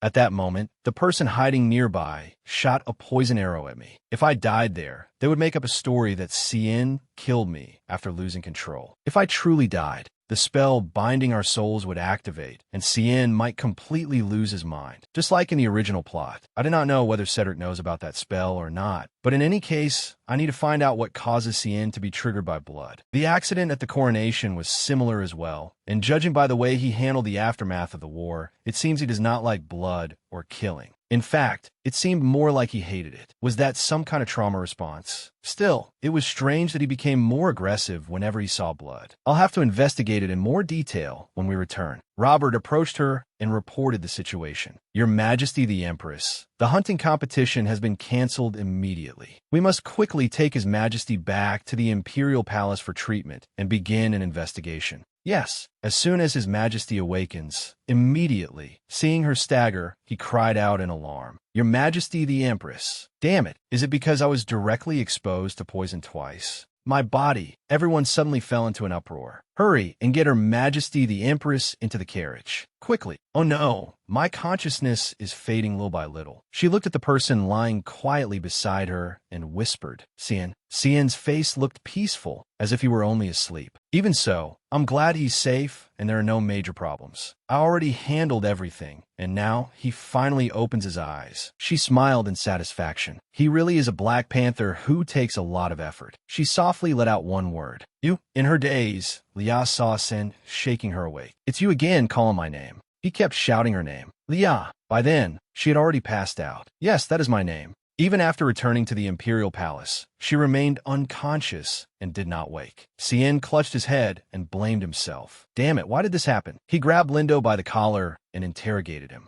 I heard the Empress took the antidote, but has the poison from the hunting grounds been neutralized? Yes, Your Majesty. It has been neutralized. It was simply a sudden shock that disturbed her nervous system. She will recover after sufficient rest. After comparing the gloves of the heir to the Duchy of Sylvester with the components of the poisoned arrow, Lindo dropped to his knees and confirmed it. They match. It is the same poison. No wonder I felt uneasy from the beginning. He dared to touch the Empress. Make sure not a single hair on the Empress is harmed. Yes, Your Majesty. Damn it, I don't remember anything after the arrow grazed me. This is madness. I heard Lia stop me and dealt with the situation. But it is pathetic that I lost consciousness while the delicate Empress handled everything alone. Cedric was tied to a chair like a criminal. Cien gave an order in a low voice. Bring everyone involved here. In the prison, the sound of torture instruments clattering together immediately rang out. Cien exuded a dark aura as he said, "What was your purpose?" He swore to himself, "I will not let Liao wake up in this damn situation." A very long letter from earlier was read aloud. I deeply apologize for this incident, and if you hand over the crown prince, I will punish him with a sentence of imprisonment in a remote tower, where he will reflect for the rest of his life. The envoy further clarified, this is Lord Sylvester's position. His son was involved in funding the illegal modification of chimeras and trafficking poison in an attempt to assassinate the imperial family. Did you not hear? The envoy immediately knelt and explained. As a gesture of goodwill, he has offered the Northern Sea, and he has also stated that he will annul the engagement between the Crown Prince and the Appenzeller family. Cien asked, have any underwater fuel resources been discovered in the Northern Sea? Yes, Your Majesty. It is also an important location for maritime transport. Cien tore the apology letter in his hand to pieces and sneered darkly. How ridiculous! To go that far just to save his son, a man without the slightest courage.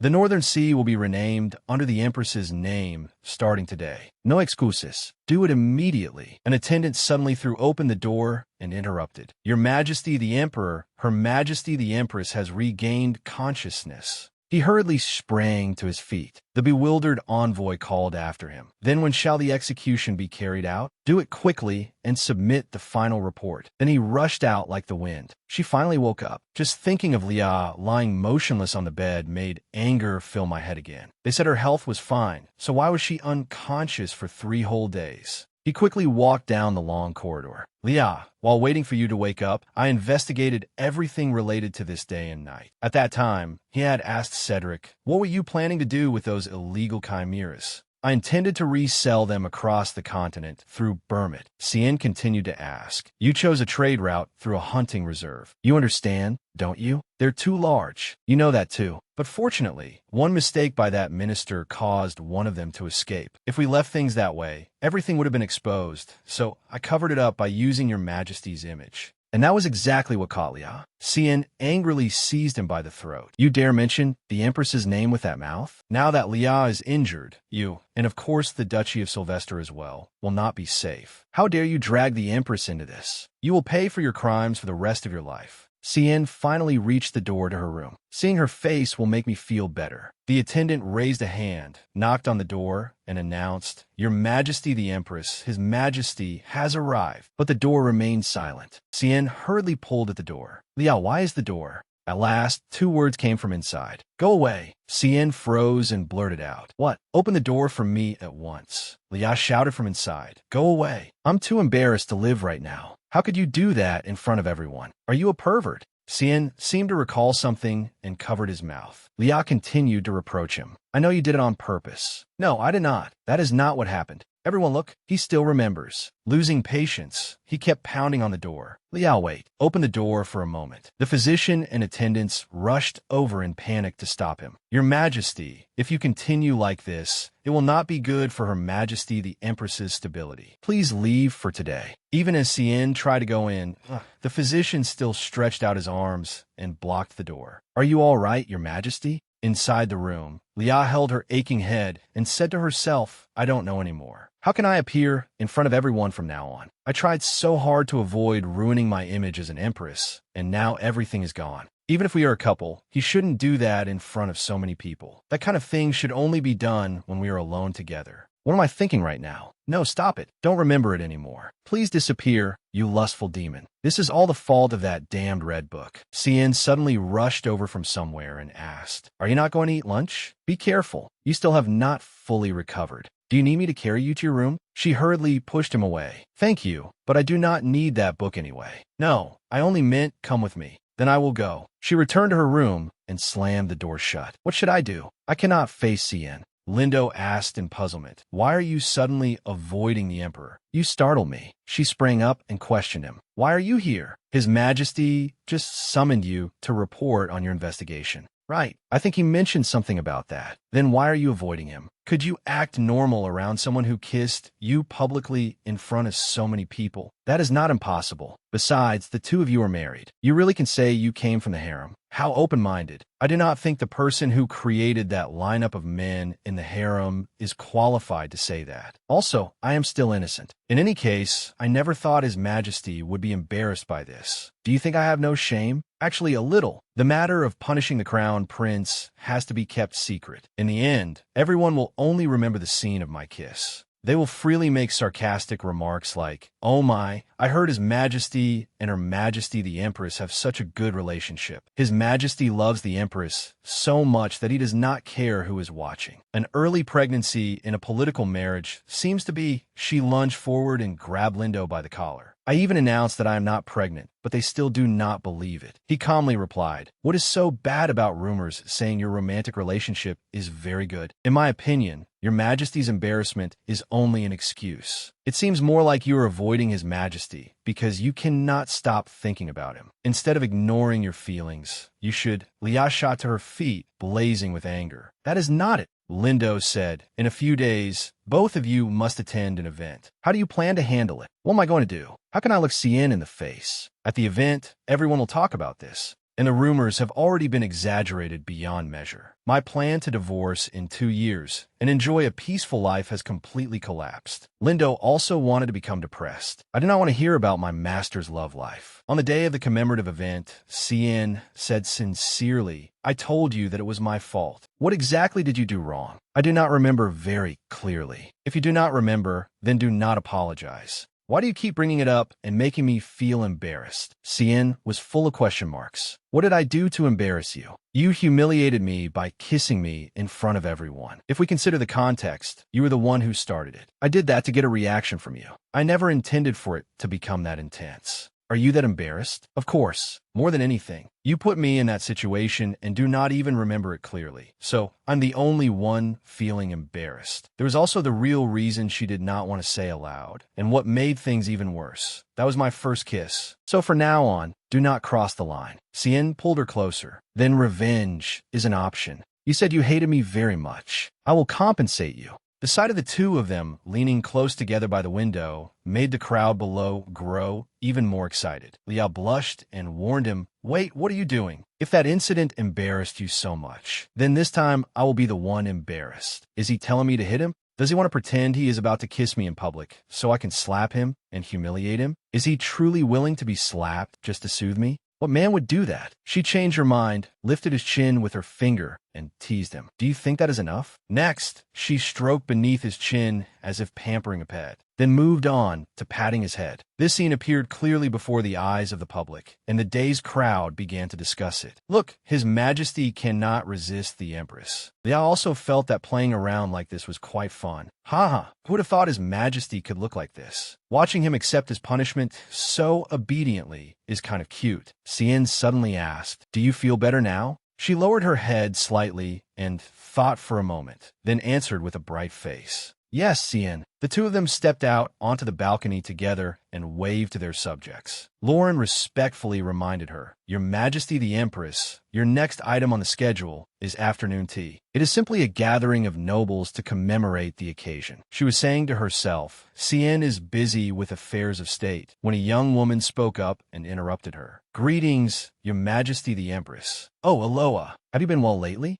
Yes, Your Majesty the Empress. Thank you for your concern. In her heart, Leah happily sighed. I'm truly relieved that she did not have to marry the man who dared to harm me. Then did she really hate him that much? Walking beside Aloha, Leah said, That was a wise decision, Aloha. There are still many better things in this world. You are right. In fact, I have recently taken an interest in someone. Really? Who is it? Aloha answered with interest, the Duchess of Shaw. Leah froze stiff. While she was still thinking, has Burmit suddenly become more open-minded? Aloha explained. I mean Princess Ruby Shaw of the Kingdom of Shaw. She married the Duke of Shaw last month. The more Leah listened, the more confused she became. And she is married? Should I support this? Aloha continued. The Duchess and I share the same interests, so I want to become friends with her. Leah breathed a sigh of relief. Oh, I see. Aloha turned to make a request. So, could you help me be seated near her? She hesitated without speaking. Seating was arranged according to noble rank, but she still agreed. That is not a problem. I will take care of it. The two of them entered the splendid, luxurious banquet hall together. Aloha enthusiastically approached the person she admired. Duchess Shaw, this is my favorite cake. Would you like to try it? It is truly fragrant and soft. Ruby replied, Thank you, my lady. She tasted the cake and praised it. It really is delicious. I am so glad to hear that. Leah realized inwardly. So, she is Duchess Shaw? Aloha continued to introduce a new dish. Please try the Shaw cake as well. The butter flavor is very good. Leah worried inwardly. Is it really all right to feed her that much flour? It looks like it would sit a little heavily in the stomach. Well, it is not my business. She can probably manage on her own. Thinking that, she smiled and said, Duchess, it has been a long time. Ruby answered with a cheerful smile. Ho ho, Your Majesty the Empress. I just spoke with you a moment ago. As soon as she finished speaking, she covered her mouth, making Aloha worry. Duchess, are you all right? The woman beside her also showed concern. Oh my, Duchess Shaw, are you feeling unwell? It is nothing serious. I only feel a little uncomfortable. Aloha took out a bottle of medicine. I've also been suffering from indigestion often lately, so I carry medicine with me. Duchess, you should try this. The girl beside her praised her. Oh, Lady Appenzeller is truly considerate. Ruby took the medicine and smiled brightly. Thank you all for your concern. Leah breathed out in relief and set down her teacup. I knew it. Thank goodness Aloha brought medicine with her. Now then, after chatting a little, shall we get straight to the main topic? She opened the conversation. By the way, it is wonderful to be here with everyone. Next time, I would like even more people to participate. How about holding a tea party at the villa outside the capital? I heard the Imperial Villa is very beautiful. I would love to see it. Really? Then I will ask the Emperor for permission. I'm so excited. But someone reminded them, if it is at the Imperial Villa, then those difficult noble ladies will come too. Leon nodded inwardly. Exactly. My image is still improving among the younger generation, but if I build relationships with influential ladies, I can collect more hair to make antidotes. I will also gather more important information and prepare a secret fund. 2 birds with 1 stone. I will get close to them. I definitely will. Ruby suddenly said, Excuse me, I will go to the waiting room for a moment. The girl beside her immediately agreed. Yes, please do. Meanwhile, Liao wondered, why did she suddenly go to the waiting room? Her face looks pale. Could the digestive medicine not have worked? I did not think Aloha noticed because she is busy talking. It seems like Ruby is the type to quietly endure things alone. Actually, there's nothing I can do. Should I help her? She walked to the door of the lounge and called out, Duchess Shaw. Ruby greeted her. Your Majesty the Empress. Leah asked, You do not look well. Are you still feeling unwell? Should I call the imperial physician right now? Sit down. Ruby hurriedly refused. No, Your Majesty the Empress. I only need to rest for a little while, and I will be fine. I know a very effective remedy. Would you like to try it? Really? Yes, please. Liao whispered into Lauren's ear. Lauren left for a moment and then returned. I have brought what you requested, Your Majesty. Holding a sharp acupuncture needle in her hand, Liao asked, Did you sterilize it? Lauren respectfully confirmed, Yes. Ruby cried out in alarm. Your Majesty the Empress. Liao reassured her, Just trust me. It is hard to believe, but how could this possibly work, right? Some people say it has no medical basis, but for indigestion, this method is the most effective. She took Ruby's finger and said, Close your eyes for a moment. How does it feel? It does not hurt much, does it? Ruby looked at the drop of black blood flowing out and was surprised. Why is it that color? She frantically covered her mouth and ran away. A moment later, Ruby returned, radiant. Your Majesty the Empress, thank you so much. I feel much better now, as if by magic. How'd you do it? Oh, how embarrassing. It was nothing special. It must just be a family secret. In the end, wise advice was still the best. The two of them returned to the banquet hall together. Aloha looked remorseful. I am sorry, Duchess. I think I made you eat too much. Ruby remained focused on Leah and did not respond to her. Your Majesty the Empress, I am truly grateful. As a reward, I would like to invite you to my home. What do you think? Yes, if the opportunity arises, I would be honored. Aloha still tried awkwardly to cut in.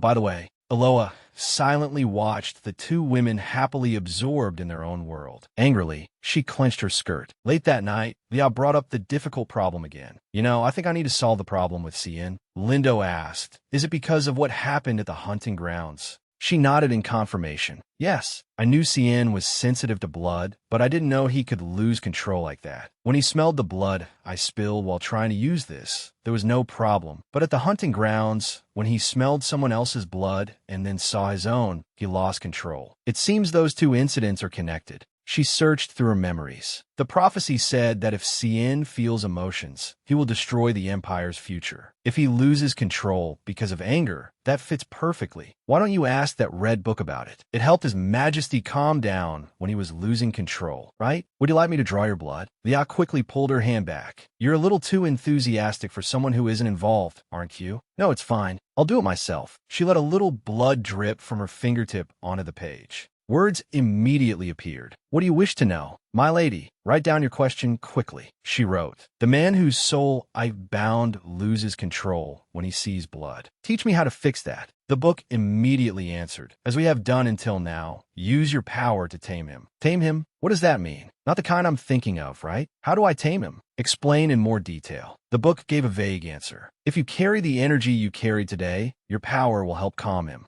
She turned to Lindo and asked, was I carrying something today? But I already bathed. He answered honestly, I don't know. Why does this book keep talking in circles? Leah drew another bit of blood. This time, the drops seemed larger. Seeing the result that appeared, she was briefly confused. Duchess Shaw's necklace. Lindo said, I heard it is an heirloom of the House of Duke Shaw. Over the years, the Dukes of Shaw and the Princesses of Helios have intermarried. That necklace is a piece of jewelry passed down through the generations to the duchesses. Now that she thought about it, Ruby had worn a ruby necklace during the afternoon reception. So, I just need to bring that necklace. But planning and actually doing it are two different things. How am I supposed to get my hands on another family's treasure? Is there really no other object with that power besides the necklace? The book answered, gems that amplify their owner's power usually come in sets. If there is one, there will be others. Since I've been invited, I'll go to the Duke of Shaw's residence first. If the ruby necklace doesn't work, I'll get another gem. Lindo agreed. That sounds good.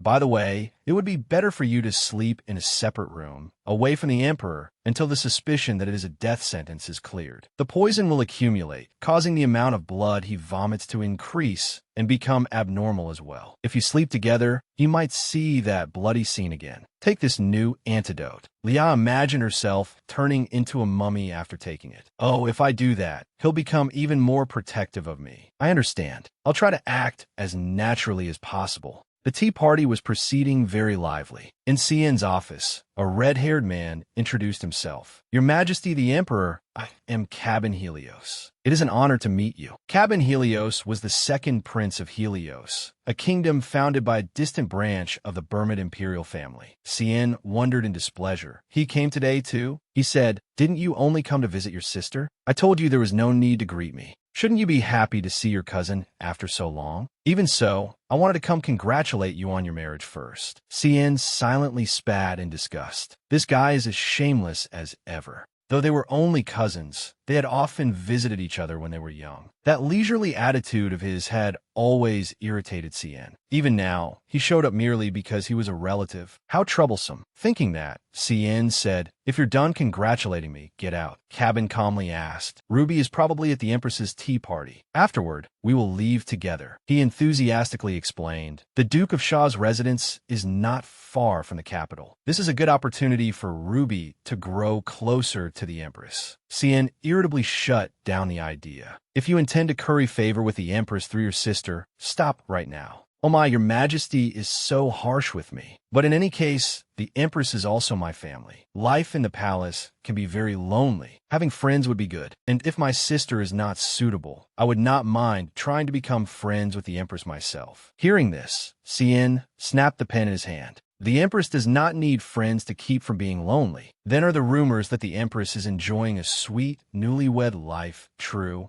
Why did this conversation suddenly turn that way? Oh, what do we have here? Or are they just baseless rumors? It has nothing to do with you. Cabin said nothing and merely covered his mouth as he chuckled. He stood up, no longer making things difficult for the other man. Yes, I understand. The tea party should be ending soon, so I will take my leave. Next time, it would be wonderful to meet the Empress together with your majesty. The door slammed shut in front of Cien. Cabin leaned against it, laughing until his whole body trembled. Then he could no longer hold it in and burst out laughing while clutching his stomach, startling the maids. Oh, so even that cold-hearted fellow can react like this. If I use this, I'll have material to tease him with for the rest of his life. Should I have a little fun? A rose was attached to the door, making Leah softly exclaim. She turned to everyone and asked, "Where did this flower come from? Did Cien leave it?" "It is a gift for your majesty the empress from a guest of Helios. They said it is a special rose from that region." "Oh, really? It's beautiful. I don't know who sent it, but that person has good taste." After thinking that, she handed the flower to a maid. "Lauren, put it in a vase." As for the medicine box, she locked it in the drawer herself and kept the antidote safe. "I'm so tired. Your majesty the empress worked very hard today. I will take my leave first. Please rest." "All right, Lauren. You worked hard too. I wonder when Cien will come. I want to see him asleep first." As soon as she finished speaking, she nodded off and drooled. A large hand reached out and supported her head. Leah slightly opened her eyes and asked, "Cien?" She yawned widely and wondered, "When did you come in? I didn't hear the door open." Cien said, "If you're that sleepy, sleep first. I'm Fina. I just wanted to see you sleep first." "Really? Then from now on, we'll sleep separately 4 days a week." That made Cien go, "Huh? Why so suddenly?" "You can sleep peacefully now, Cien, so there's no need for us to sleep together every night. Besides, I want to make sure you really can sleep on your own." "All right." When she received no answer, Leah trembled with anger. "Why aren't you saying anything? You lied about sleeping well, didn't you?" "If that's the case." He answered, "That is not it." He sighed, then said, "Again for days." Suddenly, Cien's gaze focused on the flower branch, and he asked, "What is that?" "What?" "That rose seems to be from Helios. Why is it here?" "Ah, they said it was a gift from a guest of Helios." "It really is beautiful, isn't it? I've never seen such a beautiful rose before."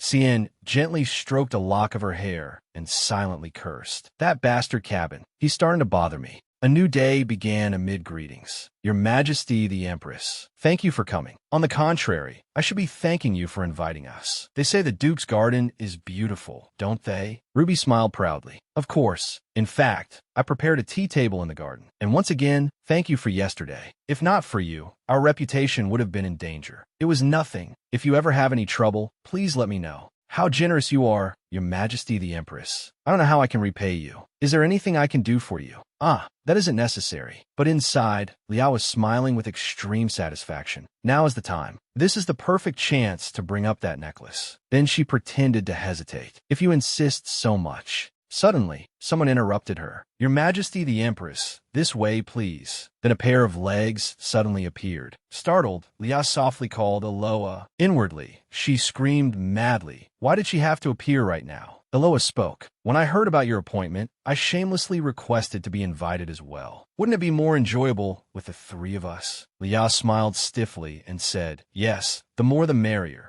Why does everything keep unfolding so naturally like this? It would be very awkward to ask about the necklace with Aloha here. I'll wait until it's just the two of us." Tea was poured. "This tea has a very unique flavor. Is it from Helios?" Aloha suddenly spilled her teacup. I'm sorry, Your Majesty the Empress, Duchess. Are the two of you all right?" Ruby smiled and said, It's all right. My dress only got a little wet." "I'm truly sorry to both of you." Leah spoke up. "It's all right, Aloha, as long as you aren't hurt." "Don't worry, I can change my clothes," Ruby suggested. "I will lend you one of my dresses, Your Majesty. Shall we go inside for a moment?" Leah thought, this is the perfect chance to be alone with her. "Then I will accept that offer." And so, the two of them stood up and left. "Your Majesty the Empress, you are so kind." Leah hesitated.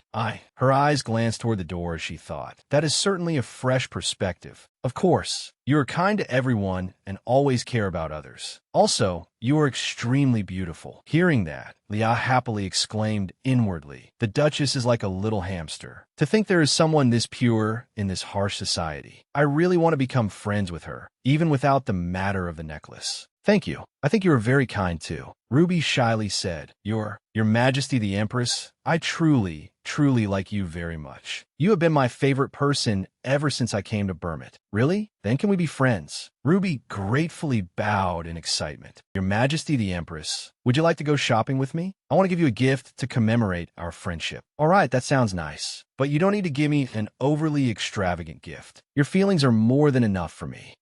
Speaking of shopping, where did you buy the ruby necklace you wore yesterday? The color of the gem was so bright and vivid that I couldn't stop thinking about it. Oh, I'm sorry. That necklace is an heirloom of my family. Is that so? I thought it had a unique brilliance that would be hard to find elsewhere. Of course, a gem of such high quality would be passed down as an heirloom. What a shame. I really wanted to own a gem like that. After saying that, Lia quietly glanced at her, sounding her out. After thinking for a moment, Ruby said, Actually, I know a place that has gems similar to mine. If your Majesty truly wants one that much, I will contact you separately soon. Lia was inwardly excited. I see. So she knows where the other gems are. She said cheerfully, Thank you, Ruby. Oh, may I call you Ruby? Oh, of course. I would be very happy for your Majesty the Empress to call me by that name. It's good that everything went smoothly. Suddenly, Leon noticed Aloha in the distance.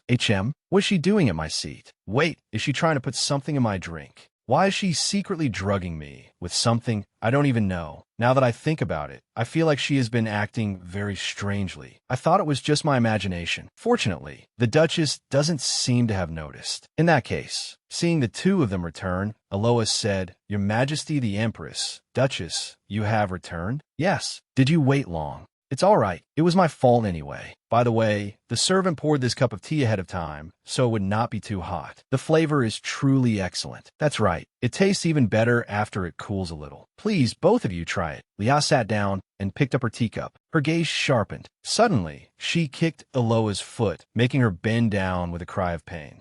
That action also drew Ruby's attention. Just as planned, Lia quickly switched her teacup with Aloha's. Lia pretended to say, I'm sorry, Aloha. I stepped on your foot while adjusting my seat. Does it hurt? No, I was only startled because I thought an insect had bitten me. Phew, that's good. I'll be more careful next time. But inwardly, Lia was smiling triumphantly. Hee, I can't drink something suspicious. After tasting it, Aloha exclaimed, the tea really is delicious. It even helps me calm down. Your Majesty the Empress, please try it quickly. Lia smiled and answered, all right. It really is delicious. She thought, I can't tell what she's thinking from her expression. What did she put in it? Based on my experience with pharmacology, the effect should be taking hold around now. At that moment, Aloha's face turned ashen. Lia asked, Oh my, Aloha, why did your complexion suddenly change? Are you feeling unwell? My stomach just feels a little uncomfortable. I'm Fina. Ruby was also worried. Could it be indigestion? Oh, I should have paid more attention to the refreshments. Ugh, it's nothing. Ruby suggested. Her Majesty the Empress knows a good remedy for indigestion. Perhaps we could.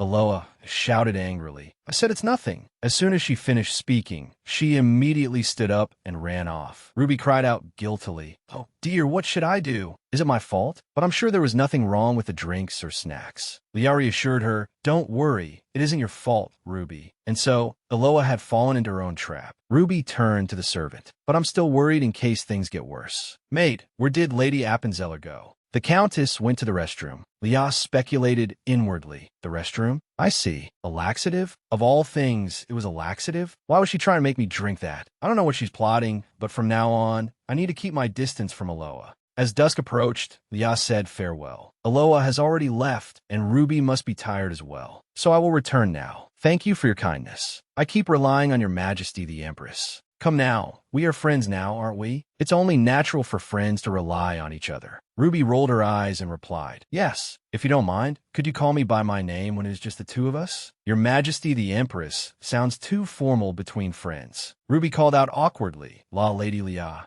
Lia answered happily, Yes, Ruby. Just then, Cabin came over and called, Ruby, brother, you're here. Please greet Her Majesty the Empress. Lia marveled inwardly. Her real older brother? They look so alike. Cabin spoke. It is an honor to meet your highness. I am Cabin Helios, second son of the House of Helios and Ruby's older brother. It is a pleasure to meet you, Prince. Please call me Cabin, Your Highness. Do you like flowers? She blinked. Flowers? The roses I sent to the Empress's palace yesterday. They are a specialty of House Helios. Since they bloom so beautifully, I offer them as a gift to Your Highness. So they were from you. Thank you. They really were beautiful. I'm glad to hear that. We brought many roses with us, so if you need more, please tell me. Then please return safely, Your Highness. I hope you arrive back without trouble. I will contact you again soon. All right, see you again. Inside the carriage, Leah thought to herself, now all I need is a jewel that can amplify my power, so I can restrain Cien's rage.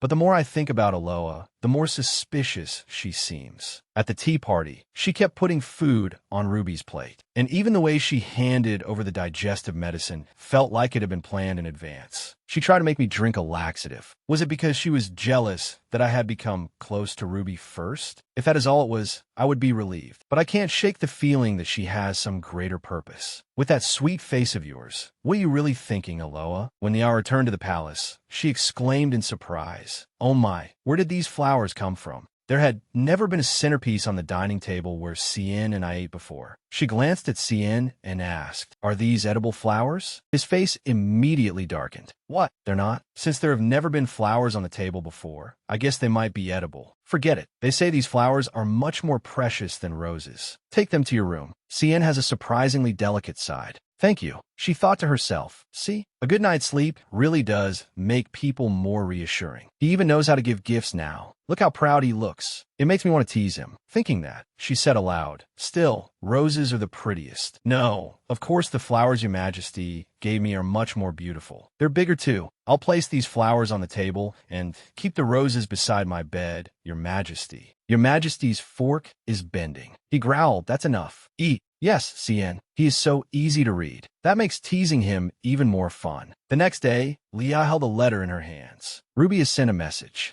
Hee hee, I like how quickly she acts. The contents read, Your Highness, I have arranged a gathering to help you obtain the jewel you desire. A gathering of noble ladies? So, just like Ruby's necklace is an heirloom of the duchy, the other jewels already have owners too? That makes things troublesome. But either way, these are all people I wanted to meet at least once. The truly influential houses of high society. The people who hold the best investment information I need. I have to become close to them. When I attend, I will also find out where the remaining jewels are. To make a good impression on the noble ladies, my outfit needs to be elegant and appropriate, not too flashy. I can't look desperate for the jewels, but it cannot be too modest either. That would make me seem too reserved and hard to approach. Something just right. Ah, this is so urgent. The gathering is only 2 days away. There is almost no time left to prepare. She called out hurriedly, Lauren, did Your Highness call for me? She ordered, gather all the maids. I need help choosing the perfect outfit.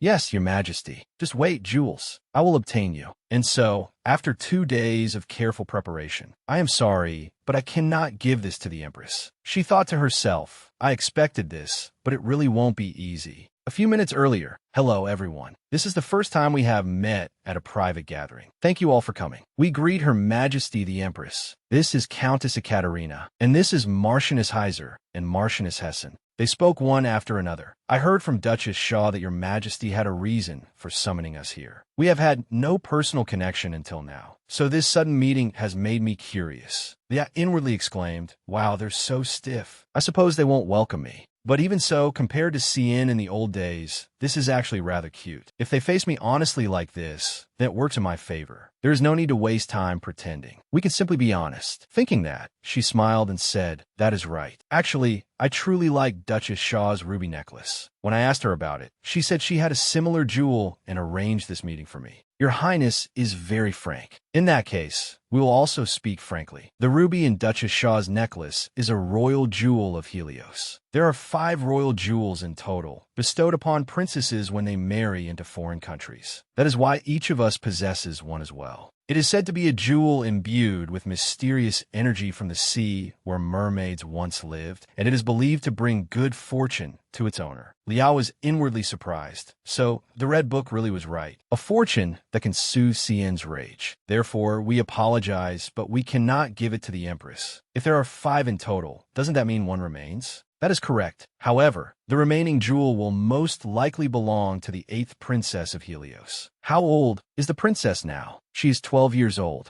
Liao was shocked. 12 years old. She is still only a child. She is far from marriageable age. The atmosphere then became tense. After a while, Ruby said apologetically, I am sorry, Your Majesty. They are not usually this cold. It is just that they treasure their possessions very much. It is all right. It is a precious item, so it is understandable that they would not easily give it to someone like me, who is not from Helios. I understand. Then, please return home safely. I expected that it would not be easy, but this is harder than I thought. Still, I cannot step back now. I said I understood, not that I was giving up. That jewel, I have already claimed it. Meanwhile, Marchioness Hessen sat deep in thought. We told the Empress that it would belong to the 8th princess. But the truth is, the jewel's real value is membership in the secret social club, the Jewel Club. It is a club established by noble women who married into foreign countries to support one another. A place where nationality and status do not matter, and where they become loyal allies like family. We cannot allow an arrogant and cruel empress to join a club like that. Lately, she seems more discreet than the rumors say, but people do not change so easily. Come to think of it, perhaps I was too tense today. My indigestion is getting worse. In the palace library, Liao said, I need to win the favor of the noble ladies. Lindo asked in confusion, but why the library? I thought I should at least learn some basic information about their preferences. So I started by looking through the royal book borrowing records, since they are easy to access. The books Marchioness Hessen borrowed are about medicine, pharmacology, and acupuncture. Are they all related to health? Lindo offered a guess. Based on the titles of the books, she must have a weak digestive system. Most of these seem to be chronic ailments rather than serious illnesses. Now that I think about it, she kept rubbing her chest as if she felt tightness there. Recently, the trend among high society has been about who can prepare the most lavish and abundant meals. Of course, the guests do not eat everything, but everyone is certainly eating more than before. As a result, demand for digestive medicine is rising too. So I took the opportunity to earn some money by developing a new digestive aid together with Lindo.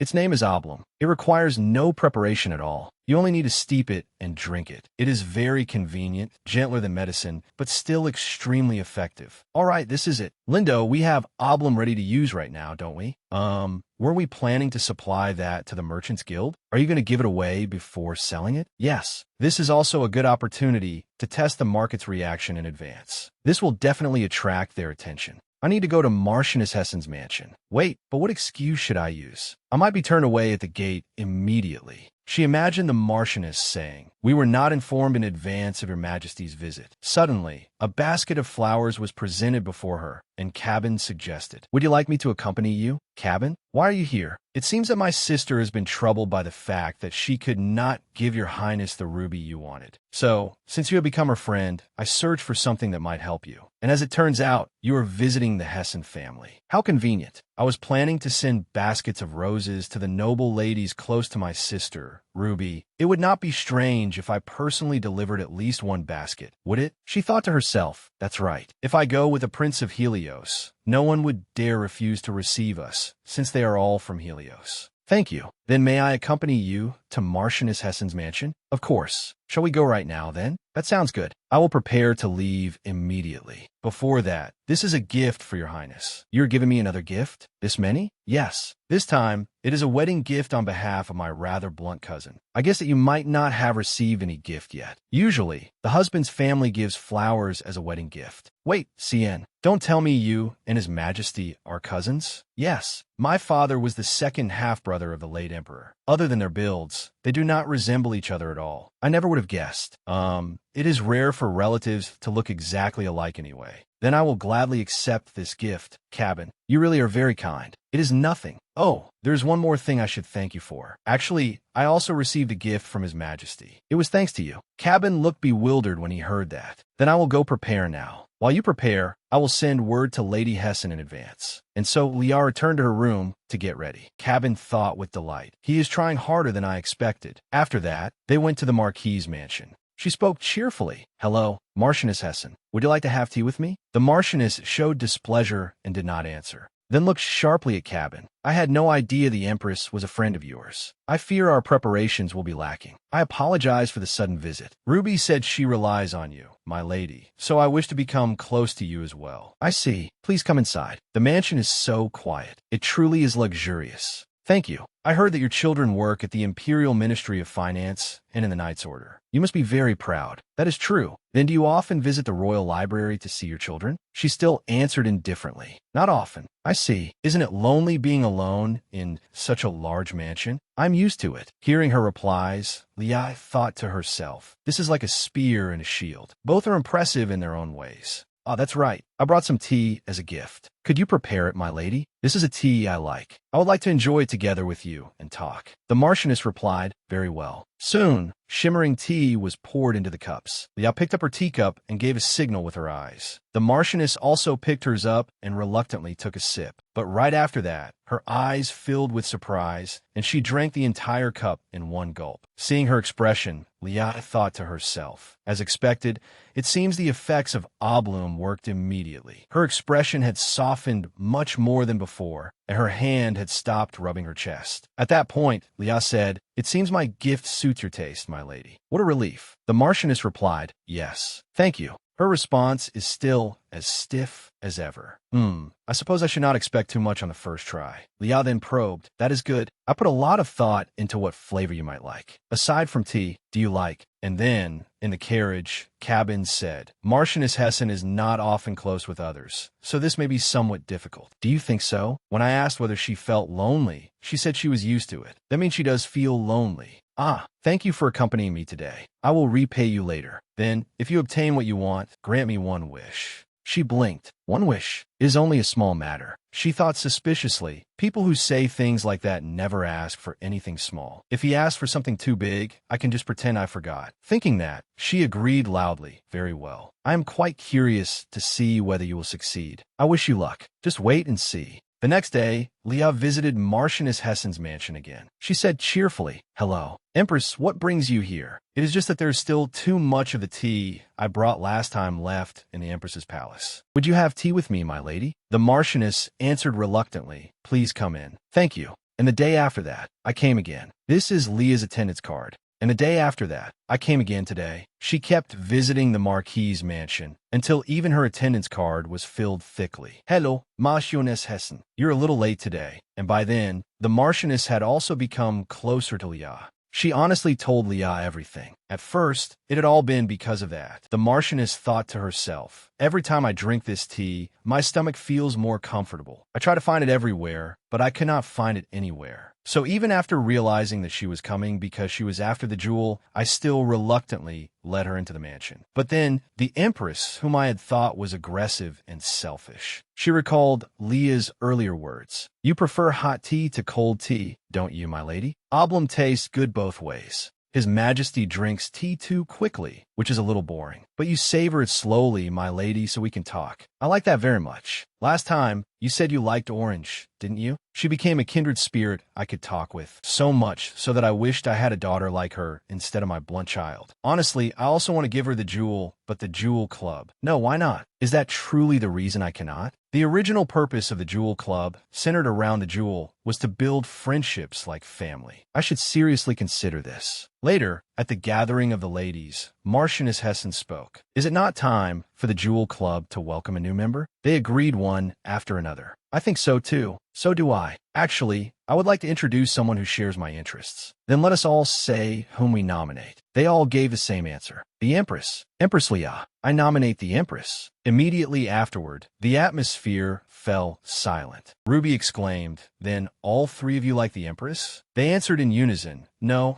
it is just that we have grown used to seeing her every day. Because the tea is so delicious. Because she bakes with me. Because she is very good at conversation. In other words, everyone wants to become closer to the Empress, right? I must go tell the Empress this good news at once. Everyone was of one mind. Wait a moment. Shouldn't you also consider our reputation, Duchess? A few days later, at the Jewel Club meeting. Hello, everyone. It is such a pleasure to see you all. Welcome, Your Majesty the Empress. After returning, Leah lifted the jewel and marveled at it. I've never seen a pearl shine so brilliantly. They say every gemstone brings luck to its owner through its own unique power. I have to test its effect right away. She went to Cien's room, opened the door, and called out, Cien. He teased her, asking, has the sun risen the west? Lately, you've been wandering outside the palace all day. Is something special going on? She quickly moved close to him. Sit still, Cien. Then she suddenly tied Cien up with a rope. What are you doing? She did not answer, but thought to herself, I secretly hid a blood-stained knight over there. Now I just need to get a little of Cien's blood. Seeing what she was doing, Cien cried out in surprise. That's dangerous. What are you trying to do? He looked at her, waiting for an answer, but she still did not answer. Come on, sit still. Don't move. That sound, is it coming from the jewel? A dreamy, nostalgic melody. And for some reason, I feel like I'm the only one who can hear it. Cien's gaze became focused again. It seems the jewel really does work. Of course, it still needs further research. Suddenly, he asked again, what did you just do? What do you mean? What on earth are you thinking? Be honest. Have you been secretly meeting someone lately? Huh, I haven't been secretly meeting anyone. Then why are your tastes getting stranger and stranger? What do you mean, strange? And next time, could you prick 2 fingers? I'll tie you up even more securely. The next day, Cabin came to her and said, Congratulations, Your Majesty the Empress. So now you'll grant me one small wish, won't you? Oh, right, that mattered too. Very well. What do you want? I want to watch the fireworks. I heard there will be fireworks tomorrow to celebrate the safe return of the Helios delegation. I want to go outside the castle and watch them up close, but I don't have any friends to go with. Cabin suddenly turned toward the door. Then he shouted loudly, as if he wanted someone to hear, tomorrow night, just the 2 of us. Will you come with me? She covered both ears with her hands. I suppose that's fine. What is this? He's shouting as though he wants someone to hear him. He spoke loudly again, Your Majesty the Empress, this is a secret. You mustn't tell anyone. Just the 2 of us. Annoyed, she snapped, All right, stop shouting. My ears hurt. At last, I feel relieved. Sorry, I'm used to barging in and suddenly yelling. Seeing him tremble with delight as he laughed made Leah shiver. What on earth? He really is strange. Then I'll come find you tomorrow evening. The following evening, as promised, Liao walked with Cabin. He said, It looks like everyone is enjoying the festival before the fireworks. Doesn't it? It's fun. A crowd makes things lively. I know somewhere even more fun. Would you like to go? The Commoners' District? If we wear hoods and blend into the crowd, no one will recognize us. In the Nobles' District, they play elegant music like at a ball, while the Commoners' District is a little noisy, but far livelier. If I had to choose between the 2, of course, there is only one answer. She exclaimed excitedly, This is wonderful. Going out in disguise like this is so exciting. I've always wanted to try this sort of thing. Cabin kindly adjusted her hood for her. She asked, In Helios, do you often do things like this too? Like using false names and running up debts everywhere. How did you know? That's strange. I thought I'd pay them all off. You're not taking me there to pay your debts for you, are you? Actually, there's still a little left. Could you pay it for me? Then I suppose we should go back. I was joking. Then that's fine. The 2 of them continued chatting very happily, but someone was silently following close behind them. That person was none other than Cien. At that moment, a vendor called out, Welcome. Choose some fruit, and we'll dip it in sugar syrup for you. Another person said, Try our freshly baked bread, young lady. I think this piece of jewelry would suit you perfectly. Come take a look. Leah and Cabin continued walking happily side by side. Wow, what is that? That's the shell game. What do you mean? Leah asked suspiciously. Shells? What shells? Cabin answered awkwardly. I told him not to teach people strange things. It's a kind of betting game. If you're curious, would you like to try it? She answered immediately. Sure. The man began moving the cups around. Les choses confidentes. This one. Oh dear, you were so close. Miss, I bet you'll get it if you play one more time. What do you think? If you win, I'll give you 2 prizes. She took out money and played again. All right, one more time. A little later, Leah collapsed onto the ground and lamented, Impossible. Cabin teased her. Thanks to you, one commoner made quite a bit of money today. Well, at least someone is happy. He took her hand and helped her up. To commemorate your first taste of life's bitterness, let me treat you to a meal. It should be 5 meals, not just one, right? You can have anything you want. Just say it. Let's go over there. 2 corn sandwiches, please. Oh dear, I'm sorry, we just ran out. What a shame. They look delicious. Then 2 sandwiches. Oh dear, we just sold out of bread too. Can you believe it? Then fresh fruit juice. I saw plenty of ingredients earlier. They sold out too.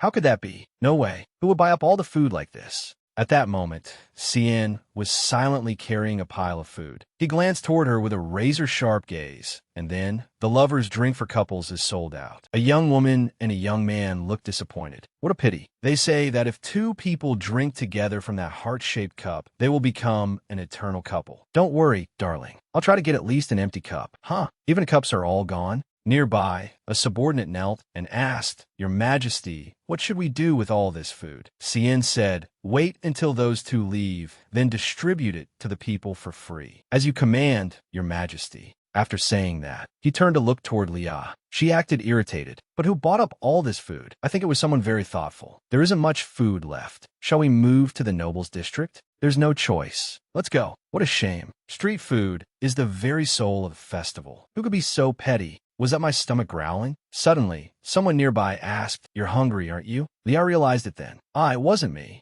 I'll go to the nobles' district. I'll at least get a piece of bread. The man beside her said, "Don't waste your effort. Orphans like you will only be chased away." Sis, does it mean we won't get to eat anything? I was looking forward to it so much. I am sorry. Seeing this scene, Leah's heart ached. Cabin urged her, "Lady Leah." "Yes, let's go." She clenched her fists angrily. "The person who bought up all the food. I swear, if I meet him, I'll make him pay." Cabin explained, "I only called you by your name because we are in disguise. You don't mind, do you?" Not at all. Shall we go to that cafe?" "Sound good." When the two of them entered, someone greeted them. "Welcome, dear customers." Leah spoke in a firm voice. "I would like to buy everything the shop has to go." "Everything? My lady, please have a seat while we prepare it." Cabin laughed and asked, "You're not really angry, are you? My wallet will be ruined." "Is your highness's wallet so thin that this much would bankrupt you?" "No putting it on credit." "Of course not. No credit. Please enjoy some tea while you wait." "Oh, isn't this the tea we drank at Marchioness Hessen's mansion last time?"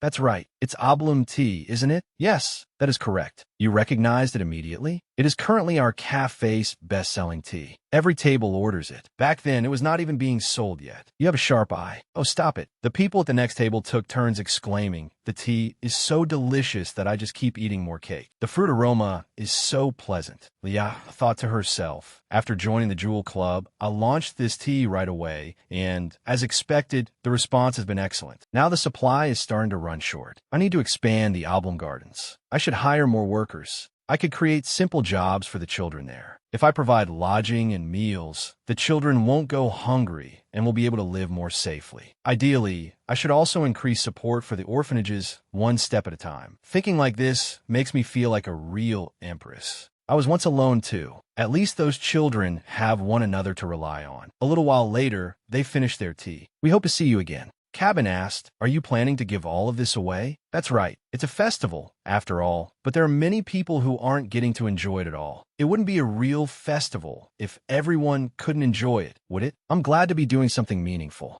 But when they returned, everyone had bread and looked very happy. She asked blankly, "What's going on?" She went over and asked, "Hey, that looks good. What did you buy it?" The child answered honestly, "I didn't buy it. They're giving it away for free over there. They say the person who bought up all the food is sharing it with everyone." "Really?" With that, they quickly left. "Let's go." Leah exclaimed happily, what a relief. They weren't petty after all, but generous. Meanwhile, Cabin was trembling behind her. "Then what do we do with all of this now?" "Let's hand it over to them and ask them to share it along with the rest." The fireworks are about to start. Let's go." "All right, I'll go buy some drinks." "Now, is that necessary? We shouldn't delay any longer. I'm starting to feel very worried." Honestly, he really is strange, with all those incomprehensible words and actions. "Fine, go quickly and come back quickly." Cabin went to a deserted spot and spoke. "You may come out now." Cien appeared from behind a tree. He said, "Go on your way." Cabin teased him. "Do you think I didn't notice you following us this whole time?" "Who said I was following you? I was simply inspecting the outside of the palace walls." "Don't flatter yourself." "Really? And yet we happened to walk the exact same route." "My mistake, then." He is clearly upset because I was alone with the Empress. He really is not honest at all. Cien frowned as he remembered how Cabin had said loudly, "Just the two of us. Don't tell His Majesty." At that, Cabin turned away and laughed. "Then I'll be going. I still need to buy beer."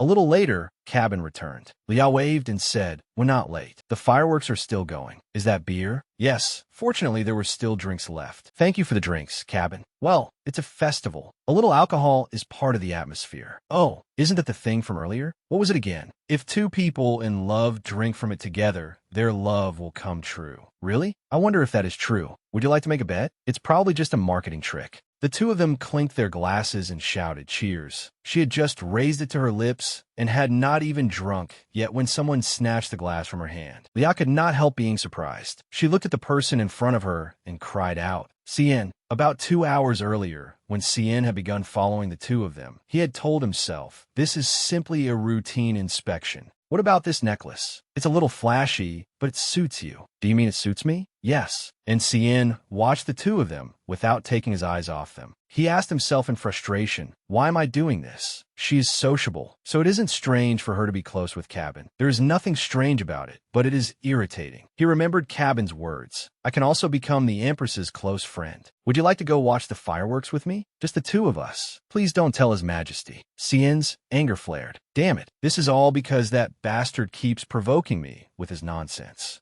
Meanwhile, Cabin felt a chill run down his spine. "My back is about to get pierced through." Pretending not to notice, like, this is exhausting too. He saw Cabin return to Leah's side with 2 cups in his hands. "That cup, we bought them all up, didn't we? How is there still one left?" He sighed in relief when he heard Leah say, "It's probably just a marketing trick. Drinking a few cups of beer together won't change anything." Suddenly, he froze. Wait, beer? He remembered the time she had forcibly kissed him. That terrible habit she has when she gets drunk. Don't tell me she's naturally going to drink from the same cup with that man. That is absolutely unacceptable. Back in the present, Liat called out blankly, "Cien, what are you doing here? And where's my glass?" He was silent, his face faintly flushed. Suddenly, he threw the glass away. "You of all people, your body is weak and you still want to drink? But beer is basically like soda." "Oh, what a waste. I didn't even get a sip. But how did you know it was beer?" "Ah, you must have run into Cabin downstairs." "Oh, you call him by his name so familiarly, do you?" Thinking that, he stepped closer. "You." Before he could finish, the sound of fireworks rang out. The sky lit up in glittering bursts. She exclaimed, "Wow, look, Cien. It's so beautiful." She pulled him down. "Come here, sit beside me, and watch them with me." He stared at her and was quietly surprised. Her hand. Then, without realizing it, he smiled. He looked over at Cabin triumphantly and said, "Go buy something other than beer. Right now, no alcohol." They cried out, "Huh? There's no need. I don't need anything to drink either."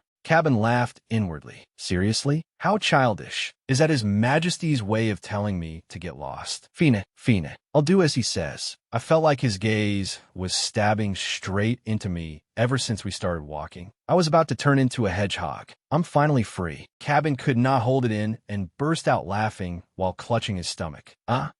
Since he was blocking the view, people complained, "What is wrong with that person?" Cabin took off his mask. "In any case, he has improved, so perhaps I should reward him by actually leaving. It is about time for me to return to Helios anyway." But he still hasn't truly realized his own feelings. If he really does come to his senses, I wonder what he will become. He was cute when he was little, but as he grew older, he became gloomier and more troublesome. At least now, he has found someone who suits him, so he is a little less annoying. Cabin looked up at the glittering sky and hummed. He threw the mask away. "Take care, you troublesome little brother." At that moment, Liao also took off her mask and hood. Watching this outside is so much more beautiful. Seeing her shrink back from the cold, Sin hurriedly draped his coat over her. She said, "I'm fine." He said with concern, "Don't catch a cold and end up bedridden again." "When was I ever bedridden? You've only just recovered a little, and you're already getting cocky." "Did I not hear you whisper back then that you had less than 2 years left to live?" "I told you that was just a misunderstanding. If you're gravely ill, don't pretend to be healthy." "I said it was a misunderstanding." "Well, to be fair, I coughed up blood and fainted over and over again. In any case, since we'll be divorced in a year and a half, calling me a soon-to-die empress isn't exactly wrong. But it's so warm." By then, the sky had grown quiet. "Yeah, it is all over now." He looked down and saw that she had fallen asleep. His face flushed faintly.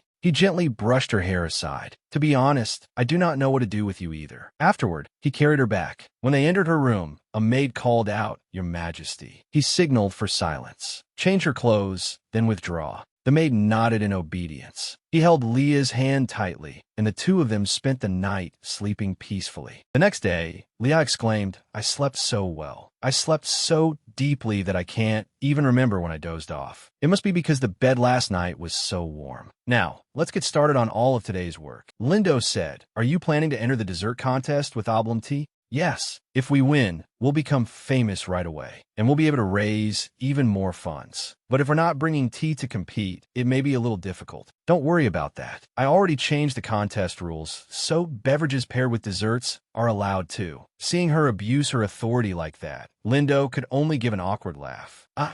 Impressiva. Which dessert will you choose to pair with it?" "I'll think about it later. There's still some time before the contest." "All right." The Merchants Guild reported that recently, a drink called apple cocktail, which looks similar to oblong tea, has been circulating. Apple cocktail? I obtained a bottle and analyzed it. It turns out they mixed it with digestive medicine. Because the name and effects are similar, many people are mistaking it for our product. She screamed inwardly. "So it's a knockoff, isn't it? Mixing alcohol with digestive medicine? Just hearing that sounds dangerous." Lindo added, "What's worse is that it's being sold by the Princeton Guild, and they've won the dessert contest several years in a row. They're clearly planning to turn things around and accuse us of copying them. The consecutive winners of the Imperial Dessert Contest. They really were cunning." She silently resolved, "I won't sit still and let that happen. I'll make sure those copycats are so humiliated they'll never dare act superior again." Oh, that expression just now looked exactly like the Emperor's. "Lindo, you've been crossing the line a lot lately." "I apologize." Leah thought with a headache. That handsome man refused the task of coming up with a dessert idea, using the excuse that he was too busy. Since the fact that I'm the one behind oblong tea is a secret, I have no choice but to handle everything myself. The trio in the harem aren't reliable enough to entrust with tasks like this, and anything the servants do gets reported back to CN. Then I guess I'll go to the market and do some field research. What kind of dessert would go well with oblong tea? Suddenly, she stopped when she heard people talking. "Don't you think the cream layer on that cake is too thick?" One bite, and I'd already feel sick of it. She wondered to herself, "Are they talking about that shop over there?" A woman let out a sigh. "Do I truly have no talent at all?" Leah suddenly realized, that person isn't that Baroness Sabin, a close acquaintance of Countess Ekaterina? Countess Ekaterina, a member of the Jewel Club. Nobles rarely baked with their own hands, but the two had become close through this shared hobby. Was that cake made by Baroness Sabin herself? The cream layer is indeed a bit thick compared to current trends, but the sponge looks soft and moist, and the way the cream is spread is perfect too. After thinking that, Leah exclaimed, "This is truly a beautiful cake." The Baroness asked in surprise, Who are you?" Wait, the Empress. Leah asked, "Did you make this cake yourself? I heard about your skills from Countess Ekaterina. She said Baroness Sabin is extremely talented with her hands. This cake was indeed made by me, but as she said, I'm not that skilled. If you don't mind, may I try a piece?" "You will try my cake, Your Majesty." Desserts can't be judged by appearance alone. You have to taste them to know whether they're good or not, don't you? The Baroness lowered her gaze in thought, then replied, "Then I will prepare a slice for you. I would like it with oblong tea. Please prepare that as well." A short while later, the tea and cake were ready.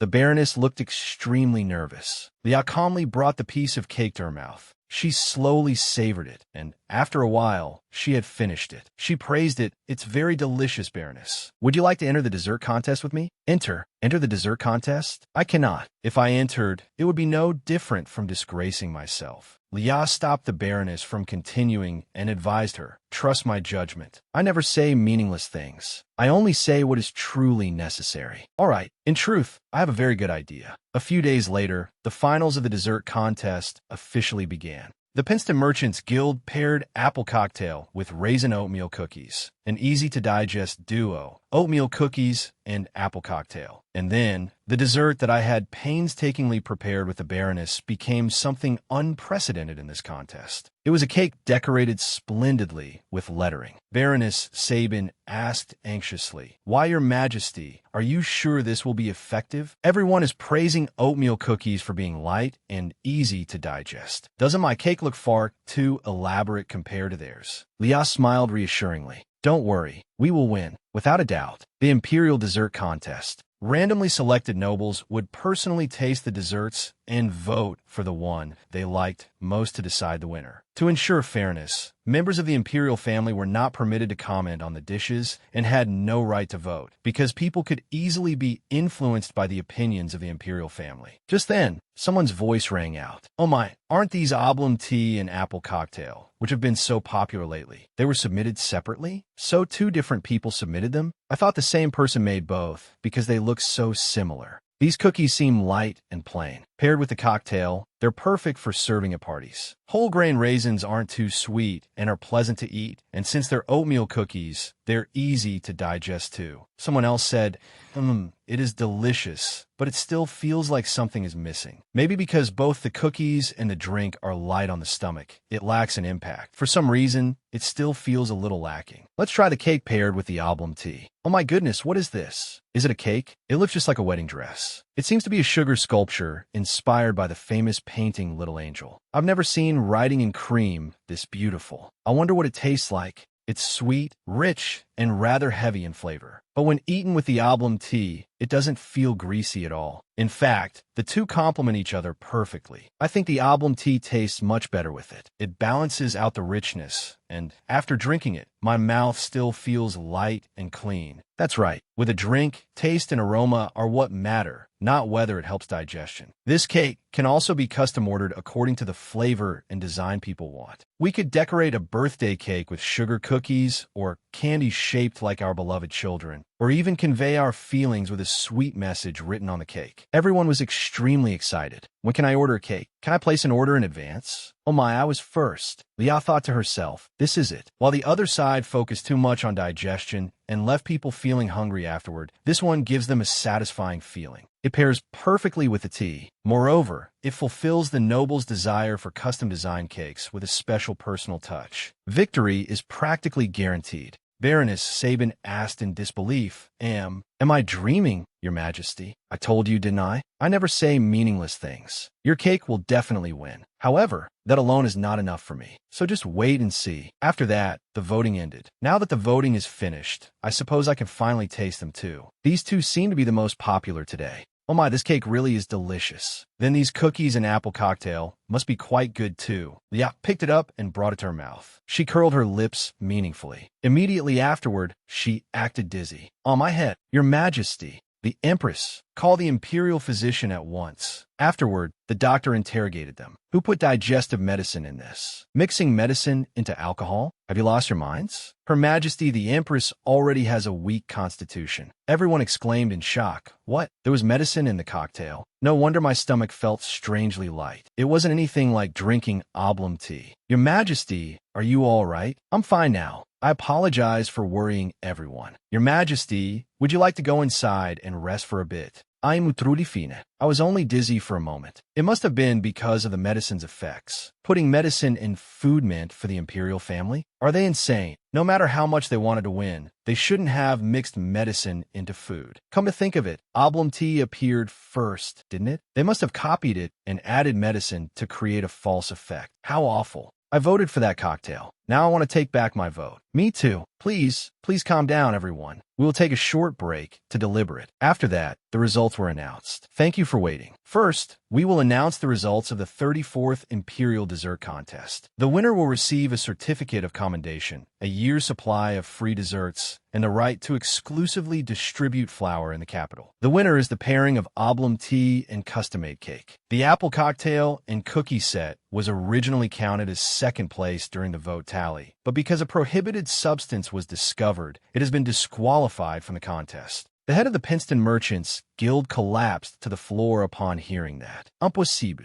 Lia spoke up. Congratulations on your victory. It seems you will be very busy from now on. The Baroness replied emotionally. I truly thank you, Your Majesty. It is all thanks to you. Oh, don't say that. Thanks to you, I was able to eliminate the copycats and strengthen oblong tea's position in the market. From now on, oblong tea will be sold exclusively at Baroness Sabin's tea room under an agreement with the imperial copyright. The profits from the desserts and flour distribution will also be split equally, with Lindo as the named representative. The road to wealth is opening wide before me. I look forward to working with you, Baroness. After that, Lia returned to her room and sat down to think. Let's see, after the divorce, where should I live to enjoy my old age? Should I just stay in the capital? But when I think about living in the same place as Duke Celeste, no, thank you. Besides, after the divorce, who knows whether the Emperor will leave me alone? She pointed at the map. Chiton, a quiet seaside village with pleasant weather all year round. It's a little small.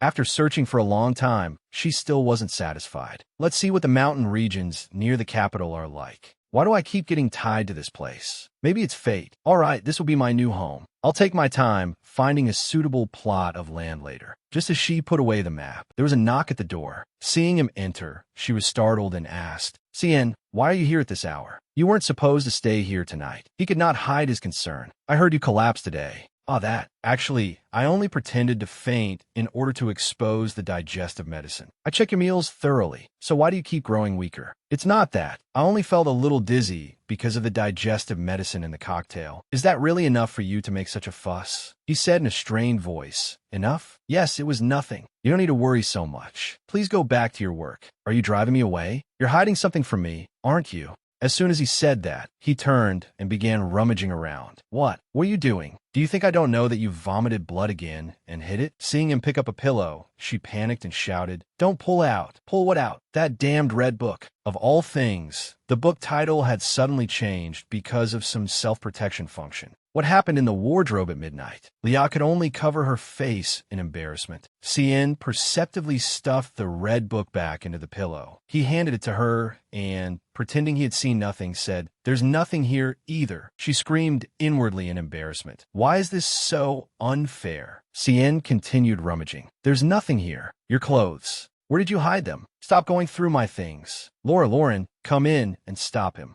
The thing she was hiding was right in front of her, so she was startled and hugged Cien tightly. Just then, Lauren opened the door and came in. "Your Majesty, did you call me?" But she had been pushed down onto the bed by him. "That's enough," Cien replied. "Don't overreact. I haven't even started yet." Lauren hurriedly withdrew. "Please forgive me." Leah cried inwardly. "Wait, save me. Where are you going?" She complained. "Isn't it too much to search someone else's private room like this? If you don't like it, then search my room too. I don't care. What would I gain from searching your room?" "Ah, so you're not interested?" She thought. "It's probably full of boring things like clothes, documents, or at most a few weapons." "Wait, or maybe not. What if there really is something interesting?" He asked again. "Weren't you the one who clung to me and stuck your nose into everything? You said not to worry, and now you don't even care about me anymore." Huh? Is he angry? That's not it. It's just that you always overprotect me over trivial things, and it feels a little overwhelming. I see. If you already feel overwhelmed, then shall I go all the way? No, that's where I hid the map and national reports. He's suspicious. There's no way he'll believe the excuse that I want to travel. I can't let him discover my plan to escape the Imperial Palace.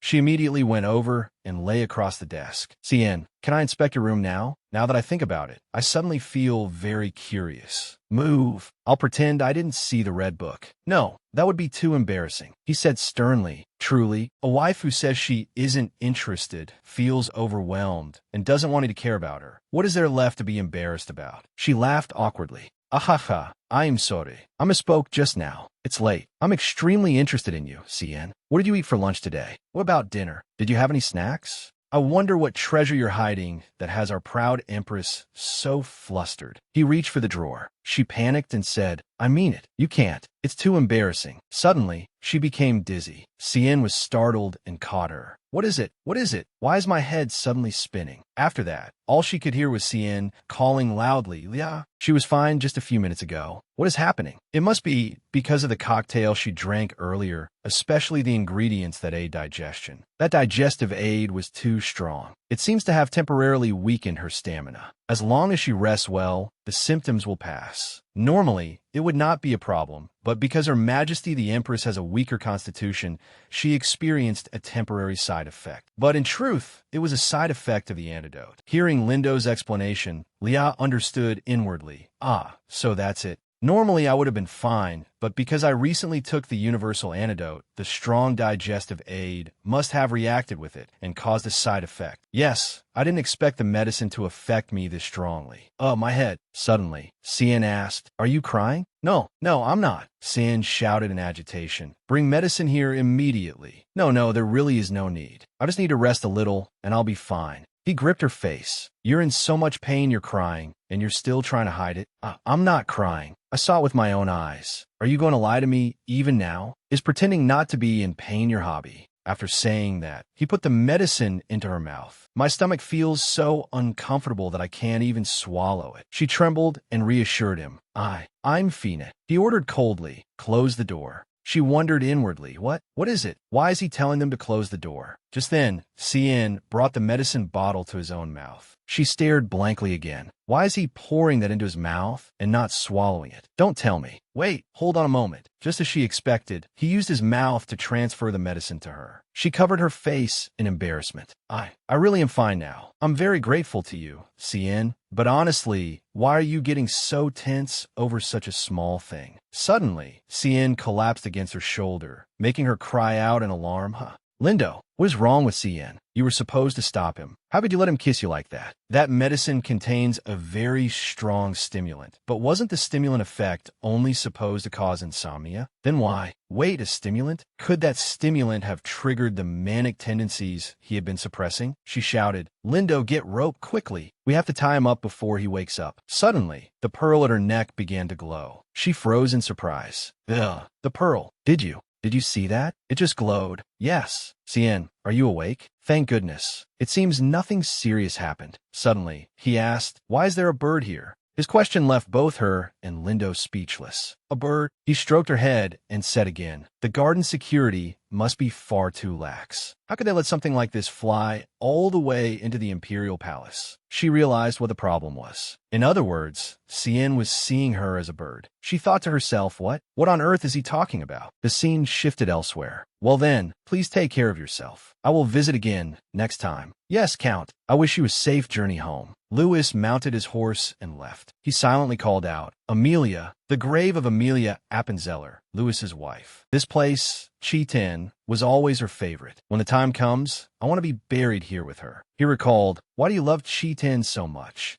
That is a secret. Are you about to go to war? It is hard to leave, knowing I will be leaving you behind. I will be fine, so make sure you return safely. I will take good care of your wife and your unborn child. I'm counting on you, brother. I finally came back, but when Louis returned, he heard shocking news. Amelia. What happened to Amelia? Someone told him. She asked us not to inform you until you returned. And I was not in the best state myself after losing my wife. But at least the baby is safe. That is good, isn't it? Louis held the baby in his arms, overwhelmed with sorrow. Back in the present, Father, you have returned. Eloa, you have not been sleeping well lately, have you? Did you sleep better last night? It is only seasonal insomnia. It is nothing serious. You do not need to worry, Father. Let's go inside. Is there anything you want? I want to give you a gift to cheer you up. I am fine. Come now, tell me. Then, I want a pearl from Cheatin. I heard Cheatin pearls come in many different colors, but because it is a protected area, gathering them is very difficult. Would that be too much trouble? If that is your wish, I will do my best. Let us go to Cheatin together and find the perfect pearl for you. Thank you, Father. Yes, and let us buy a matching one for your mother as well. Louis suddenly froze. Just now, Aloa's eyes.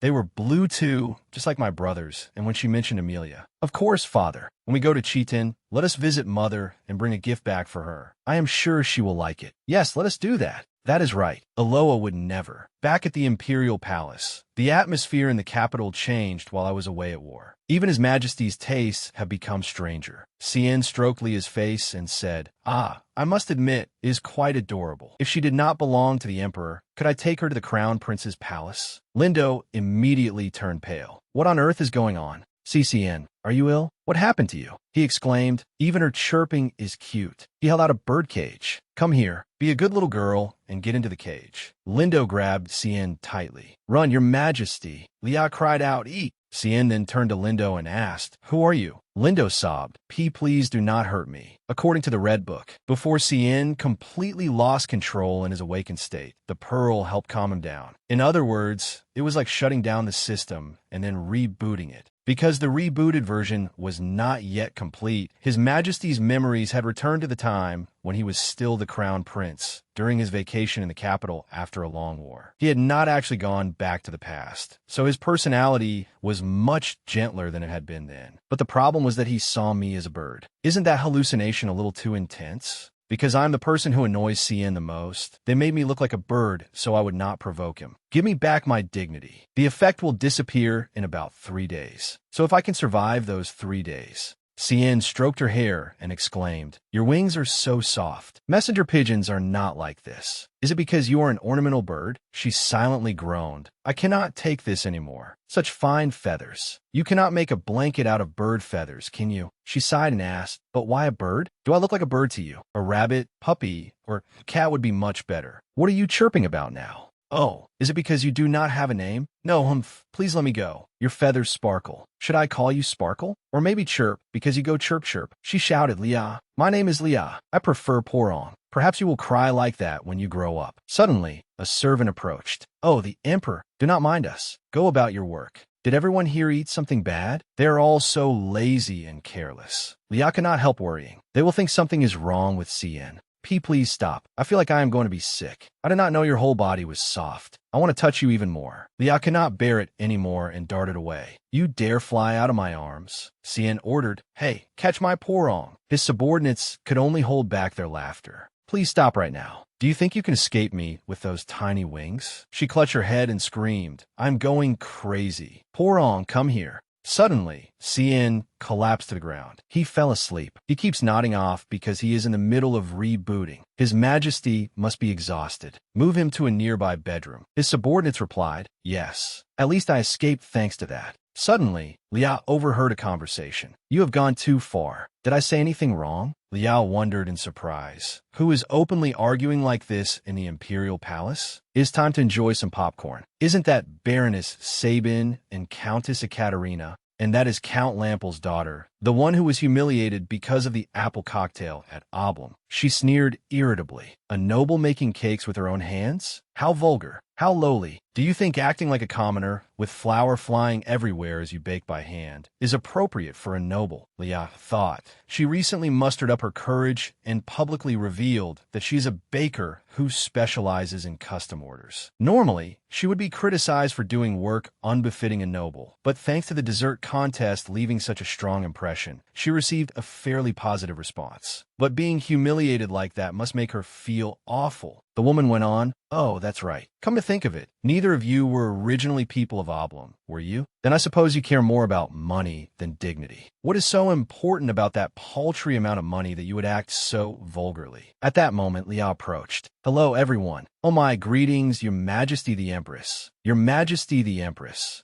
Actually, I was hoping to speak with you, my lady, so this is perfect timing." The woman asked in surprise, "With me? I wonder if Count Lampel is all right. He was investigated by the Food Administration Bureau for 9 hours because of the apple cocktail incident at Oblum. Is that why you came to the palace? As you can see, my body is too weak. I drank it without knowing it contained digestive medicine and had problems. So while there would normally only be a fine, they say the Count will also have to face an audit of his tax records. You know how sensitive His Majesty is about my health." The woman flinched. "A tax audit?" Liao continued. "But there is nothing to worry about, is there? After all, this is the famous Count Lampel. I am sure it is merely a formality. The fine, unpaid taxes, and the recovery of illegal slush funds into the national treasury. There is no way there will be no problems. Your family will be completely ruined and lose its assets." The woman turned to stone. "Your Majesty the Empress, I feel a little nauseous." "Oh dear, you must be suffering terribly. It is all right. Money can be more tempting than a noble's dignity, but that will not happen again, will it?" "Yes. What is so important about that paltry amount of money? You must not act rashly like that." At that, the woman could not endure any more and quickly ran off. All three of them burst into delighted laughter. "Thank you, Your Majesty the Empress. That felt truly refreshing." "It was nothing."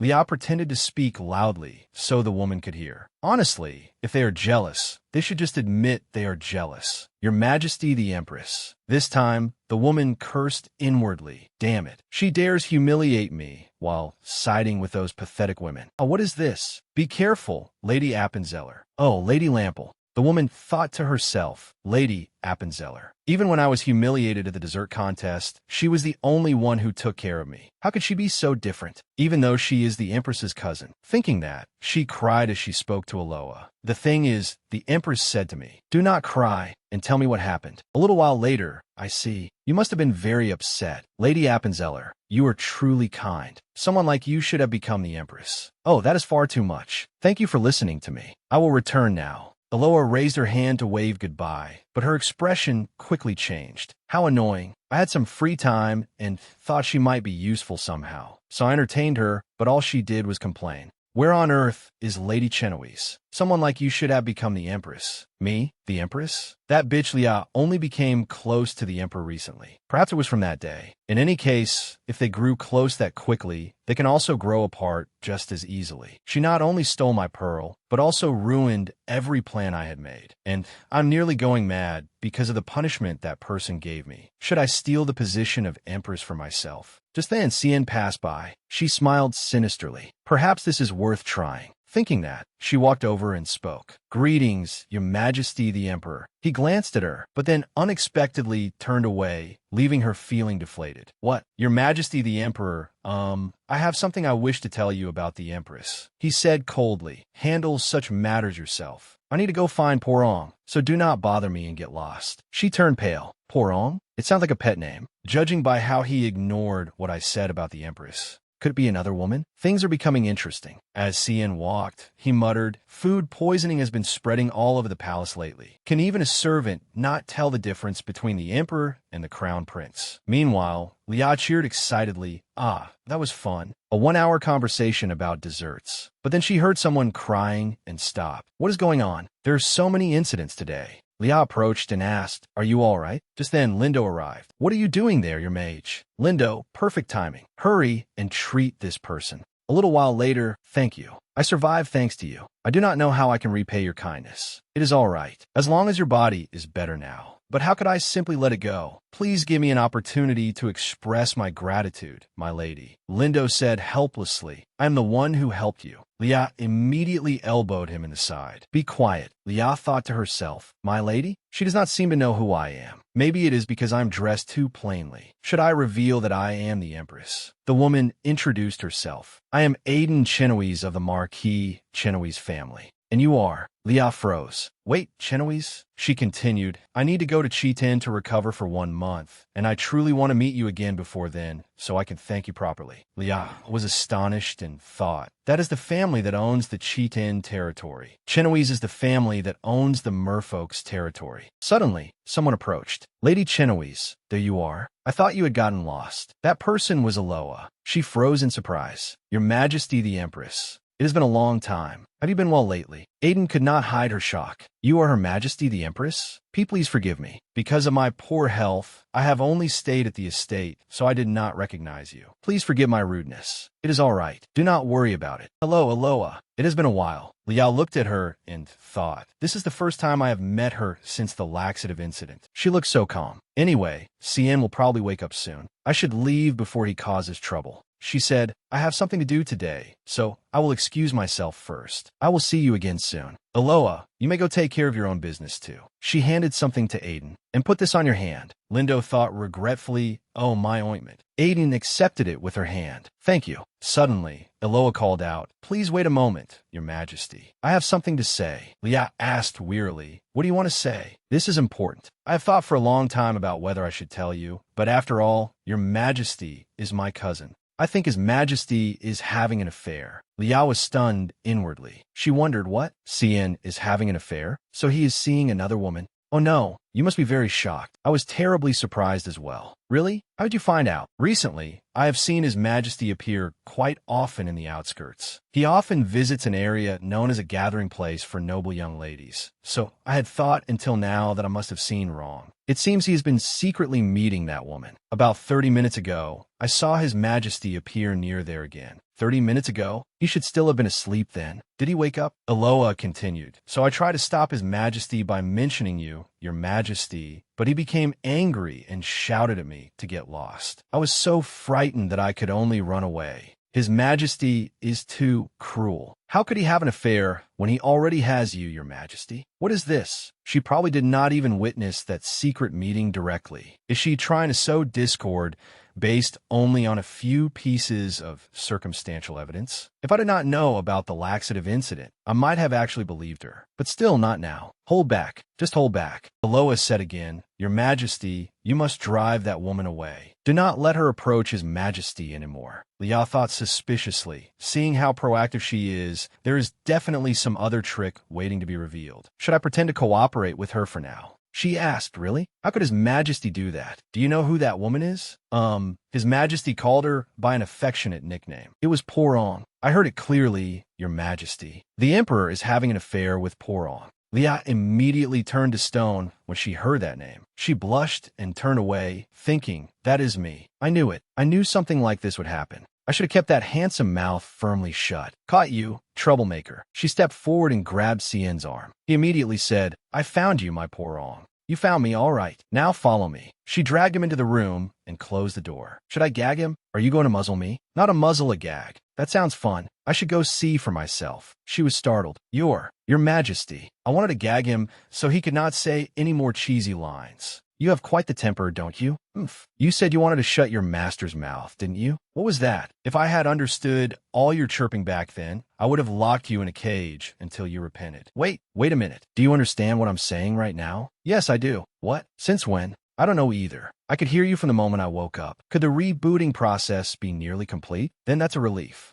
Your voice sounds lovely. Chirp a little more for me. She froze, then withdrew her. Then that's a relief. He affectionately called her Porong. With a headache, she asked, Where on earth did you go spreading rumors everywhere? What rumors? You know, the name Porong. What did you do for Iloa to hear that name too? Then who told you to fly around wherever you pleased? You should have sat obediently beside your master until he woke up. Of course I didn't know he would wake up so suddenly. And why is Sienna my master? He feeds you, gives you a place to sleep, pets you, and dotes on you. Isn't someone like that usually called a master? She was helpless before his perfectly logical answer. Anyway, because of that, everything has become a mess. There's a rumor that Sienna is having an affair with a woman named Porong. An affair? But I'm not married. Then is it all right? Yes, I suppose it still counts as a problem. Yes, I suppose a person kissing a bird is a bit of a problem. Not just a bit. It's a huge problem. And we've never kissed or anything like that. Anyway, it would be best for you to stay away from other people before more strange rumors spread. There's no need. Everyone will forget once I return to the battlefield soon.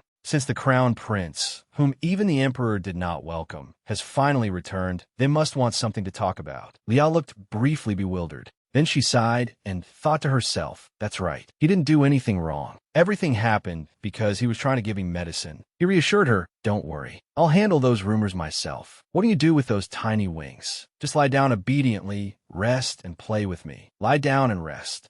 It's exactly those kinds of lines that cause trouble. What? You're so light and soft that even if I put you on top of me, you wouldn't be heavy at all. Ugh, your mouth. That mouth of yours. Anyway, I have to go to war again in a few weeks. So until then, you must stay by my side. It would be annoying to part with something this entertaining. I can't take you to the battlefield. Suddenly, she reached out and embraced him. I won't go anywhere. She rested her head against Sienna's chest and thought to herself, Anyway, what should I do about Iloa? She recalled Iloa's words. I will find out who Porong is. Your Majesty, you must establish discipline, with stern threats and a firm hand. Threats and a firm hand, is it? I will not forgive anyone who dares harm my husband. Does she mean searching with eyes blazing? Then the outcome is already obvious. I'll go back to being the hated empress. But why is Iloa trying so hard? There's no grudge between us that great. This clearly isn't simple jealousy. There must be another reason. I'll find out her hidden motive. I've endured far too much until now. Becoming a terrible empress again, accumulating hatred, and eventually being poisoned. That absolutely cannot happen. No, I just need to make her lower her guard. Lia quietly made a plan. First, suddenly Sienna asked, Did you just smile?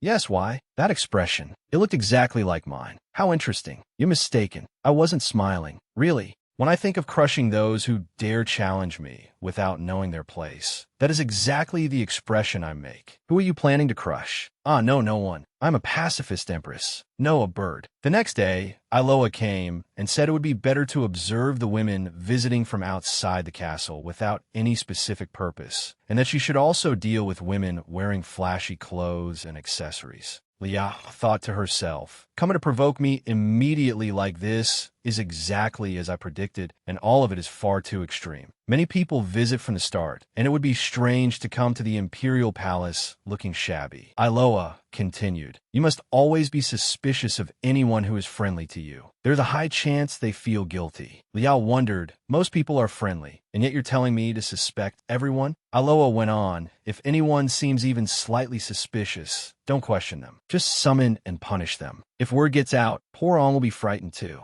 Liao still did not answer and thought to herself, so I'll have to punish innocent people. Well, all these reasons are absurd, but for now I should pretend to agree, shouldn't I? After thinking that, she pretended to smile and replied, you're very clever. I must begin immediately. In her heart, she answered, I have a plan too. She called out loudly, you three. You have visited the imperial palace more than 15 times this month. How suspicious. Follow me. Take them away. And all three were quickly led off by the servants. Liao interrogated them. Such a splendid dress, even though there is no social party today. You there, what is that enormous diamond ring you're wearing? Both of you look suspicious. Take them away. Hey, why are you walking beside me? Yes, it is only because the sun is too strong, so I was trying to shade your majesty. Why are you being so friendly? Suspicious. Take her away. Your majesty, this is unfair. She has the exact same expression as the emperor. It's terrifying. Someone stop her. What if we get arrested? They must have gone through something horrible. People say they cannot even speak about what happened in the Empress's palace. The reason the Empress has been acting like a wild horse lately is that she is searching for the woman having an affair whose nickname is Poron. Moreover, the Emperor is said to have been on vacation recently. He is very quiet, even while the Empress is acting like this. Surely, he is being careful not to get caught. That woman will be finished if she is caught. Liao inwardly exclaimed, good, keep talking. Talk as much as you want. She ordered again, here and there. Take them all away.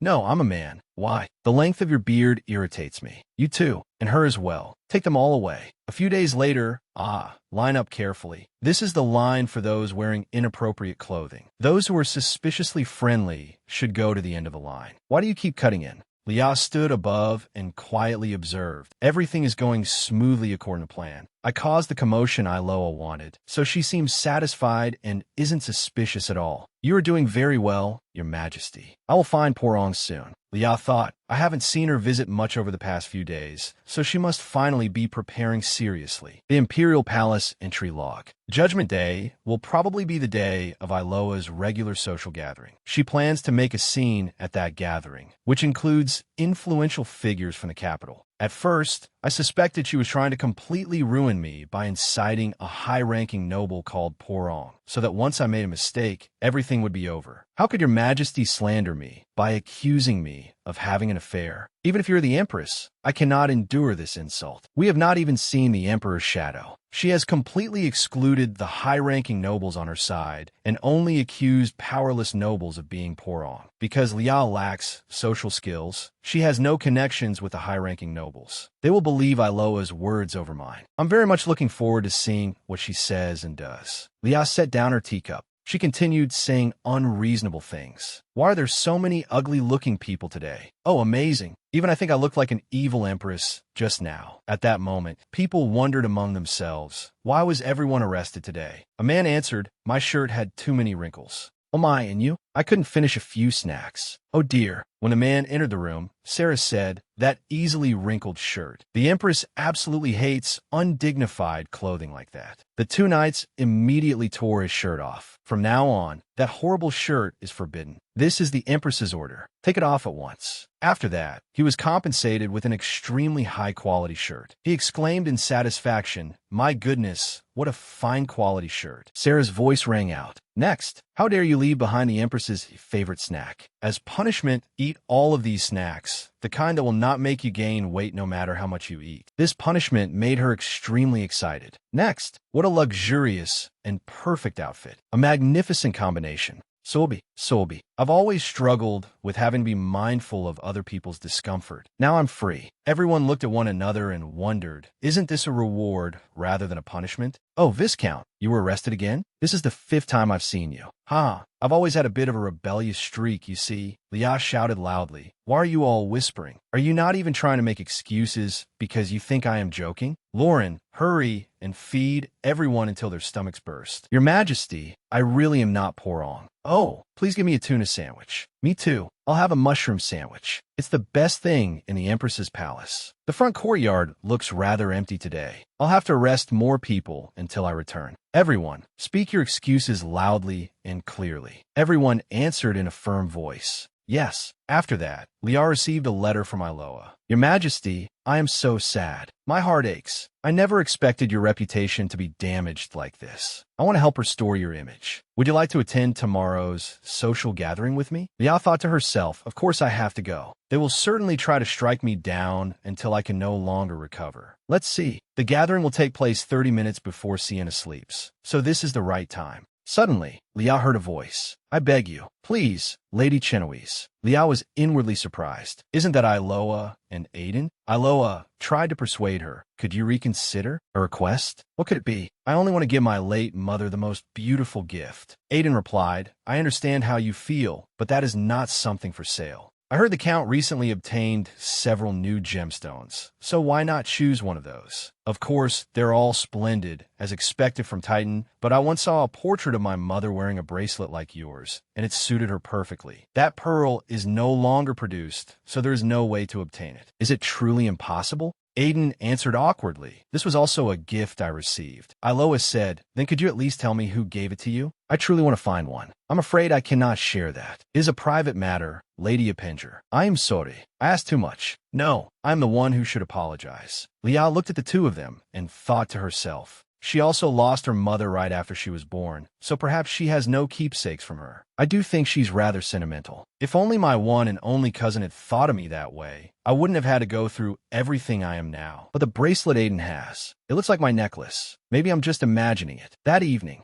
Lia asked with concern, Sienna, was everything all right today? No, I'm sick of this. But you said you slept like the dead. Why are you bored? Yes, because I couldn't see you much. Stop it. You're whining again. You must have deliberately made me sleep because you didn't want to play with me, didn't you? You're the one who still hasn't fully rebooted. Why are you complaining? What is rebooting? It's a thing. She thought. He's taking longer to recover than I expected, but his sleep schedule has finally stabilized. And I think he has begun to recognize me more as a person than as a bird. Now Sienna's vacation has been extended, and the rumors about the Emperor are growing larger and larger. I have to make the most of this. The Empress? Never mind. Just let her do whatever she wants. Are you Porong, or is it you? It must be you, right? The current rumored image. She whispered in his ear, Sienna, tomorrow. He interrupted. You have to play with me all day tomorrow, all right? Even when I sleep, don't fly off somewhere. Just sit there and eat seeds until I wake up. Seeds? You know, Sienna, sometimes you're surprisingly childish. The next day, at the social gathering, Baroness Sabin, Countess Ekaterina, and Ruby greeted her. Your Majesty, what a surprise. I didn't know all three of you would be there. It feels as though it has been a very long time since we last saw you, and you have seemed quite busy lately, so it has been difficult to hold gatherings. But we believe in you. We know you're very kind and lovely. Of course. Well, it isn't as though I did anything wrong, right? Don't worry. I never thought I would meet any of you in such a private place. It is nice to see you all. Greetings, Your Majesty. By the way, the weather is truly beautiful today. So many unpleasant things have happened recently. Iloa quietly reminded her, Your Majesty, please restrain yourself. If you drag someone out of here, it will cause trouble. It is fine. This is enough for today. In any case, we gathered a whole crowd of suspicious people for interrogation this morning. Someone said with a laugh, haha, perhaps that is not the best topic for such a pleasant occasion. Lia asked suspiciously, what do you mean? Nothing, Your Majesty. I simply thought we might have a lighter and more enjoyable conversation. I see. I thought it was something serious. Then let us talk about something else. Let's enjoy ourselves. I hear the waterfall is beautiful. Perhaps a picnic there. Waterfalls are the worst when water splashes on you while you're eating a sandwich. Then, what about setting up a parasol? Suddenly Lia said, but if you take in too much autumn sun, you could come down with typhus. Why not go in winter? Her words made everyone break into a cold sweat. Your Majesty, would you like to try this tea? Its fragrance is lovely. Aiden said, allow me to pour it for you, Your Majesty. Ah, that sounds good. Lia thought to herself, still no sign of Iloa's plan. Unexpectedly, Iloa touched Aiden's wheelchair, causing the hot tea to spill. Lia asked in surprise, are you all right? Is it very hot? No, Your Majesty. Thank goodness you weren't burned. Here, use this to wipe it off. Thank you. At that moment, Iloa said loudly, that bracelet. Henry, it looks familiar. Lady Chenoise, how do you have a piece of jewelry, just like the Empress's? Now that you mention it, I am curious too. That pearl is a special item that has been discontinued, one that even Titan cannot obtain. So how did you get it? Aiden replied, excuse me, I already said it was simply a personal gift. Iloa questioned her from whom. Aiden hesitated awkwardly. Iloa cut her off. You received it from the Emperor, didn't you? It must be so. The Emperor gave the same pearl as the Empress's to Lady Chenoise as well. I can't believe it. Are you having an affair with the Emperor? Then Aiden Chenoise is actually Poron. Aiden quickly refuted it. No, that is absolutely not true. This pearl was personally given to me from our territory, Titan. Everyone quickly believed Iloa's words and mocked Aiden. TSK, and I thought you were innocent. And you even appeared here to flaunt your affair? In the end, you are quite bold and shameless. Iloa turned to Lia and said, Your Majesty, you must punish Lady Chenoise immediately. Then she will never go on secret dates again. Lia realized, Iloa, so this is the trap you set? Thanks to that, I finally understand what you want. Then there's only one thing a scandal-ridden empress like me must do right now. I have caught the mistress, thanks to my perceptive cousin. So of course I should grab her by the hair on the spot, shouldn't I? Aiden explained, feeling wronged. Your Majesty Empress, I swear, I am not Poron. But unexpectedly, Lia praised her. Well done, Aiden. That is enough. You have pretended very well until now. You truly followed the plan perfectly. After saying that, Lia winked at her as a signal. Her actions and words left Aiden stunned. Yes. Suddenly, Lia grabbed a lock of Aiden's hair. You are Poron. How dare you meet with my husband? Do not think you will return safely. Everyone began whispering. Goodness, I never expected her to be that sort of person. What a pity. Iloa seized the chance to snatch the bracelet. Empress, I will confiscate this bracelet. Everyone criticized Lia. The Empress's temperament is still the same. Well, that sort of temper will not disappear so easily. This is truly too much. Even so, pulling her hair like that, at this rate, she might kill someone. Should we call the Emperor here to stop this? Iloa looked at the pearl on the bracelet and smiled with satisfaction. Lia thought to herself, Iloa must have expected things to develop like this, right? From the beginning, this pearl was obtained as proof of membership in the Gemstone Club by bothering noble ladies, so it had nothing to do with Sienna at all. Aiden merely happened to have a similar pearl and was unlucky enough to become Iloa's prey. But was it really just a coincidence? Iloa wanted a pearl like this one. If approaching Ruby from the very beginning was also because she was aiming for this pearl, then she must have been very annoyed that I took the pearl first. I do not know whether she knows this pearl has special power, but things will not go your way. Thinking that, she spoke. Thank you for working so hard to act until now. You truly did well, just as I instructed. Everyone was bewildered. Acting, Empress. Goodness, I tried so hard to hide Poron's identity, and yet this is so embarrassing. They immediately froze. What? I troubled His Majesty because I wanted this pearl. This is a pearl found only in Titan, so I repeatedly begged the Chenoise family for help. This is a rare pearl that stopped being produced long ago, and only 2 remain in Titan. Because I begged so much, His Majesty purchased both of them with his personal funds to express gratitude to the Chenoise family, who helped in the process. I gave one to Aiden. I felt so ashamed for troubling His Majesty and spending so much money on a pearl, so I told Aiden to hide the source of the pearl if anyone asked. I never expected that would cause a misunderstanding that Lady Chenoise was Poron. Then was Lady Appenzeller, deluding herself about her own position? Well, this guess came too suddenly. What if the Empress had suddenly grabbed her hair? At that moment, Lia turned and questioned her. Aloha, I could have handled everything myself. What is this discourteous behavior? Since the Empress was desperately searching for Porong, I was only trying to help. That is right. I am very grateful. But to be honest, you have made things far too difficult for me all this time. You very enthusiastically advised me to catch Porong and even gave advice about each suspicious person. What? Lady Appenzeller did that? Really? She defended herself. No, I wanted to hide that, but your behavior was so serious that I had no other choice. If I said I would not investigate, the rumors would certainly have grown even larger. Empress, this is too much. You agreed with me that Porong was a woman who had met with His Majesty. But why are you saying you wanted to hide it? Everyone misunderstood. I only truly intended to help my relative. I understand your heart, Iloa, but I truly did not want Porong's identity to be revealed. What? No way. That makes no sense. That is true. That is why I deliberately spread rumors everywhere, bringing in so many people that the courtyard of the Empress's palace became lively. Now that I think about it, the reactions of the nobles who were caught and returned were a little strange. It seemed as if the people who were taken away all wanted to be caught again.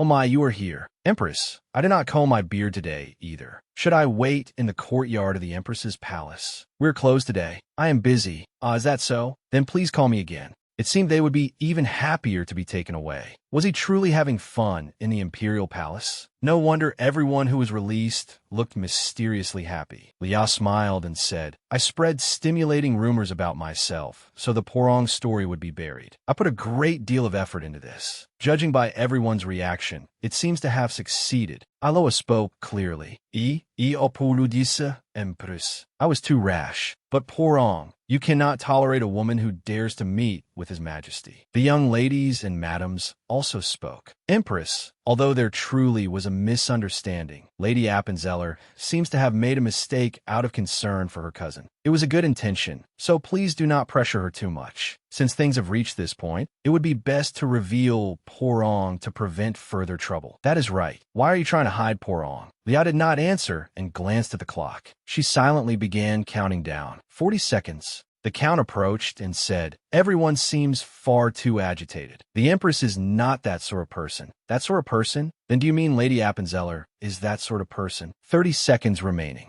No, that is not what I meant. Then what is it? I merely think that, as nobles, it is not right at all to make things difficult for the Empress. Both of you, stop it. 20 seconds. Empress, I think everything will be resolved if we catch Porong right now. Ruby hurriedly said, no, Lady Appenzeller must apologize first for being rude all this time. 10 seconds. Lia spoke to calm them. Everyone, please calm down. I simply did not want to trouble everyone over such a small matter. Empress, how is this a small matter? An affair between the Emperor and a noble woman. You must investigate Porong. 5 seconds. Do you truly think so? Of course. Now that things have come to this, I think we must reveal Porong in front of everyone and set everything right. Lia dropped the fan in her hand. 3 seconds remained in the countdown. Really? But I do not have the courage to do that. You must be brave. This is an important matter that cannot escape discipline in Bermud. 2 seconds.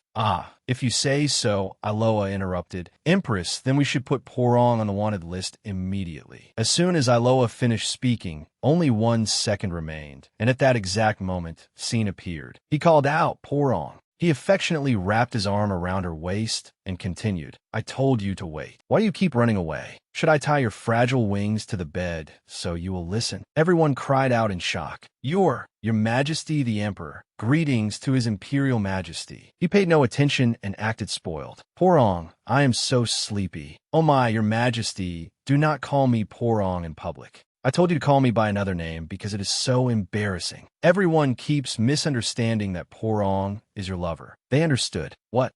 Porong is the Empress's nickname. She smiled brightly and confirmed, yes, I am Porong. It is an affectionate name that only His Majesty and I use when we are alone, but Iloa must have overheard it by chance. I hid it because I was so embarrassed, but it caused a major misunderstanding. I truly did not want to reveal such an embarrassing pet name until the very end. Goodness, Porong. It gives me goosebumps. I never expected something like this. We were swept up by the atmosphere. We should not have interfered in the affairs of a married couple from the start. Ahem, it was not us, but Lady Appenzeller truly. She waved her hand and laughed it off. Since this was a misunderstanding between both me and everyone else, let's let it go. Is life not more enjoyable when things like this happen? To avoid misunderstandings, I will try changing the pet name to something less embarrassing this time. Then, farewell. Before leaving, Leah smiled with great satisfaction. Iloa ground her teeth in anger and inwardly growled. Leah Bermud, how dare you deceive me? Leah Celeste, I will not let this pass. How dare she turn me into a laughingstock and humiliate me in front of everyone? As if stealing my pearl was not enough, now she pretended to be innocent and cheerful while waiting for me to fall. That cunning wench. She probably has nothing to fear because her image could not possibly get any worse. All the good reputation I worked so hard to build has collapsed. Yes, this is infuriating. Everything was perfect. Our plan was succeeding, and it was the perfect chance for me to be recognized. But instead it failed completely, and I only made myself a laughingstock. That person will punish me. This is all because of Leah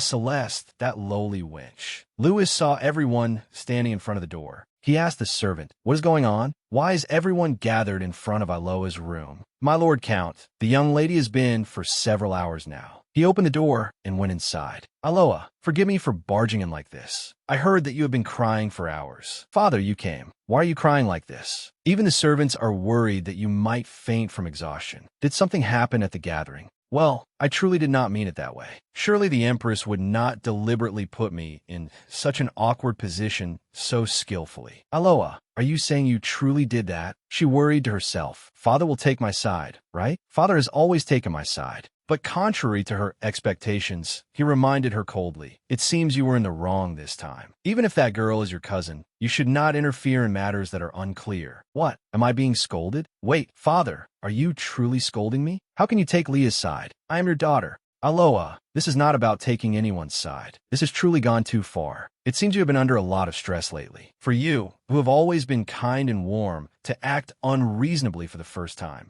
It would be best if you did not go to the Imperial Palace for a while. Father, what did you just say? He ordered the servants. Keep an eye on her. Make sure she does not go out. Father, why are you taking Leah's side? I did nothing wrong. You should call her the Empress. Iloa, you must be very tired today. Rest. Tell them to bring her dinner to her room. She let go of the hem of his clothes. The door slowly closed. Trembling, she called out Leah, and the name Leah appeared madly in her mind. I will not let this pass. Meanwhile, Leah said happily, thank you, your majesty. Today's complete success was all thanks to you. Suddenly, he pulled her close. You left me behind to chat with those mediocre fellows? I am sorry, but from now on, I will always stay by your side. I am worried about Bermud's future. Even the nobles call me the emperor. Are they all blind? But why did that woman have that expression? Ooh, the woman with hair the same color as your feathers. Her face twisted when I held you. I was touching my own bird, so why did she look displeased? She probably wants a porong too.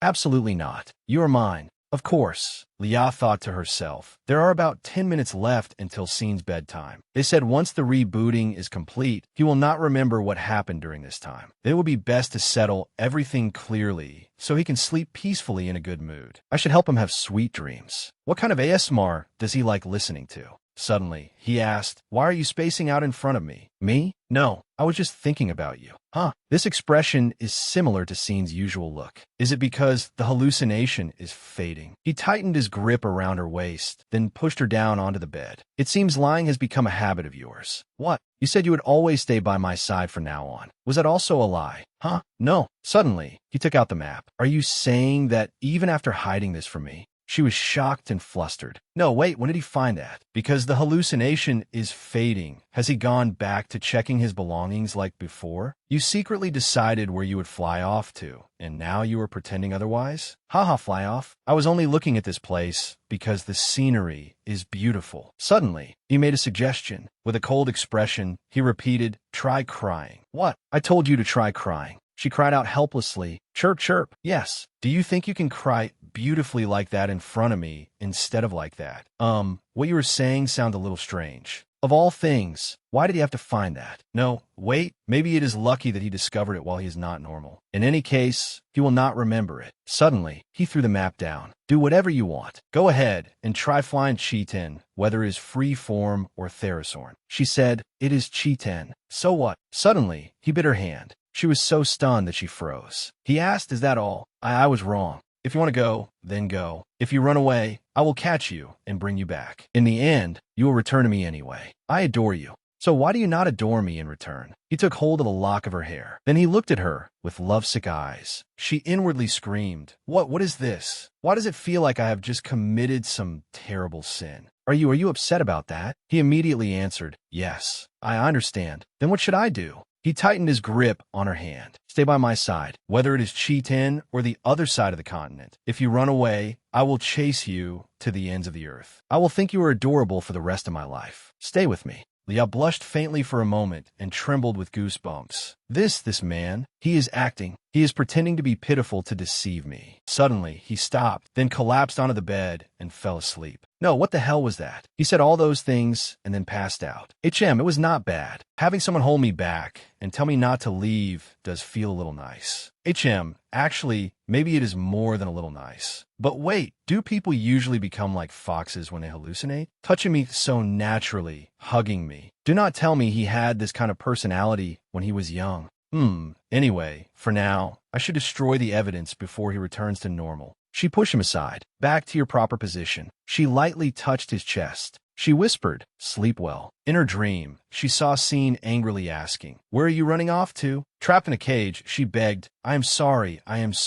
Just then, Scene woke up. He mumbled, your sleeping habits are really. Before he could finish speaking, she punched him squarely in the face and shouted, sob, do not put me in a cage. A cage, no cage. Then she rolled over and slept soundly. Scene was struck so hard he almost lost consciousness. The next morning, Scene asked, so I lost several days of memories because of the side effects of that medicine. But what the hell did I do for my face to end up like this? And why is everyone giggling behind my back? Do they all eat something strange? She thought to herself, I cannot tell him about the name Porong or about punching Scene in the face last night. She stepped closer and soothed his wound. It is nothing serious. Do not worry. I will let it pass just this once. Thank you, Your Majesty. I am saved. After that, Aiden said, Empress, thank you very much for what happened at the previous gathering. I almost ended up in a difficult situation, but thanks to you, I got through it smoothly. Oh my, you did not do anything wrong in the first place. No, Empress, you're my benefactor. I am truly grateful. It was a very difficult situation because Lady Appenzeller said the pearl was a gift from His Majesty the Emperor. Aloha went too far. Who gave it to you is your personal matter. Actually, I cannot say anything because I received this pearl from my lover. My father opposed our relationship. Oh, really? I met him when I was in Chi-Ten a few years ago. He was a commoner, but his bronze skin and rippling muscles were so attractive that I fell in love at first sight. As we got to know each other, it turned out he was also a very kind person. Because we were dating in secret, we could only exchange letters and gifts without anyone knowing. He happened to find this pearl while diving and gave it to me as a gift. When I return to Chi-Ten soon, it will be the first time we have met in years. Leah thought to herself, if Iloa exposed that, it really would be a disaster. But how do you know his muscles are rippling? I happened to see him swimming at the beach a few times. Oh, the scenery really is beautiful. Pardon? That was just a passing thought of mine. Do not mind it. I really should live there someday. Chi-Ten, I choose you. The scene shifts to Duke Celeste's mansion. A gloomy voice rang out in disappointment. Not enough. I am thirsty. Duke Chromage bowed his head and said, I will bring more sheep and cattle. No, I want to drink yours. As soon as the words fell, black wisps of smoke flew toward him. The Duke rolled up his sleeve. The wisps began to coil around him, and the Duke panted in exhaustion. However, the voice demanded again, I need more. I am so thirsty. Please wait just a little. I will soon bring food for you. How can you bring me food when you even fail with the chimera? I have prepared a way to obtain blood no one can interfere with, and that will leave no consequences. I will give you as much as you desire, so please trust me just a little longer. Endless blood, for the highest throne overlooking everything, if not for the Empress. If only that wretch had died according to plan. I must kill the Empress as soon as possible. One morning at the palace, Leah asked, did you get what we need? Lindo replied, yes, I have completed it. a supply contract for natural wigs, including hair samples for making the universal antidote. Since the dessert business with Baroness Sabin was successful, I also ventured into wigs to expand our operations.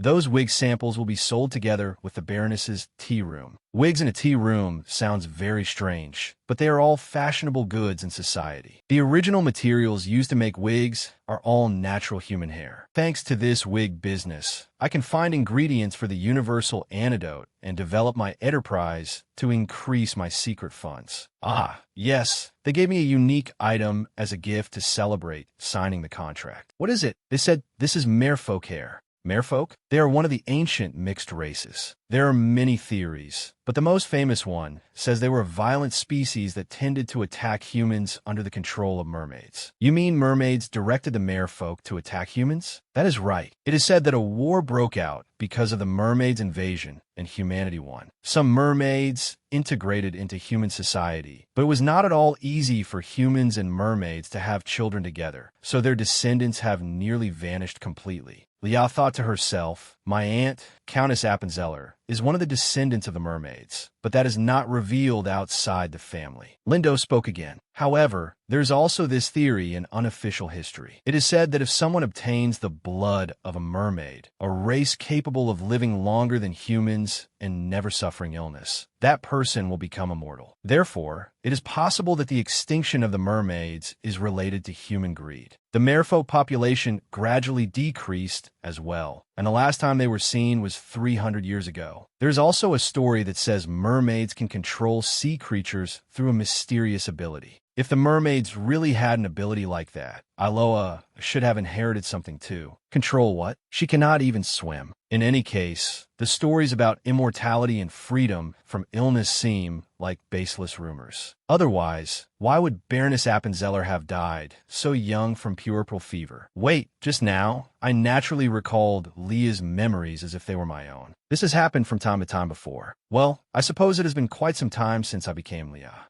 After thinking that, she said, in any case, if the merfolk have been extinct for so long, could this hair be fake? I also think we should examine it first to see whether we can put it into the universal antidote. When human hair is placed in the solution, the water turns blue, but merfolk are a different species from us, so it should turn a different color. If it turns blue, put in the medicine and keep the hair, but if it turns red, throw it away. It will probably change color in about half a day. Understood. The next day, a maid opened the door to Leah's room. Your Majesty, you should get up and have breakfast. Leah said sluggishly, I will not eat. I want to sleep more. But His Majesty is waiting for you. Tell him to eat by himself. I've been working very hard lately, so today I'm going to be thoroughly lazy. This pillow is so soft. Suddenly, Scene came in and drew back the window curtains, letting the light shine in. He said, You really do not feel like listening anymore, do you? What? Ah, it is so bright. He frowned at her for a while. Then he came over with a tray of food, one thing after another. And now you're even skipping meals? No, I'm not skipping meals. I'm just too sleepy. Then what were you doing that you slept so late you cannot even get up like this? This will not do. From now on, I forbid you from sleeping alone. What? I need to know when you go to bed. So, sleep in my room. No way. Do you really have to go that far? If your goal was to create an emperor who constantly watches over the empress, then you have succeeded. I cannot focus on my work because of you. All right, I will eat. You must finish it all. Remember to take your medicine too. She recalled how she had urged Scene before. Your Majesty, it is time for breakfast. Have you eaten? It is time for dinner. She thought, something feels reversed. Scene, you have been acting strangely lately. You keep worrying about trivial things. How is the way I used to eat in the past any different from those trivial matters that made you excessively concerned? If you put it that way, I cannot argue. When your daughter makes you worry like this someday, you will understand. My daughter? Impossible. If she is my child, she will definitely behave exactly like me. Let's see if you can stay calm then. No, I will live peacefully in the countryside with my children like little rabbits, right? How could a little child who resembles me make me worry? Look at yourself now. Your body is already weak, yet you do not care about your health at all and only do as you please. Why have I ever lived like an unruly person? My daughter will be obedient and gentle, like me. If she truly causes trouble, it will all be because she inherited her personality from her father. It will not be my fault. I never said anything about being unruly, but it seems you are aware that you are a little unruly, are you not? No, of course not. If you do not want to suffer the same thing in the future, live properly from now on. I said my daughter will be obedient and gentle like me. Did I not, Lauren? The maid replied, usually, the eldest daughter takes after her father more. So would she not resemble his majesty more? Therefore, the princess will probably be gentle. I have heard that his majesty was quite well behaved when he was young. Leah's mouth fell open. What? This is so embarrassing. Oh my goodness. If I say my child, of course everyone will think it is the emperor's child. No, that is not it. Scene stared at her and saw her struggling to open a packet of medicine. He said, give it here. I will open it for you. No, I will. Seeing her turn her face away from him, he asked, why are you acting so shy, as if you heard something you were not supposed to hear? She stammered in reply, yes. Do you think we will spend our whole lives merely playing house? No, that is not it. I do not know how you view your current position, but I have never forgotten that I am the emperor and I will never neglect my responsibilities. Therefore, I intend to fulfill every duty I must perform as emperor. As empress, you must clearly understand that you have the responsibility to share those duties. You know, now is not yet the time, but we will fulfill them someday. So do not feel pressured. That is not why I said it. She hesitantly asked, but does it really have to be me? He asked in surprise. What? I mean, instead of choosing an empress with a weak body who makes you watch over her every day, I believe there are many other choices. His expression darkened. Other choices? Are you telling me right now to consider having an heir with another woman? I do not understand. How could I fulfill the duty of producing an heir with anyone but you? What exactly do you mean by saying this? She lowered her head and thought, that is right. I was thinking about divorce, but perhaps I was still secretly hoping. Or perhaps I was simply an interesting existence. She spoke in reply. It is not only my intention. I am truly curious about what Scene thinks. Do I really have to say something so obvious out loud? Yes. If you do not say it, how would I know? So please answer me. The reason you must fulfill the duty of producing an heir with me is because I am. Because I'm special? Because you like me? But contrary to her thoughts, he answered briefly and concisely. Because you are the empress. That made her freeze. Huh, my empress is you. So who else should I seek to have an heir with besides the empress? Then, what if I were not the empress? Why are you making such a meaningless assumption? Suddenly, she shouted, you idiot, you fool. He asked in surprise, what is this? She muttered to herself, at this rate, I have to divorce him. Divorce? You said you would hold on to me with words, but it seems that in your eyes, I have never been anyone special. To be honest, I'm only on the same level as that pet bird, Porong. Even if you cannot remember, it still hurts. Scene asked in confusion, why do you look so sad? The emperor is an idiot, so you would not know the reason. Do not call me by that title, emperor. Leah, you said it yourself. If you do not say it, I cannot guess what you mean. So tell me the reason. That is right. Scene still does not know what emotions are. I am the one who decided to teach him, yet now I am behaving so shamefully. He gently continued, and I do not want anyone but you to become empress. Blushing, she called his name. Scene, that is exactly what I wanted to hear that day. Is that so? Then I am relieved. I was hoping that I was not merely someone for you to fulfill your duty with. Then you should also stop thinking about pushing another woman toward me. If you're worried about having children because of your frail body, then we can adopt an heir from a collateral branch if necessary. She screamed inwardly, I have just caused another ridiculous misunderstanding. Even so, should I postpone the divorce plan from now on? He said again, based on your reading comprehension, I thought you had become completely mature. But when you sulk, you are no different from child. She thumped her fists against him. That is not it. It was all a misunderstanding. Suddenly, she abruptly stopped. Ouch. I must have cut myself earlier while tearing open the medicine packet. Scene took her hand and asked worriedly, are you all right? You are bleeding. Scene, your hand is bleeding too. Oh no, it looks like we both cut our hands earlier. I am fine. Let me look at your hand first. Seeing him suddenly grow gloomy, she called out in alarm. Scene. All at once, he lunged toward her, making her cry out in fear. The medicine bottle on the table fell and shattered. Why are you suddenly acting like this? The look in his eyes suddenly became empty. She stammered in a trembling voice. Has he lost control? With the power of the pearl, he should not be able to lose control. The color of the pearl is strange. Suddenly, Scene bit Leah's shoulder. she sobbed. Scene, wake up, please. She forced herself to produce a melody. Scene seemed to calm down. He immediately collapsed onto the bed and fainted. Why did he suddenly lose control? What went wrong? And why the pearl? I almost stepped on the broken glass. She remembered what Lindo had said. If you put human hair in it, it will turn purple, but since merfolk are a different race, it should no longer be purple. She was inwardly shocked, but it is purple. She held her shoulder. What on earth is going on? The next morning, is His Majesty all right? Yes, he is currently asleep. The wound should disappear without leaving a scar in about 3 days. Be sure to apply the ointment regularly. Thank you.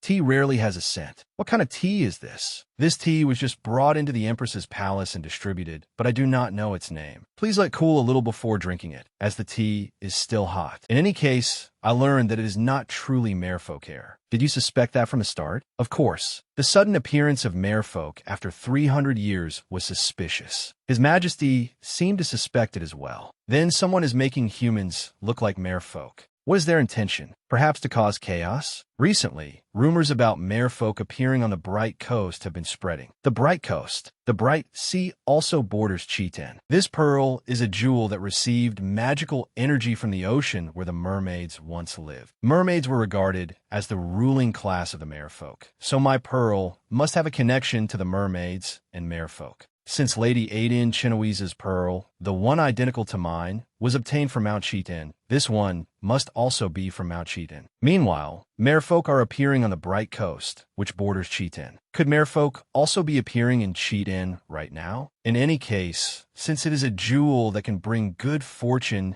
through the energy of the ocean, perhaps. Are you saying that something has happened in Chitin, and that is why it affected the pearl? This is only a guess, but it is worth verifying the connection between Chitin, my pearl, and the merfolk. Suddenly, Lindo stopped her. Wait, do not drink that. He snatched the teacup from her hand. Is there poison in it? She asked in surprise. What? Poison was brought into the Empress's palace? Are they trying to speed up the plan to poison me? I noticed it immediately because I have always been researching information related to poisons. But even so, this poison is truly difficult to identify. Signs of the toxin do not appear immediately either. This poison can be treated with the universal antidote, but I think it would still be better not to drink it. The supplier side must have records, so if we follow that trail. No, it is useless. If the poison slipped past the guards of the Empress's palace, then they certainly would not act so carelessly. Doing that would at most let us touch the branches, not reach the roots. You are right. For now, it would be best to pretend we have not discovered anything. Quickly create a reasonable excuse that will not arouse their suspicion, and at the same time, collect and dispose of the remaining tea.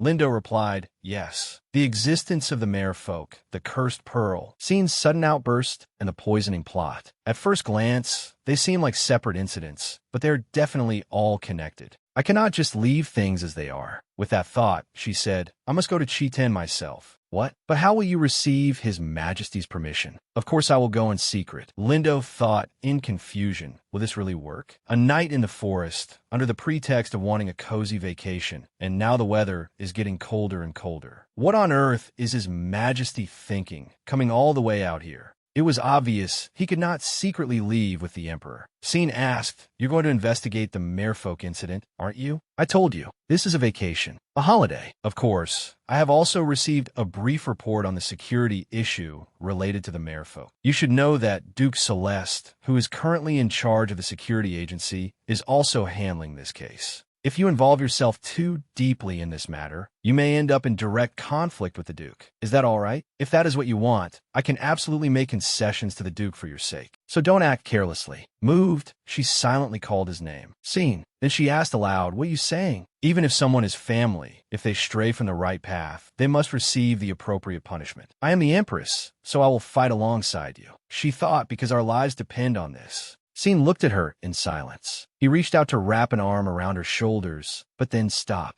I'm sorry for hurting you last time. It's all right. I'm much better now. Besides, you didn't do it on purpose. No, I don't even know when I might lose control again. So when we're alone, tie me up, or should I wear a muzzle? There's no need to go that far, as long as we don't hurt each other. Huh? What is this? The atmosphere around us feels strange. Well, it's because the way you two are talking sounds so suggestive. No, it's not like that. Later, at the hotel, Now that the camping trip is over, I feel alive again. Scene said, while patrolling the area, the knights discovered a suspicious powder floating in the wind. They move quickly. It seems the locals call it midran powder. Midran powder? But that isn't easy to harvest, especially in a coastal region. The knights found that suspicious as well, so they brought some back. Just in case, don't remove the stopper. Looking at it is already enough to make you uneasy. It may not be mineral powder, but some kind of drug. You should let Lindo analyze its components first. This powder may be capable of producing hallucinations that cause people to mistake humans for mere folk, or even make them violent. I already gave him some of the powder, so you don't need to go yourself. Tomorrow, I will take you to the place where they are holding the merfolk, so don't worry about unnecessary matters and go to bed early. She asked, are we sleeping together? When we were camping, we had no choice and had to share a tent, but this hotel has plenty of rooms. Scene pulled her closer. Well, we are a couple on vacation. Wouldn't it be strange for us to stay in separate rooms? She avoided his gaze. Right? Should I brush your hair for you then? Or should I sing you a lullaby? He pushed her down onto the bed. Sleep. She replied, all right. Sweet dreams. Scene. He answered her with a deeply affectionate gaze. You too. But even after some time, Leah still could not fall asleep. She thought, maybe it's because I dozed off in the carriage, so now I'm too awake. But what does that sound? Startled, she called Scene. This is just like last time. Scene, wake up. Scene. He looks like he's in so much pain. All right, stay calm. I need to say something, anything. I have to say whatever comes to mind right now. Once upon a time, that was what happened. Back then, I was really shocked. Ahaha, it's funny, isn't it? At this point, she worried inwardly. What should I do? I can't think of anything else. Try singing a lullaby. Hee hee, when the white night primrose fades, peeking before the half moon. No, wait, what? When the flower hidden behind the crescent moon smiles shyly. After she sang the lullaby for a while, he finally fell asleep. I thought his insomnia had gotten better, so why has it gotten worse now? She silently called his name. Scene. The next day, Scene and Liao walked down the prison corridor. She thought to herself, especially after what happened last night, I'm worried this atmosphere will make Scene more sensitive. But it's such a relief that he seems fine. Scene turned to her and said, if you're afraid, you can go back. You don't have to witness this yourself. She answered firmly, I'm not afraid. I'm only worried about you. A subordinate came to report, Your Majesty, someone outside requests an audience. What should we do? Who is it? She says she is the daughter of Marquis Chenowes. Leah immediately realized, Lady Aiden. Yes, you even know her name. You really do have many friends. It seems urgent. Please grant her permission to enter. He agreed and said, let her in. Aiden entered and spoke respectfully. I greet your majesties. Aiden, why have you come here? Do you know someone here? Actually, my lover Adrian, whom I mentioned before, was arrested and brought here. Adrian is not a person of the sea. There must have been some kind of mistake. Your Majesty, I know this request is reckless, but please help me. Liari assured her, all right, let's go take a look together. Don't worry too much. Suddenly, someone inside a cell noticed them. Then he suddenly screamed, his hand reaching out with terrifying ferocity. Scene wrapped an arm around her shoulders and warned, careful. Aiden recognized him and cried out in agitation. Adrian, it's me, Aiden. Don't you recognize me? Liao wondered inwardly. Didn't she say her lover had bronze skin? But his skin color is different. Suspicious, she asked, Aiden, is this man truly your lover? I'm certain. His skin and hair color have changed, but those facial features are definitely Adrian's. Then it seems everyone here has had their skin and hair color altered. A knight replied, their behavior has also been reported to share similar traits. In the middle of the night, they suddenly lost control and attacked residential areas, committing robbery, arson, and causing casualties. Suddenly, Lindo ran over and reported, Your Majesty. The analysis results for the powder you provided are ready. It is used to forcibly control higher living creatures and can dominate both the body and consciousness. In the past, when the creation of chimeras was still permitted, it was often used to control test subjects. Figuratively speaking, it is similar to a necromancer controlling corpses, meaning bodies that have lost their own will. Then my father, no, could Duke Celeste have used drugs to make humans look like people of the sea? And not in small numbers either. Even ordinary people have lost the ability to speak. Shocked, she thought, how can something like this exist? If this is a substance used in chimera experiments, then could it be? It has nothing to do with that Chimera incident, does it? She recalled what Cedric had said. As long as the engagement with the Celeste family remains in effect, I also have a duty to protect you. Just how far ahead had he been planning? Lindo spoke again. If the same dosage is used every day, its effects last at most 5 days. How long have these people been imprisoned here? Tomorrow will be the 5th day. Then, that means Adrian will soon become normal again. There may be slight differences in timing, but he will return to normal. Aiden said gratefully, "Thank you. Thank you so much. If your majesties had not come here, Adrian would have been executed as a person of the sea. Thank you so much." Not exactly. More importantly, this incident only just happened, yet people have already been executed? Yes. In cases where they were too violent to be captured alive, they were executed on the spot. As for those who were captured, it appears they were scheduled for execution as examples. So they not only disguised ordinary people as people of the sea, but also planned to execute them. Scene, we need to let as many people as possible see them return to normal. That will be clear proof that this is a fabrication. No, we can resolve this by force. Leah asked in surprise. What? Soon enough, the Duke will hear that we have occupied the detention camp. There is no more time to waste. We have already interrogated those managing the camp, so confessions should come soon. We only need to use those confessions as a basis to act against the Duke. Leah screamed inwardly. You will go mad again if blood is shed. I can't talk about Scene's condition with so many people listening. She suggested, let's return to the lodging and continue this conversation there. In any case, we need to prepare for the journey back, so that would be better. What? Why the hurry? I already told you. The Duke has probably realized it by now. Yes, he has likely already acted. I also know that, at this pace, armed conflict may be unavoidable. But you know it too, Scene. The Duke is worsening your condition. If you see blood, you will lose control again. So even if you win, all sorts of rumors will still spread. Was this actually done to seize power from the Duke, his father-in-law? How do we know what people say about the Duke isn't fabricated? If we act rashly, we will be the ones in danger. This is too frightening. In the end, he is still a tyrant, a bloodthirsty tyrant. If this continues, the stain of you being a tyrant will never fade. He answered indifferently, it doesn't matter. I'm used to it. She looked up at him and said, Scene, I don't want to live as the empress of a tyrant. Her words startled him. He hurriedly took her hand, pressed it to his face, and agreed. Then let's make everything clear. She asked happily, really, Scene? He closed his eyes tightly, feeling the warmth of her palm. I'm afraid you'll regret it. I don't want you to regret choosing me. If this drags on and you hesitate again because of your father, I am not generous enough to give you a chance to change your mind. How could I regret it? Don't worry. Why is my voice trembling like this? Can you guarantee that you won't regret it?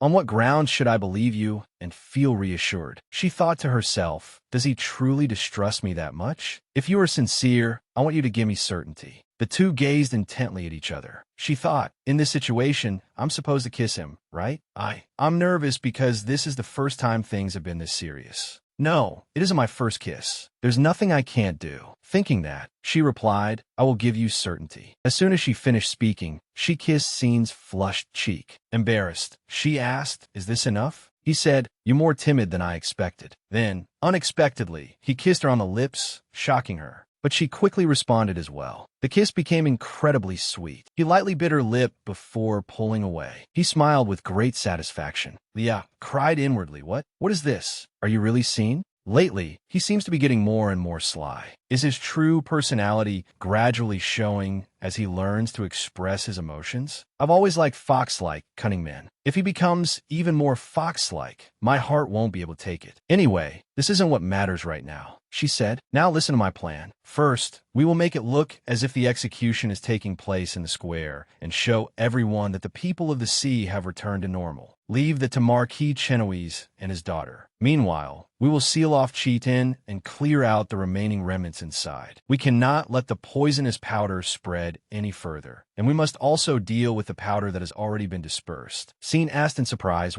Please, just stay somewhere safe. Come on, don't be so hung up on minor details. If it is the Duke, there's a high chance he has already positioned his private soldiers around the area because he planned this incident. Sealing it off will buy us time, but in the long run, it will be difficult to avoid armed conflict. Still, even for the Duke, armed conflict is a last resort, because it runs contrary to the plans he has worked so hard to build all this time. Instead of using force, he will try to pressure us in other ways. She thought to herself, if he is cruel and cunning enough to curse me right after I was born. Then she continued, there's a high chance he is deliberately letting things unfold, even though he knows what we're trying to do. But he also cannot sit still once his plan is exposed, right? The path to protecting and saving people is long and complicated. It takes you far away before you reach the destination. But in the end, it is still the path of saving people. Walking that long road alone is lonely and tedious, so let us walk it together. I keep letting you do whatever you want. After saying that, he leapt onto the horse and wrapped his arms around Leah. Duke Celeste watched the two of them from upstairs. Someone said, why are you just standing there watching?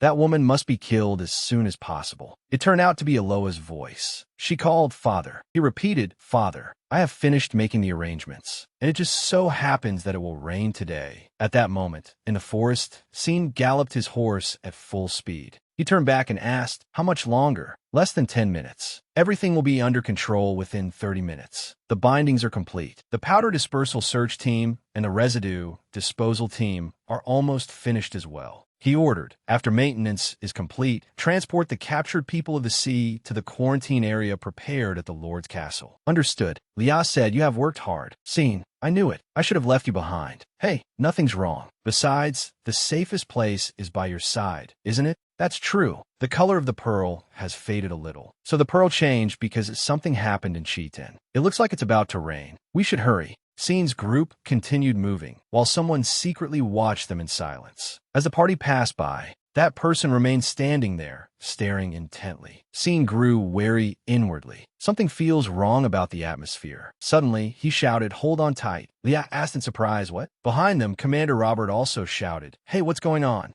At that moment, an assassin turned toward Leah and Scene. Robert cried out, Your Majesty. As soon as he spoke, the assassin was swiftly eliminated. Your Majesty, please go on ahead. We will handle everything here. He agreed, then I leave it to you. After saying that, he spurred the horse and left. Leah worried inwardly, if we go even faster in this rain. Before she could finish the thought, the horse slipped and plunged straight down the cliff. He held her tightly and shouted, Leah. She also cried out in panic, Scene. And just like that, the two of them fell into the abyss. The person in the black cloak finally revealed herself. It was Aloa. Scene barely managed to realize it. The Appenzellers. Then a thunderous crash rang out. Afterward, the two found cave. This is bad. The rain is too heavy. We will have to stay here until it lets up. There is no other choice. At least we avoided the rain without being badly injured. Are you? I'm all right. It's just that the air is too cold. With the rain like this, we won't be able to find firewood either. It would be better for you to take off those wet clothes. She asked blankly.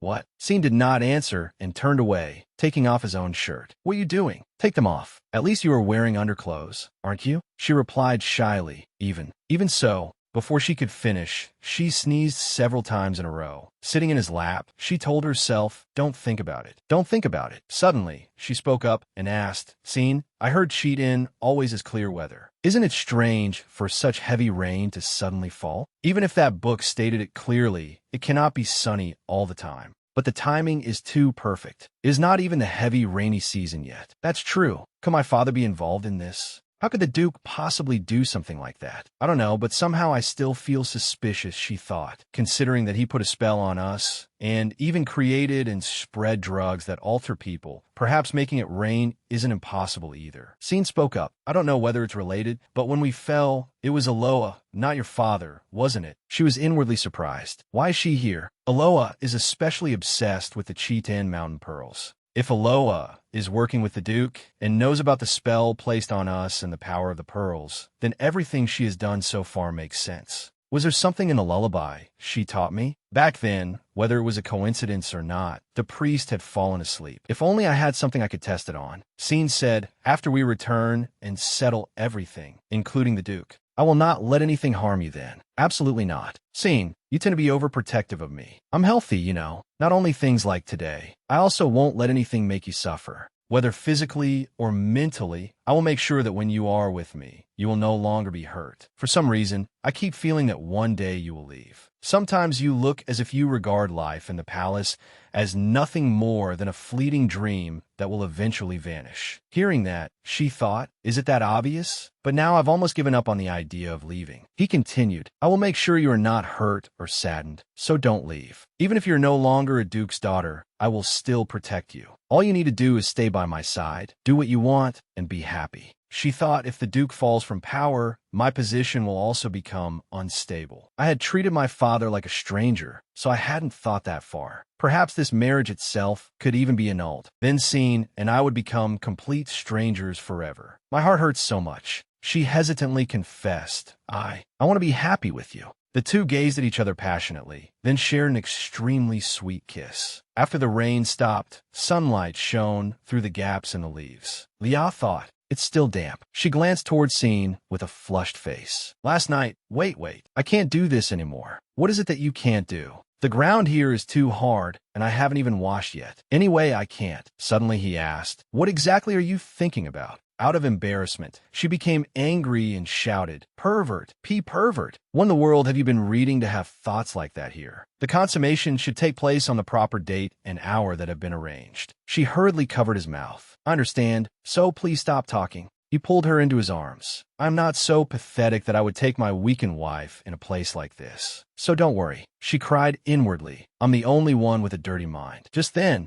her pearl reacted. Unexpectedly, it glowed and shone in a straight line. Scene asked, what is that light? I don't know. It suddenly came from the pearl. It feels like it's showing us the way. For now, shall we try following this direction? I don't know what kind of power that pearl contains, but if you trust it, then I will follow that path. The scene changed. Someone spoke up and asked, has anything happened over the past few days? The guard answered, what could happen at such a remote villa? But why are you alone? Is the Duke not with you? He will arrive a little later. I came ahead to inform you that Lady Aloa will also be coming this time. The young lady as well? Very well, then go inside. Good work. Scene and Lia had been watching the whole time. She said in surprise, I didn't expect House Celeste to have a suspicious villa in Cheaton. I saw something like a crest on the cloak of the knight who just went in, and it seems Aloa visits often. The light had dimmed, but it was still pointing toward the mansion. We should go inside. How do you intend to do that? She smiled and said, it's time to make use of this face. When the guard saw her approaching, he asked, who's there? Pretending to be Aloa, she barked, can't you recognize who I am? Move aside. Lady Aloa,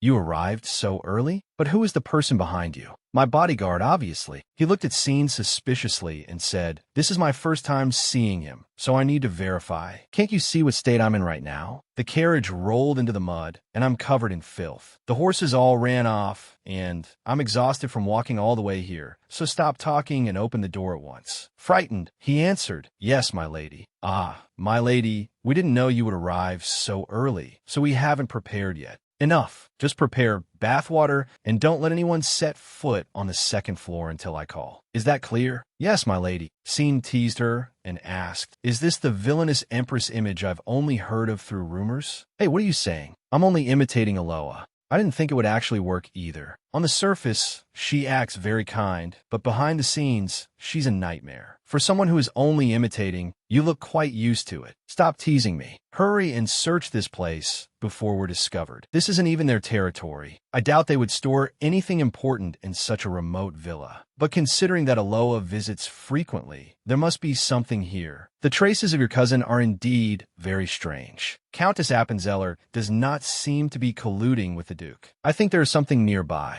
I think so too. If anyone saw her, they would think she was the Duke's daughter instead of you. Perhaps that really is true. She replied, I'm sorry. She touched the books on the shelf, and unexpectedly, the door to a secret room opened wide. The two quickly went inside. The pearl was still glowing. It seemed there was something beyond this door. How do we open it? Ow, it pricked me. Suddenly, the door lit up. She was inwardly surprised. The door. Scene asked worriedly, are you all right? I'm fine, really. What if it was coated with poison? Leave dangerous things to me. Ah, the door is making a sound. Anyway, I'm probably more resistant to poison than you are. Scene, that's impossible. I'm serious. This time I'll trust it. She placed her hand on the door. She guessed inwardly, is it a mechanism that opens when it comes into contact with blood? Sure enough, the door opened. At this depth, it seems we've reached the basement. What is this? Don't tell me. Judging by their size, they look like sheep or cow bones. What in the world did they do with such a large quantity? And were these beads? Suddenly, an image of the Duke appeared along with his words. If you make me emperor, I will offer you as many lives and as much blood as you wish. The contract has been established. Liao said in shock, this is the Duke's past. They gathered things here that are even more important than I thought. When he saw the man sitting on the throne, Scene recognized him. It is the former emperor. Then the child in his arms is. She inwardly called out to Scene when she saw the Duke approach. The former emperor said, you have come at just the right time. This child is the heir that this burden-bearing body barely managed to obtain. As the Duke said, the Empress has given birth to a prince. I bow my head in apology for having to say this, Your Majesty.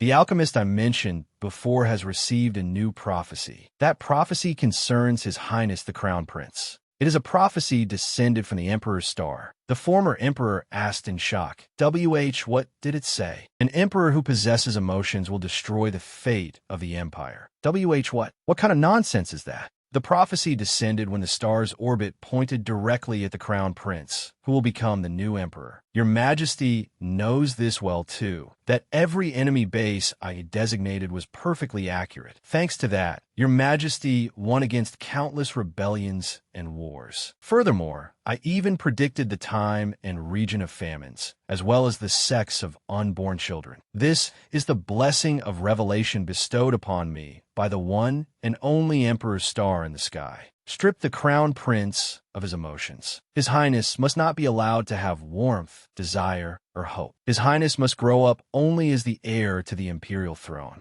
If this is ignored, the Bermud Empire will soon step onto the path of destruction. The former emperor asked in a daze, how could the empire collapse? The crown prince was cursed from the moment he was born. Gradually, His Highness will lose control of his emotions and begin killing indiscriminately. Drunk on blood, His Highness will spill it like a sea, and the empire will perish in endless war. The only way to prevent this is to raise His Highness as a messenger of war, stripped of all emotions. Even if His Highness goes mad with bloodlust, once the war ends, he will return to normal. Of course, His Highness may become obsessed with blood, but a war maniac is still better than a mass murderer. Then perhaps, after a second child is born, we should kill this one. I will make a normal child the successor. The Emperor's star says that. The next child born will suffer an even stronger curse. Your Majesty, the matter of succession is of the utmost urgency. If this heir, whom you barely managed to obtain, disappears, the rebels and hostile nations will grow reckless. There is no time to have another. What should I do? If this is exposed, everyone will blame me as the source of the curse. Please do not worry. I am the only one who can interpret the prophecy of the Emperor's star. No.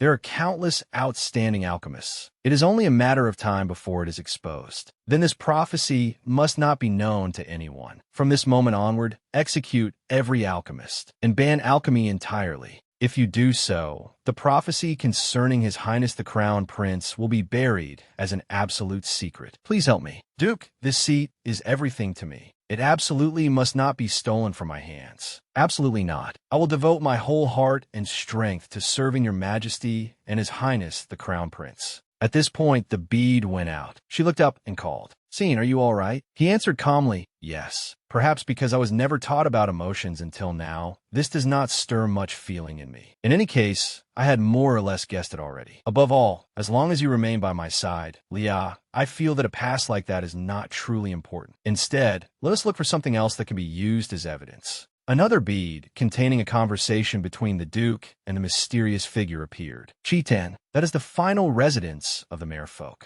Of all the remaining places, that is where the energy of the merfolk lingers most strongly. Then we will have to implant all of Chitan with orbs. The lifespan of the merfolk is twice that of humans, and if they do not meet with an accident, they will live out their full natural lives. Correct? I intend to make all that blessed energy mine. How greedy, isn't it? If I live long, isn't that also beneficial to our contract? After all, the blood and lives you consume will increase as well. Very well. I will create as many energy-absorbing orbs as you desire. What do you intend to do with that girl? The descendant of the merfolk. We still don't know what abilities she has, but we should make use of her. The merfolk truly are a tempting race. In addition to their long lives, they are said to possess special abilities directly connected to life. But what exactly are they? If you crave them so much, why not capture her and imprison her? If we start about 3 more wars, I will be able to use that woman's ability for experiments. Things have become complicated. My younger brother has completely fallen for that woman and is making a fuss about wanting to marry her. I could simply send that boy to the battlefield. However, he is very sensitive when it comes to things he treasures. If he notices something and clings to some excuse, it will be very troublesome. Then allow the marriage and keep her close so she can be used when necessary. What do you mean? The Crown Prince is growing up. Once His Highness truly takes up a sword, he may escape his father's control. His Highness is a powerful human being. Simply planting a tendency toward blood-crazed madness will not be enough. A meticulous long-term trap is needed.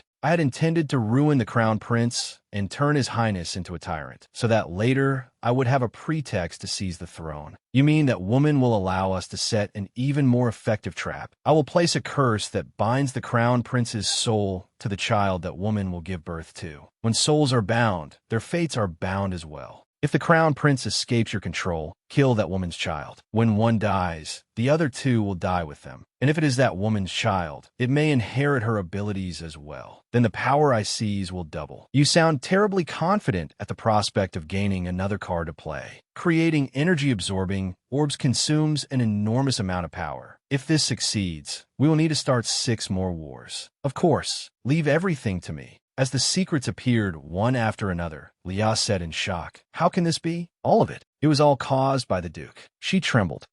Before, she had hoped. Even so, I still want to become someone like my father. I will place a curse that binds the Crown Prince's soul to the child that woman will give birth to. Thinking that he might not even be my biological father makes this too horrifying. He embraced her to reassure her. "Leah, if it is too painful, don't watch anymore. I will check the rest myself." "No, I'm fine." "That's right. Now is not the time to get lost in my emotions. Time is urgent. Pull yourself together and find anything that can serve as evidence." An image of the Duke and the demon appeared once again. "We will need disguise powder so perfect that it can be mistaken for signs of the merfolk's appearance. You said you would handle it, but in the end, you still can't do anything without my help. How long am I supposed to trust someone who cannot even carry out a contract properly? Please, trust me one more time. I have prepared a perfect arrangement. I'm sick of cow and sheep blood. Human blood. Bring me more human blood. Start a war immediately. Please wait just a little longer. As long as you make the powder, I will dye as many lands with blood as you wish. If you fail again this time, our contract will be canceled. And as I warned you, everything you have will belong to me forever." At this point, Leah tightened her grip on the bead. "We found it. We have been in here too long. Let's take only the important things and leave at once."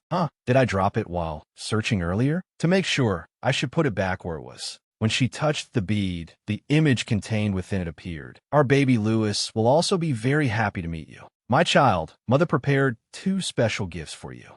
Duke, both children are so adorable. Have you seen them?" The Duke showed no interest and asked in a cold, gloomy voice, "Tell me your ability at once." "Pardon?" "The ability of the merfolk. It would be wiser to confess quickly before we both become exhausted. For the sake of experiments, an intact and healthy body is far more useful." "How do you know about that?" He reached out, causing the woman to scream. "Please do not touch the child. It seems you still have not realized it. In any case, you will not be able to watch the child grow up. So do not waste your strength on useless resistance." "Why? Why would you do this? Even after you allowed us to marry." "Foolish woman, if you give birth, the merfolk power I can seize will only increase. Why would I oppose that marriage? Choose. Will you stubbornly resist and let even your newborn child be dragged into the laboratory? Or will you obediently surrender your power?" The woman held the baby in her arms and gazed at it for a long time, then asked, "If I tell you, will you guarantee the child's safety?" "Why would I harm a child who has inherited such precious merfolk abilities?" The woman honestly told him that when a merfolk reaches adulthood, they gain the ability to make one single wish in their lifetime. Most merfolk wish for longevity, and as long as no one kills them, that wish truly comes true. That is why many merfolk have lived abnormally long lives. But what happens if someone kills a merfolk who possesses that ability? The wish is transferred intact to the one who killed that merfolk. And if a merfolk dies after reaching adulthood without having made a wish, that wish-granting ability itself is inherited. You already wished for longevity, didn't you? The woman answered, yes. At that, the Duke made her drink poison to kill herself. Tears spilled from her eyes, full of resentment. He said triumphantly, at last, and picked up the two babies. At last, this child has inherited that ability. Today, the daughters of Celeste and Appenzeller were born at the same time. Afterward, the Duke announced that regrettably, both ladies had died from difficult childbirth and puerperal fever. But I believe you will devote yourselves wholeheartedly to raising the heirs of both families. At this, Liam murmured inwardly, so that was it. The Countess's ability. She had used her power on the child. If a merfolk dies after reaching adulthood without making a wish, the wish-granting ability is passed on. Those words now sounded like nothing but a cold, calculated lie. A lie meant to keep the child alive only until she reached adulthood. That must have been the deception he used. So that was why Liao was poisoned in the original story, to seize the wish and usurp the throne, killing two birds with one stone. The image of the woman holding the child appeared in Leah's mind. She clenched her trembling hands. Let's go. We're going to arrest the Duke. The two left the mansion. As they were moving through the forest, a group of people shouted, over there! Catch them, Leah said. They are not just searching for a missing noblewoman. They must have realized that I am not Aloa. Can you run? Yes. The Pearl was reacting again. This way. Suddenly, an arrow tore through the air toward them. Scene alertly blocked it with his sword. He turned to Leah and said, run ahead to the clearing. Go. She hesitated, but he looked at her urgently. Hurry. She reluctantly ran off, but unfortunately tripped and fell forward. She cried out inwardly, no, I can't collapse now. Suddenly, Lewis appeared just in time and caught her. He called out in surprise, Your Majesty, then looked at her and asked, what are you doing here? Just then, an assassin rushed at them. Lewis quickly protected her. He seized the sword from his opponent, and the man's accomplices had also caught up. Count Lewis shielded Leah and said, stand behind me. Explanations can wait. The assassins charged all at once. The sound of clashing rang out loudly. After a while, they had been thoroughly beaten down. Lewis examined them carefully. These people, aren't they Celeste soldiers? Why are my brother's men attacking the Empress? She spoke up. You may not believe this, but Duke Celeste is trying to kill me. What? That can't. Before he could finish, the Duke rode over on horseback. He said, step aside, little brother. Lewis called out in shock. Brother, Eloa. The Duke twisted the truth and said, the Emperor has gone mad. In a frenzy, he slaughtered my soldiers. The Empress fled in fear, and in her panic, it seemed she mistook the guards sent to protect her for assassins. Leah shouted in protest, that is a shameless lie. Suddenly, Eloa ran over and threw her arms around the Count. Father, I was so frightened. I only followed you to Chitin to surprise you, but then I saw something terrible. Leah rushed forward and pushed her away. She took out the blue pearl. Please look at this. The Count froze. A blue light radiated from the pearl. Then the image of Duke Celeste killing Lewis's wife appeared. He reached out and called, Amelia. Is all of this true? Brother. The Duke revealed his vicious nature. How much easier would have been if you had died when you fell from that cliff. You keep forcing my hand, making me kill my own younger brother. How fitting that we are standing before your wife's grave. Liao was stunned. What? Is this where the Countess is buried? He declared coldly, I will bury you here, together with your daughter, right beside your wife. The Count looked at Liao in shock. My daughter? Then Aloa is... She looked toward the Duke. Father, please, give Liao a swift death. The Count froze at those words. As if his life had left him, he gripped his sword tightly. Then he swung his sword and charged, but the Duke's subordinates blocked him. Tears poured down his face, filled with fury. He screamed in anguish, Aya, and cut them down. Aloa ordered, what are you waiting for? Kill him and the Empress. Just then, the merfolk appeared and caught Liao. She called out in surprise, Merfolk. The merfolk looked at the Duke with a hardened expression and said, so you finally deigned to show yourself, Celeste. Because the two of you are so stubbornly hard to kill, his patience has finally run out. Do you mean that alchemical thing in the projection? He is far too great to be called a mere alchemist. Suddenly, the Duke's subordinates turned gloomy. They ferociously killed the merfolk one by one, seeing them slaughtering in madness. The merfolk asked in shock, "You gave that powder to your own private soldiers? Are you insane?" It was to silence them. Besides, I only need sacrifices to offer blood. Now, it is useless to try to stop it, Your Majesty. He will descend here very soon. Lewis shouted, "You intend to summon a demon?" Liah thought inwardly, "A demon? If merfolk and curses exist, then perhaps demons are not impossible either. But will a demon truly appear?" At that moment, a magic circle appeared in midair, and a sharp hand emerged. The demon gradually revealed itself. It spoke, "Blood. I need more blood." As soon as it finished speaking, it stretched out its enormous hand and sucked the blood from the Duke's subordinates. But that still could not satisfy it. Still not enough. The Duke turned to it and said, "Come here quickly. Take their blood." The demon's hand reached out, making the Duke widen his eyes in shock. It seized the Duke's horse. "I have grown sick of your incompetence." Liao wondered in horror. What the hell is going on? Aloa screamed, "Father, father, why are you killing father, who signed a contract with you without hesitation? Every plan he swore would succeed has failed miserably. But killing your own contractor goes against the rules." "Are you speaking of rules to a demon? How amusing. If we're talking about breaking rules, your father was the first to violate them. He did not properly fulfill the blood contract and used the blood of a few ordinary soldiers to summon me. That is nothing less than an insult." Aloa pointed toward the merfolk group. "If they had not interfered, hundreds, thousands of people in this city would have been offered to you as prey." Lewis called out in shock, "Aloa," the demon said, blaming others. "You are exactly like your father." She gritted her teeth and clenched her fists. "What must I do for you to give me the power to kill them with my own hands? Offer me your body and soul." The Count shouted, "No, no. Aloa, please, please stop. You don't have to follow the same path as my brother. You no longer need to pretend to be my father." Aloa's next word left him stunned. "Uncle." And just like that, she offered her soul to the demon. He shouted, "Aloa." She thought to herself, "I only like you because I received the love that was meant for Lin. That was how it should have been. Everything was supposed to be mine." She recalled the Duke's earlier words. "Before long, this entire world will lie beneath my feet, and you, my daughter, will rule beside me." "Yes, father. I look forward to it. That was how it should have been. Everything became twisted from the moment you came back to life. I saw you drink that poison. You definitely died that day. So why are you still breathing? And why did you become a completely different person overnight? What exactly are you?" Leah Celeste. Aloa had now completely become a demon, and she advanced toward Leah's position. Scene quickly shielded her. "Where do you think you're going?" In a flash, Aloa appeared behind Leah. Scene shouted in panic, "Leah!" Her hand slowly reached out. Suddenly, the grassy grave began to glow strangely. Aloa had drawn close behind her. Scene kept shouting, "Leah, Leah!" The scene suddenly changed, and a gentle voice rang in Leah's ear. "Leah, my child, it is time to wake up." She opened her eyes and asked in surprise, "Who? Did you sleep well?" She realized inwardly that it was the Countess. "My beloved child, it is time to wake up. Did you sleep well?" At this moment, Leah was only a baby. The Countess smiled and teased her. "My little lazy kitten. That tickles. Stop it. All right, I surrender." "You're lying." She hurriedly ran away, shouting, "No." Suddenly, she bumped into her father.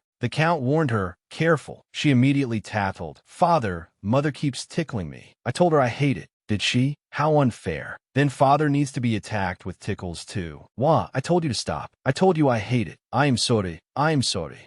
Father was wrong. And so she leaned against him, feeling incredibly warm. After that, she looked at a purple flower and exclaimed, "Wow, it's so pretty. It's the same color as my eyes." She reached out, then stopped. "Ah, if I pick it, the flower will hurt, won't it?" "Mother, father, come look at this." "Father? Mother? Where are you, mother?" She searched everywhere. "Mother, father." But no matter how long she called, no one answered her. The scene changed again. She buried her head in a pillow and called, "Mother." Suddenly, a voice rang out. "What are you mumbling about in your sleep? You don't even know who your parents are." "Was I dreaming? What was the dream about?" People whispered. "That girl is pretty, but there is something unsettling about her. Even in the orphanage, she's so unpleasant. Why does just looking at her irritate me? Or out in society, were we really that close? I truly can't remember, even now that we're adults." You're so bland and boring. Let's end this. Every time she met someone new, her life was always defined by loneliness. No matter how much she tried to seem bright or confident, she was always pushed aside. It was as if she did not exist in this world. At night, she stared intently at her phone.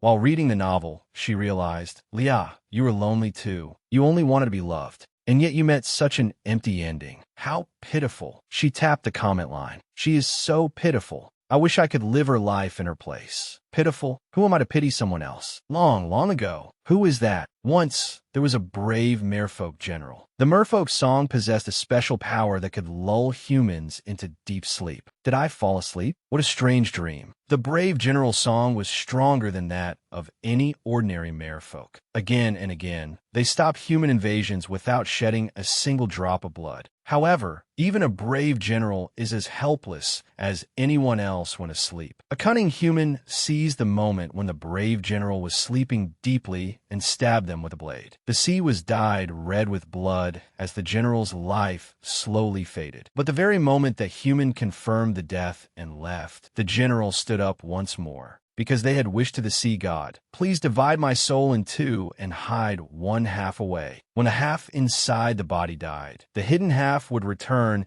and grant them resurrection. After that, the general once again won a resounding victory against humanity and left behind a legend. And then, many generations later, a distant descendant made that very same wish. Please divide this child's soul in two and hide the other half away so that this girl may live. The sea god granted that wish. However, an incomplete soul cannot live a complete life. Therefore, the children who shared that divided soul were destined to live unhappy lives, each in her own world. At this, she asked, Leah, is that you? She answered, hello, my other half. My other half? You are. You're a character in a novel. You can feel it, can't you? It is not just a novel. This is our story. Images gradually appeared in her mind. Do you remember now? At that moment, Leah finally understood everything. Tears welled in her eyes, and she embraced the person before her. We must have been lonely all this time, because we did not have each other. Because you are me and I am you. Your memories felt like mine. Now let's go back together. Let's be happy together. Leah, I'm already dead. Go. From now on, you can be happy. You said a soul split in two cannot live a complete life. How can I be happy without you? You have found your place now. You will no longer be pushed out of this world. Look, you have received so much love already. But it is all right. As long as you still carry my memories, it is no different from me living on with you. Now hurry and go. Your mother is waiting for you. She reached out and called loudly. Leah. The scene changed once again, and her mother ran over. Leah, where did you go? I searched for you for so long. Mother, even when I called for you, you never came. Do you know how lonely I was all alone? For more than 20 years, I did not even know who my real family was, and I lived envying Eloa. Even when I drank the wine I knew was poisoned, the truth was that I still desperately wanted to live. I'm sorry for making you feel so lonely and lost. Even knowing that it would lead to unhappiness, I still wanted you to live. Both of you. I desperately wished for both of you to live. Because you, the child I once held in my arms when you were so small, were so precious to me. I wanted you to live a long life. Since you could not become immortal with a single wish, that was the only way. I am sorry. I am sorry that I could not protect you until the very end. She called out emotionally. Mother! Back in reality, the demon was pushed back and cried out in shock. That damned mermaid. When on earth had she prepared that power? A dazzling light kept pouring from the grassy grave, causing him to gradually dissolve as he screamed, no. Then he vanished completely into the void. Eloa spat a mouthful of blood and collapsed heavily to the ground. The sky slowly turned clear. Eloa could not close her eyes, even at the end of her life. The count approached and placed a hand over her face. He stood in silence for a moment, then suddenly noticed his wife's grave. There was a sparkling bracelet there. He asked in surprise, why is this? Memories flooded back into his mind. Take it. This bracelet will protect you. He remembered that moment. The bracelet had been placed on the lid of the coffin. Then he murmured, we were buried together. He turned to look at Leah. Amelia, was it you who protected her? Our daughter. After that, they brought Leah back to the mansion. Everyone gathered around her. As if he still could not believe it, Scene asked, can a demon truly be defeated so easily? Lindo replied. This is only a guess based on the situation, but there's a high chance it was sealed or sent back to where it came from, rather than completely destroyed. According to the records, a demon must be offered a considerable amount of blood at regular intervals, so it will likely be difficult for it to appear again for some time. It is similar to what I experienced in several wars. In other words, as long as this so-called peace is maintained, we will not meet it again. Still, for the Duke to end like that, it leaves one feeling empty. Does the end of a man devoured by his own greed need to be glorious? If you feel empty because you could not deal with him with your own hands, then perhaps that is true. Count, please take the evidence to the capital first and announce it. I will follow once Liao recovers.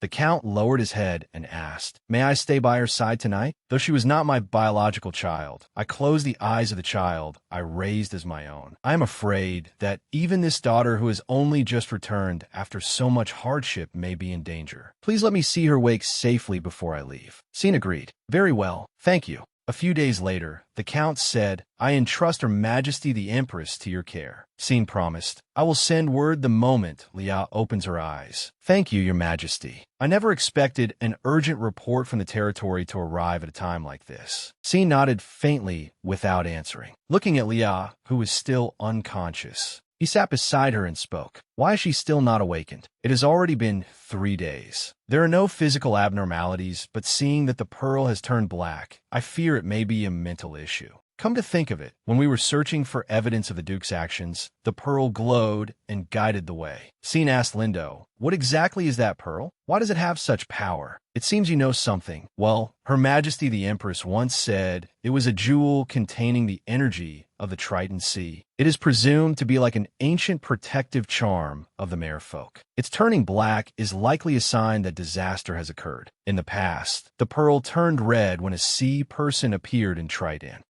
Is there any way to wake Liao? As for that, I believe we must return to the capital and investigate further. As you know, there are no alchemy documents left here, nor proper equipment for analysis. Would moving her body in this condition put her in danger? No, her physical condition is very healthy, so transporting her will not be a problem. Scene immediately ordered the servants, prepare a bed inside the carriage. We will depart for the Imperial Palace as soon as it is ready. Afterward, at the Imperial Palace, Count Louis greeted him. Your Majesty has arrived. Count, what became of the task I entrusted to you? We have made public all of Duke Celeste's treasonous crimes. We also recovered every recording sphere from the basement of the villa. Once those are presented, they will not be able to deny anything. How is Her Majesty the Empress? Scene sighed without answering. He turned and said, Follow me. Do you mean she still has not awakened since then? Good heavens, why? Scene asked Lindo. We return to the capital, as you suggested. You have a solution, do you not? No matter what, you must think of a way. Lindo thought to himself. In truth, if we ask the Red Book, the answer will come immediately. But that sacred object only works with Her Majesty, the Empress's blood.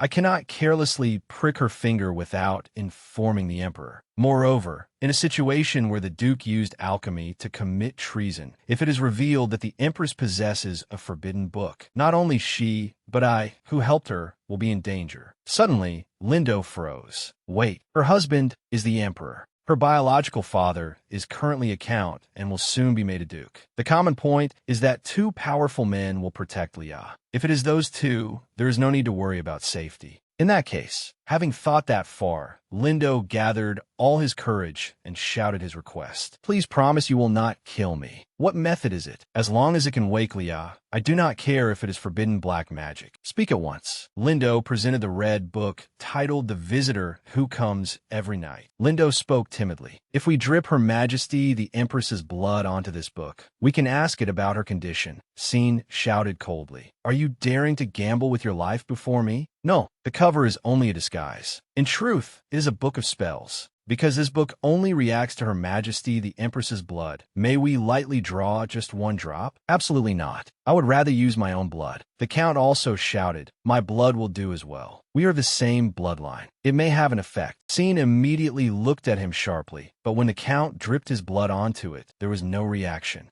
Lindo looked towards Scene. Perhaps your majesty's blood will not work either. Scene said firmly, Leah's blood is absolutely forbidden. I will not permit even a single hair on her head to be harmed. After saying that, he used a knife to cut a long line across his own hand. Drops of blood fell onto the red book. Then it suddenly flashed with light. Lindo exclaimed, "It worked. Why is this happening? Perhaps it is because your souls were once connected." Scene ordered, "Ask it quickly. I will give as much blood as needed." Yes. In short, the contents of the book say that. The two pearls exhausted their power in order to seal the demon. As a result, the wearer, Lia, fell into a deep sleep. And even when Lia wakes, there will be memory disturbances during the recovery process. What does that mean? Your Majesty may not remember, but something similar happened before. Do you remember when you lost your memory due to the side effects of the medicine while giving it to the Empress? The Count asked blankly. The Empress drank the medicine, so why did the side effects happen to His Majesty? That is not important right now. In any case, I'm talking about what happened when His Majesty lost his memories. In truth, the pearl forcibly calmed your Majesty when you were on the verge of madness due to the powerful stimulant in the medicine. As a result, your Majesty lost your recent memories, and for a time, lived only in the memories from when you were Crown Prince. But that power does not merely cause temporary memory loss. It distorts perception in order to protect the subject's mind. Just like when your Majesty saw the Empress as a bird instead of a human. A bird.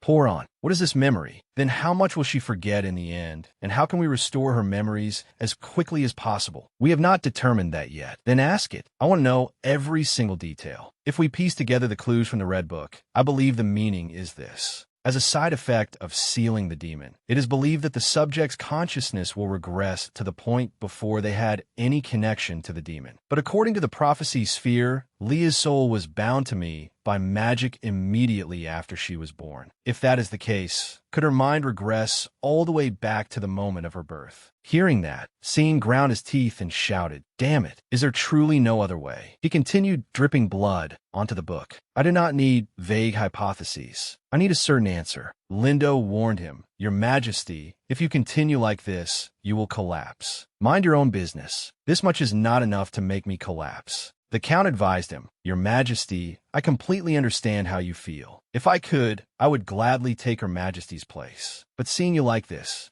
Her Majesty, no, would not want it. So please rest for today. I will quietly search for someone knowledgeable in alchemy." Scene reluctantly agreed. "Very well, then I shall take my leave. You there, Lindo, was it? Come with me. There is something I want to ask of you." "Ah, yes." And so they left. That night, in the quiet room, Scene lay beside Lia, gazing at her as he called her name. Lia, his face flushed faintly as he remembered her words from before. "You are sleepy, are you not, Your Majesty? I will tell you an interesting story until you fall asleep." He answered inwardly, "Yes, please do." "Have you had breakfast, Your Majesty?" "I waited so I could eat with you." "Why do you never say a word?" "Because I like hearing your voice. From now on, could you call me by my name?" "I prefer being called Lia." "I will say it as many times as you wish." He vaguely remembered the scene of the two of them embracing and kissing sweetly. At that point, Scene suddenly came back to himself. He called her name. "Lia, I miss you." Those warm eyes filled with love and your radiant smile. Just thinking that you might wake without your memories and look at me like a stranger terrifies me. Without realizing it, tears fell from his eyes.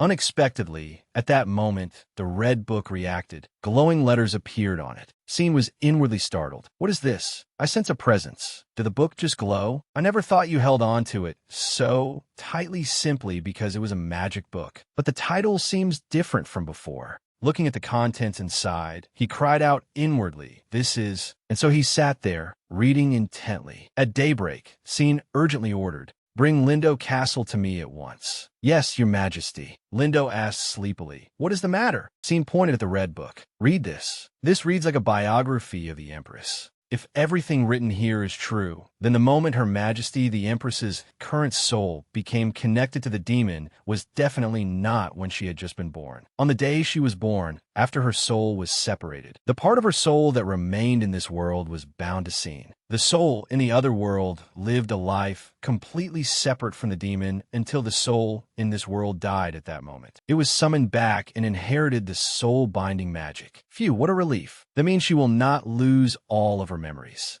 But if the book is correct, the Empress intended to divorce the Emperor immediately after entering this body. What if the distortion of perception strengthens her desire to carry out that initial goal? If the word divorce is accidentally spoken, His Majesty may end up locking the Empress away. Suddenly, Scene said sharply, "You." Lindo flinched and answered, "Why, yes, Your Majesty." "Do you know what sort of man Liao likes?" "Do you mean Her Majesty the Empress's ideal type?" "Exactly." "Then let me see." "I believe she once said she liked men whose eyes curve like a fox's when they smile." "You mean like you?" "Pardon? I do not look like a fox at all."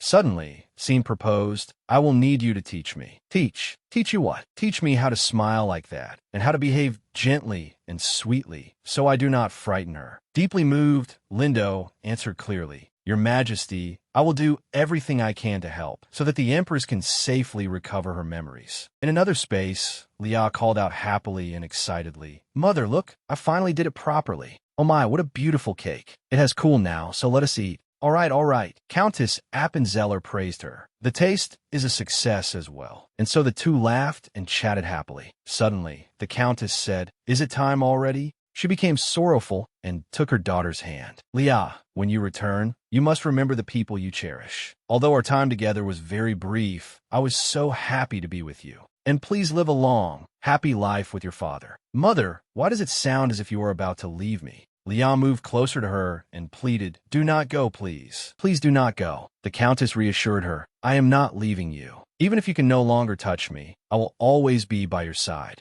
I love you, my little Liao. I only wish to see my daughter smile." "I love you too, mother." On this side, Scene sat beside Liao in deep thought. Several days passed while Liao remained asleep. I do not know when she will awaken. I cannot simply sit still and drown in grief. To ensure she can safely and completely regain her memories, there is much I must prepare. First, I purged the traitors who participated in the rebellion. Cedric Sylvester, who helped create the Chimera and had been engaged to Aloa, ended his own life because he could not endure the shock after being castrated. The Celeste family was completely dissolved, and the ducal title was granted to Louis Appenzeller. I also publicly announced that Liao was not Duke Chromage, Celeste's biological daughter, and officially registered her in the genealogy of the Appenzeller family. This completely severed her connection to the name Celeste. However, I kept the fact that she was in a coma an absolute secret. Officially, it was announced that she was recovering from the shock of witnessing a demon.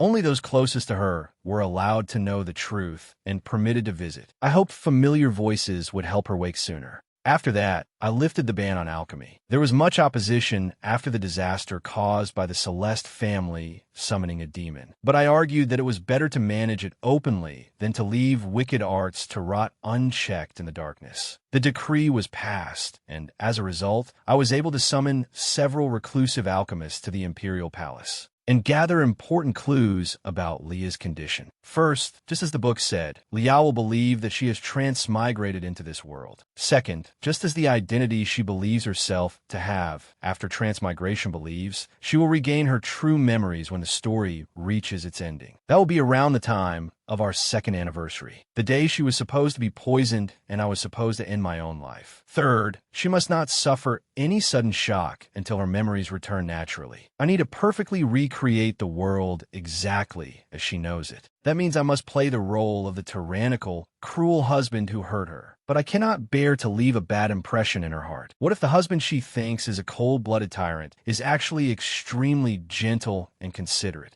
Surely a small discrepancy like that will not cause any harm. And then, after an unusually long and harsh winter, when the spring flowers finally bloomed, Liao woke up. It has been 3 months since I transmigrated into Leah's body. That means I have only 6 months left before the poisoned ending in the original story happens. In a desperate effort to avoid that disastrous bad ending, I recruited outstanding talents to develop a universal antidote, carefully watch my step around my silent but overbearing father, and single-handedly manage the Emperor's fragile mental state. It has been an utterly exhausting 3 months, but if I can just survive the next 6 months, it will all be over. Once I avoid my own death, I will divorce the Emperor and fly away like a free bird. A birdcage appeared before her eyes. She was startled.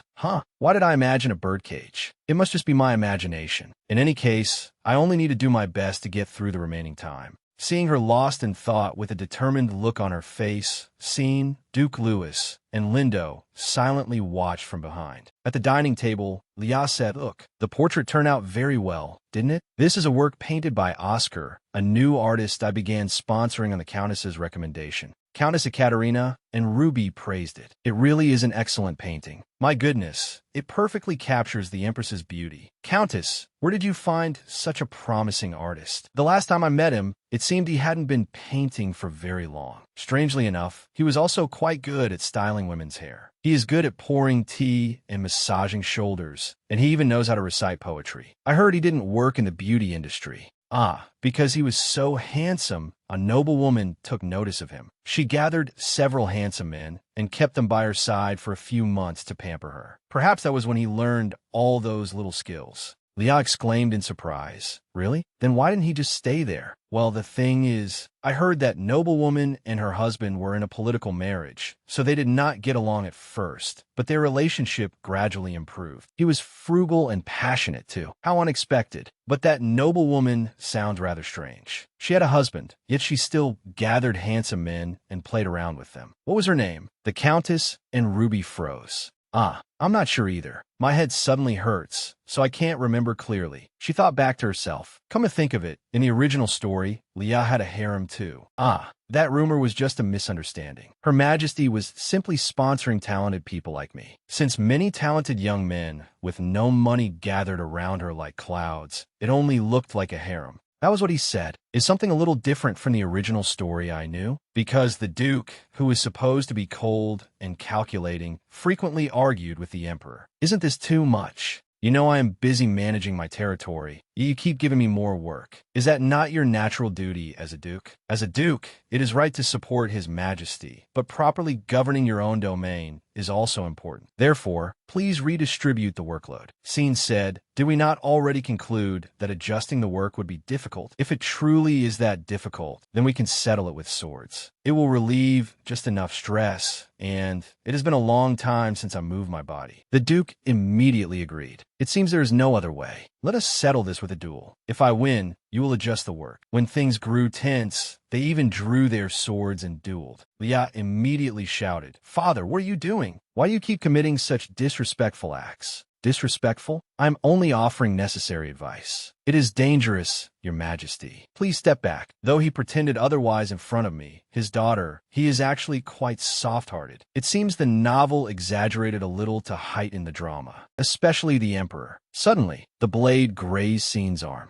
Lia cried out in worry, "Your Majesty, are you all right? Blood. Call the imperial physician at once." She turned to the Duke and reproached him. "Honestly, if this is not disrespect, then what is?" He stammered an explanation. No, it was not me, Your Majesty." "Then what do you mean? Are you trying to say His Majesty deliberately threw himself onto your blade?" "Father, who would throw himself onto a blade?" Scene reassured her. "Lia, I am fine. What are you saying? You are bleeding like this." He smiled tenderly and said, "With you worrying about me like this, I almost cannot feel the pain." This made her think. Contrary to the terrifying tyrant I heard about, he smiles quite often. He added, "Do not blame the Duke too much. I was also partly at fault." She silently commented, "He is rather gentle. He is the type who is somewhat sly like a fox." Afterward, the Duke reproached Scene. "This is too much. I know I have to act cruelly toward Lia, but you even let yourself get hurt." Scene said apologetically, "I feel sorry toward you, Duke." But thanks to that, Lia's reaction this time was different from usual. Perhaps she will recover her memories sooner than expected. If so, that is fortunate. Once she regains her memories, she will forget everything that happened during this period. So please endure a little longer until then, father-in-law. He sighed gloomily. Being hated is unpleasant, but because of the pearl's perception-distorting effect, perhaps I should be satisfied with just being called father. In any case, please do not do anything so dangerous again. I will try.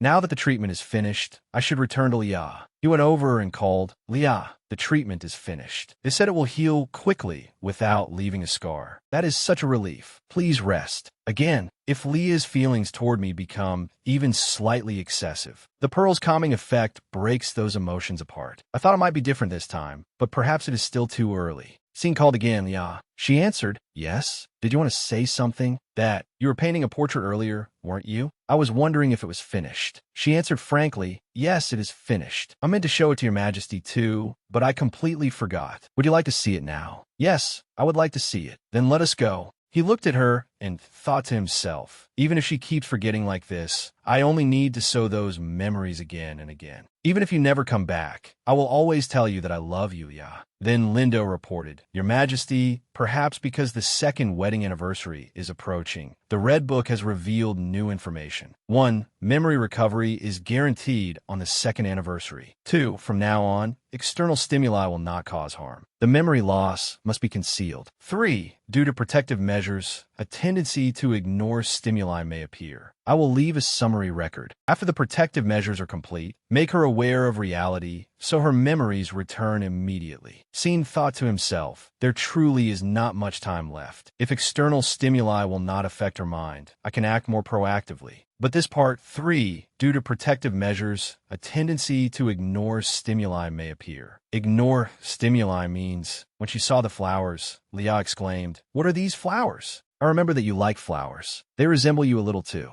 Thank you. They're so beautiful. They smell nice too. Scene said, You are even more beautiful. Before he had finished speaking, Lia had turned away. I should ask Oscar to paint a picture. That evening, Your Majesty, can you not sleep? He did not answer, but called her Ya. What is wrong? Did you have a nightmare? A dream where you hated me? If you hated me, how would I go on living? She called out blankly, Your Majesty, then quickly dismissed it. That was just a meaningless dream. Scene asked, disappointed, What? Come now. An adult should not cry over a dream. Let us sleep. Shall I sing you a lullaby? He stammered, No. Then he realized with a headache, Is this what it means to ignore stimuli? Lindo reported, This is not good. Confess on the anniversary. Since that day will also be the decisive moment. If her emotions surge through a confession, she may recognize reality as well. Then, like last time, when we held a wedding anniversary banquet, no, a party even grander than before. Suddenly, Lauren spoke up in opposition. No, Scene immediately asked why. If I may speak,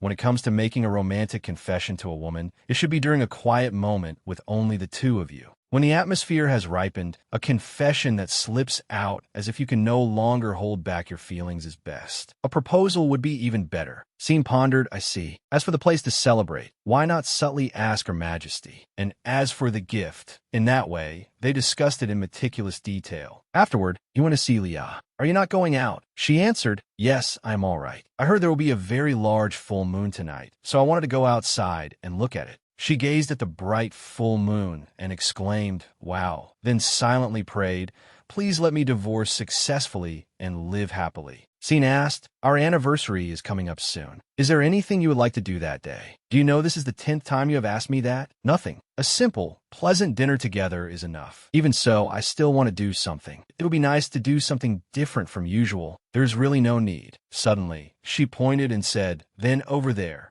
I think the view from that hill at night would be beautiful. Would you like to drink wine there with me? Scene was a little surprised, then smiled and agreed, That sounds good. I will prepare it. After returning, she looked at the servants and sighed. Everyone is so busy. I said there was no need to make a grand fuss over the anniversary. She thought to herself, Tomorrow is finally the day. I have finished everything I needed to prepare before the divorce. Final check on the Emperor's health. Healthy. The divorce papers, housing documents, and property ownership rights have been arranged. What should I do until tomorrow? It seems the Emperor is preparing something on his own, so I should prepare a special kind of wine. The next day, beneath a large tree, there was a mat laid out, along with wine and flowers. Glasses clinked. Happy second anniversary. Congratulations. It has already been 2 years. Time really flies. He asked, What do you want to do from now on? She thought, From now on, I will bring up the divorce tomorrow, so there is no need to ruin the mood right now. After thinking that, she probed, From now on, I suppose we will continue living peacefully like this? Scene immediately answered, Yes, it will certainly be that way. But perhaps I should have brought beer too. Somehow, I feel like beer would suit this place. He immediately objected, No, huh? Why not? Your doctor said you would get drunk easily if you drank beer. Really? Suddenly, dazzling fireworks burst across the night sky. Lia widened her eyes and exclaimed, Amazing. It is even prettier like this outdoors. So what His Majesty was busy preparing was fireworks. If I had known beforehand, I would have prepared something else too. But His Majesty is always so kind. I should have guessed. I let my guard down a little. Suddenly, Scene said, "No, I'm not always kind." He smiled tenderly. "I'm only kind to you." She blushed and asked in surprise, "Only to me? I do not think so. You are naturally a kind person." He replied, "No," and unexpectedly kissed her cheek. "I only do things like this with you." She thought to herself, why does the feeling of those lips seem so familiar? If he touches me one more time, I feel like I will understand why. Suddenly, she shouted inwardly, wait, what was I just thinking? We are going to divorce tomorrow. We will never see each other again. So why am I thinking about kissing? I must have been swept up by the atmosphere and misunderstood. Thinking that, she laughed it off and said, "This is only a gesture of affection, right? But I think actions like this can easily be misunderstood." Misunderstood? Being gentle only to you and kissing your cheek. I do it because I like you. He confessed, "I like you, Ya." She stared blankly and thought that "I like you just now." Does it mean what I think it means? Then it is not just simple affection, but something deeper. At that moment, she turned to stone and wondered, what am I thinking? Why did things turn out this way? He looked at her with passionate eyes. "I like you. I really like you, Ya." "Yes, me too. Do you not remember? The things I said, the things I did, everything we went through together. It is all right. I remember everything. From you saying you are only gentle to me, to you confessing that you like me, I remember it all. And yet you still have not returned?" She answered blankly, "It is nothing. I am cold. Hold me. Is this enough?" "Yes, it is warm now." Under the brightly lit night sky, clusters of fireworks bloomed like enormous flowers of light. Scene furrowed his brow in thought and said nothing more. The next morning, "Your Majesty, are you awake?" "Ah, Lorraine," she said with a bright smile. "Good morning. You seem very happy. Did something good happen?" "Yes, I am finally going to search for my freedom." "Lauren, where are you going?" "Ah, Your Majesty's hair ribbon is broken, so I'm going to get another one." "Please wait a moment." They all wondered blankly. "HM? There is still one here, though." Sarah asked, "You will be having breakfast with the Emperor, correct?" "Yes." She thought to herself, "I will talk about the divorce during the meal." A little later, at the dining table, he asked, "Why do you not ask me whether I have been eating breakfast lately?" She smiled and replied, "Your Majesty is healthy now, are you not?" She thought to herself, and after the divorce, the new empress will take care of that. Why does my stomach feel uneasy? Did I eat something bad? No, stop thinking unnecessary things. At last, she voiced her wish. "Your Majesty, let us divorce." She sipped her cup of tea and continued, "Have you thought about the divorce? Before that, there is something I want to ask Leah. Will you be all right without me?" She hesitated. "That, at first, I will probably feel a little empty. But as time passes, I think I will be fine. Your Majesty is healthy now. The feeling of emptiness is only temporary, and everything will soon return to normal." He lowered his face gloomily, lightly touched her hand, and asked, "Do you truly think that? Without me, will you not feel miserable, anxious, or afraid?" "No, not to that extent. I will probably just miss you. But as time passes, it will naturally fade. That will be the happiest ending for everyone." But why do I think that? Why do I believe this is the happiest ending for everyone? Scene answered quietly, "I see. Very well. If you can live well without me, then it seems I was worrying needlessly. I feel relieved now, right? You will also be all right without me, will you not, Your Majesty?" "Yes." "In that case, let us drink a farewell toast." She thought to herself, now it is truly the end. Scene lifted his wineglass, but the moment he drank it, blood seeped from Scene's mouth. She received shocking news. It seems His Majesty was poisoned. We treated him immediately, so his life is not currently in danger. However, he may remain unconscious indefinitely, and even if he wakes, he may lose all his memories. She recalled his words. "Leah, will you be all right without me? Without me, will you not feel despair, sadness, anxiety, or fear? If you can live well without me, then perhaps I was worrying needlessly. I feel relieved now. Yes, then let us drink a farewell toast." Was that what he meant? Was he saying he would leave? If it hurt him so much that he would choose death or losing his memories, he only had to say that he did not want a divorce. Why did he go so far as to drink poison? Why? "I only wanted you to live. I thought this was the only way for both of us to survive. I never wanted an ending like this. I cannot even imagine it. I said we should forget each other after the divorce. but perhaps I still hope you would think of me and remember me, even just once. I do not want to forget you, and I do not want you to leave, because I love you. Why did I not realize this sooner? It was as if something had been stopping me. At that moment, the pearl on her neck glowed, and memories rapidly flashed through her mind. Her eyes widened in shock as she remembered everything. Her eyes trembled faintly, her long lashes soaked as though trying to hold back the emotions about to burst forth. I'm sorry it took me so long to remember. I have no intention of divorcing anymore. So please, she kissed him on the lips and begged, come back to me, Scene. Just as she pulled away from his lips, his hand suddenly reached out, drew her close again, and continued the sweet kiss. Startled, she called his name aloud, Scene. He said, "Are bird beaks always this soft?" She blinked in confusion. A bird beak? He continued, "Your feathers are soaked from crying so much. Pour on, pour on." Don't tell me that instead of waking up through the power of the pearl, his memories are being reset. She stared blankly, her mouth hanging open. You were teasing me just now, weren't you? He smiled and said, "At least you stopped crying, didn't you?" She puffed out her cheeks. Honestly, you really have turned into a sly fox.